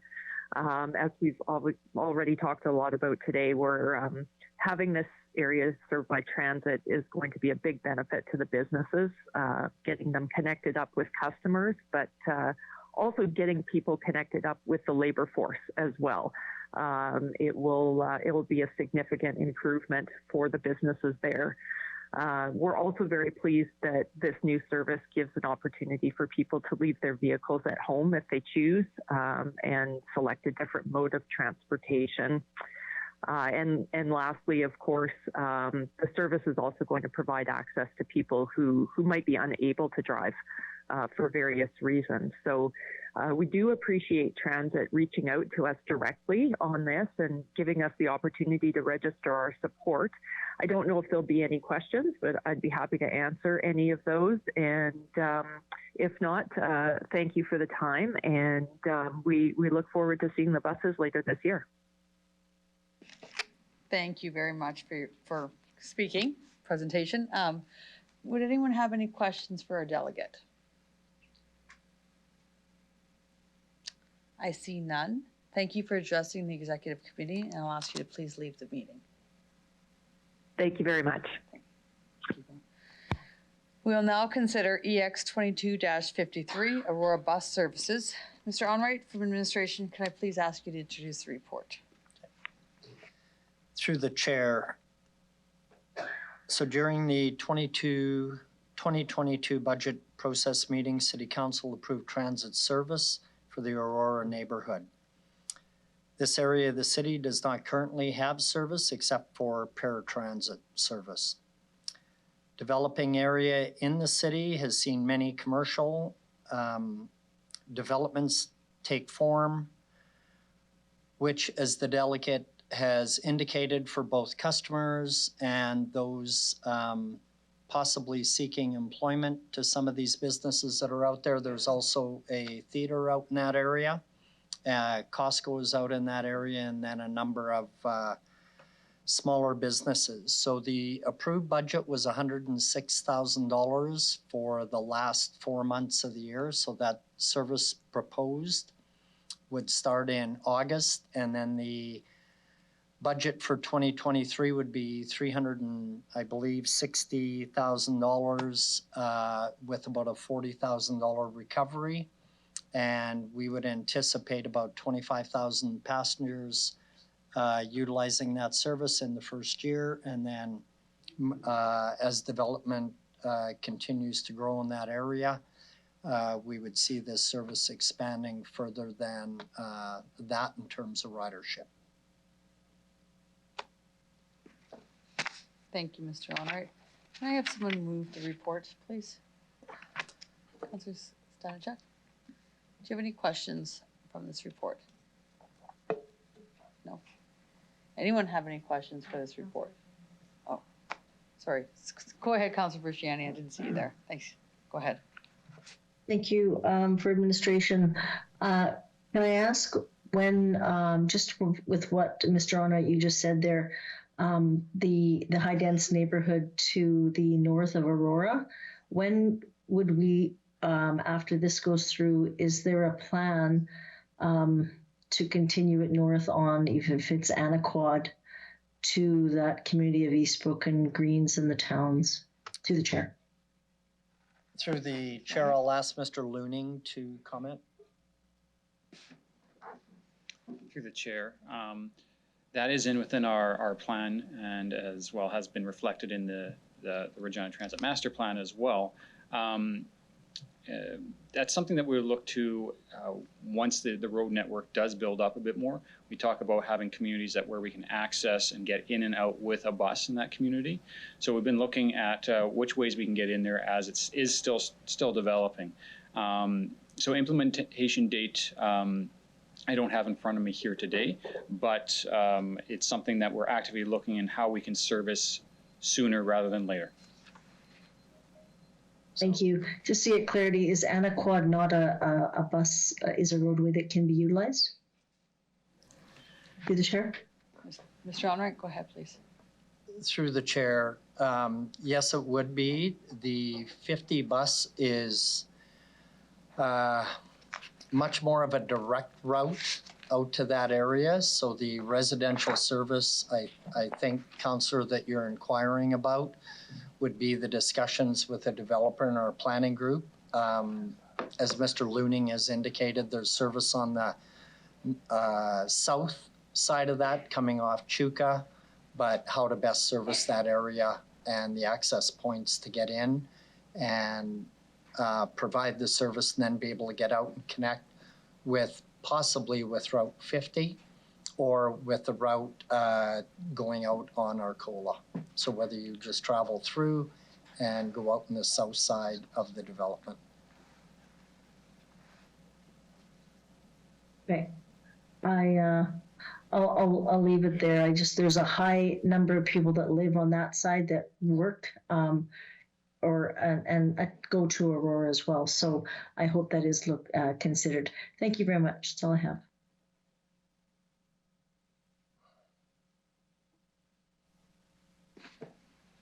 Thank you, Councilor Bresciani. Any further questions? I see none.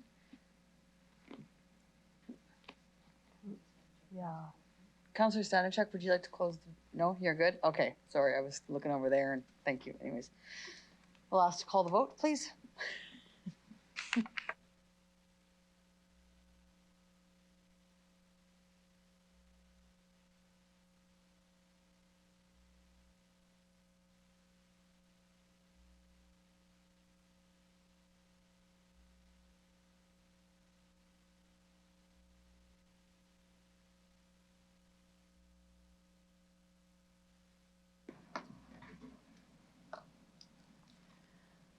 Through you, Madam Mayor, the motion carries 9-0 with Councillors LeBlanc and Moll away from the meeting.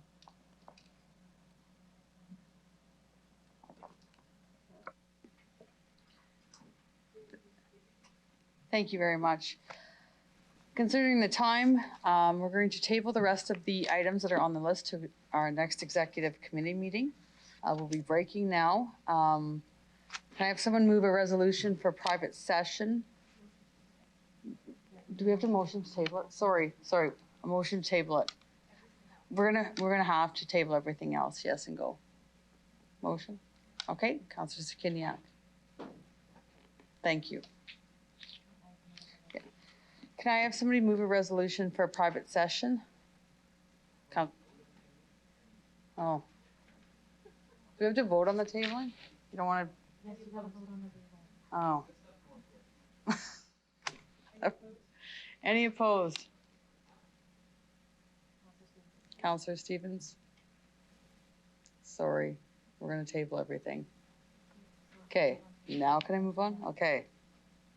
We're going to go into private session.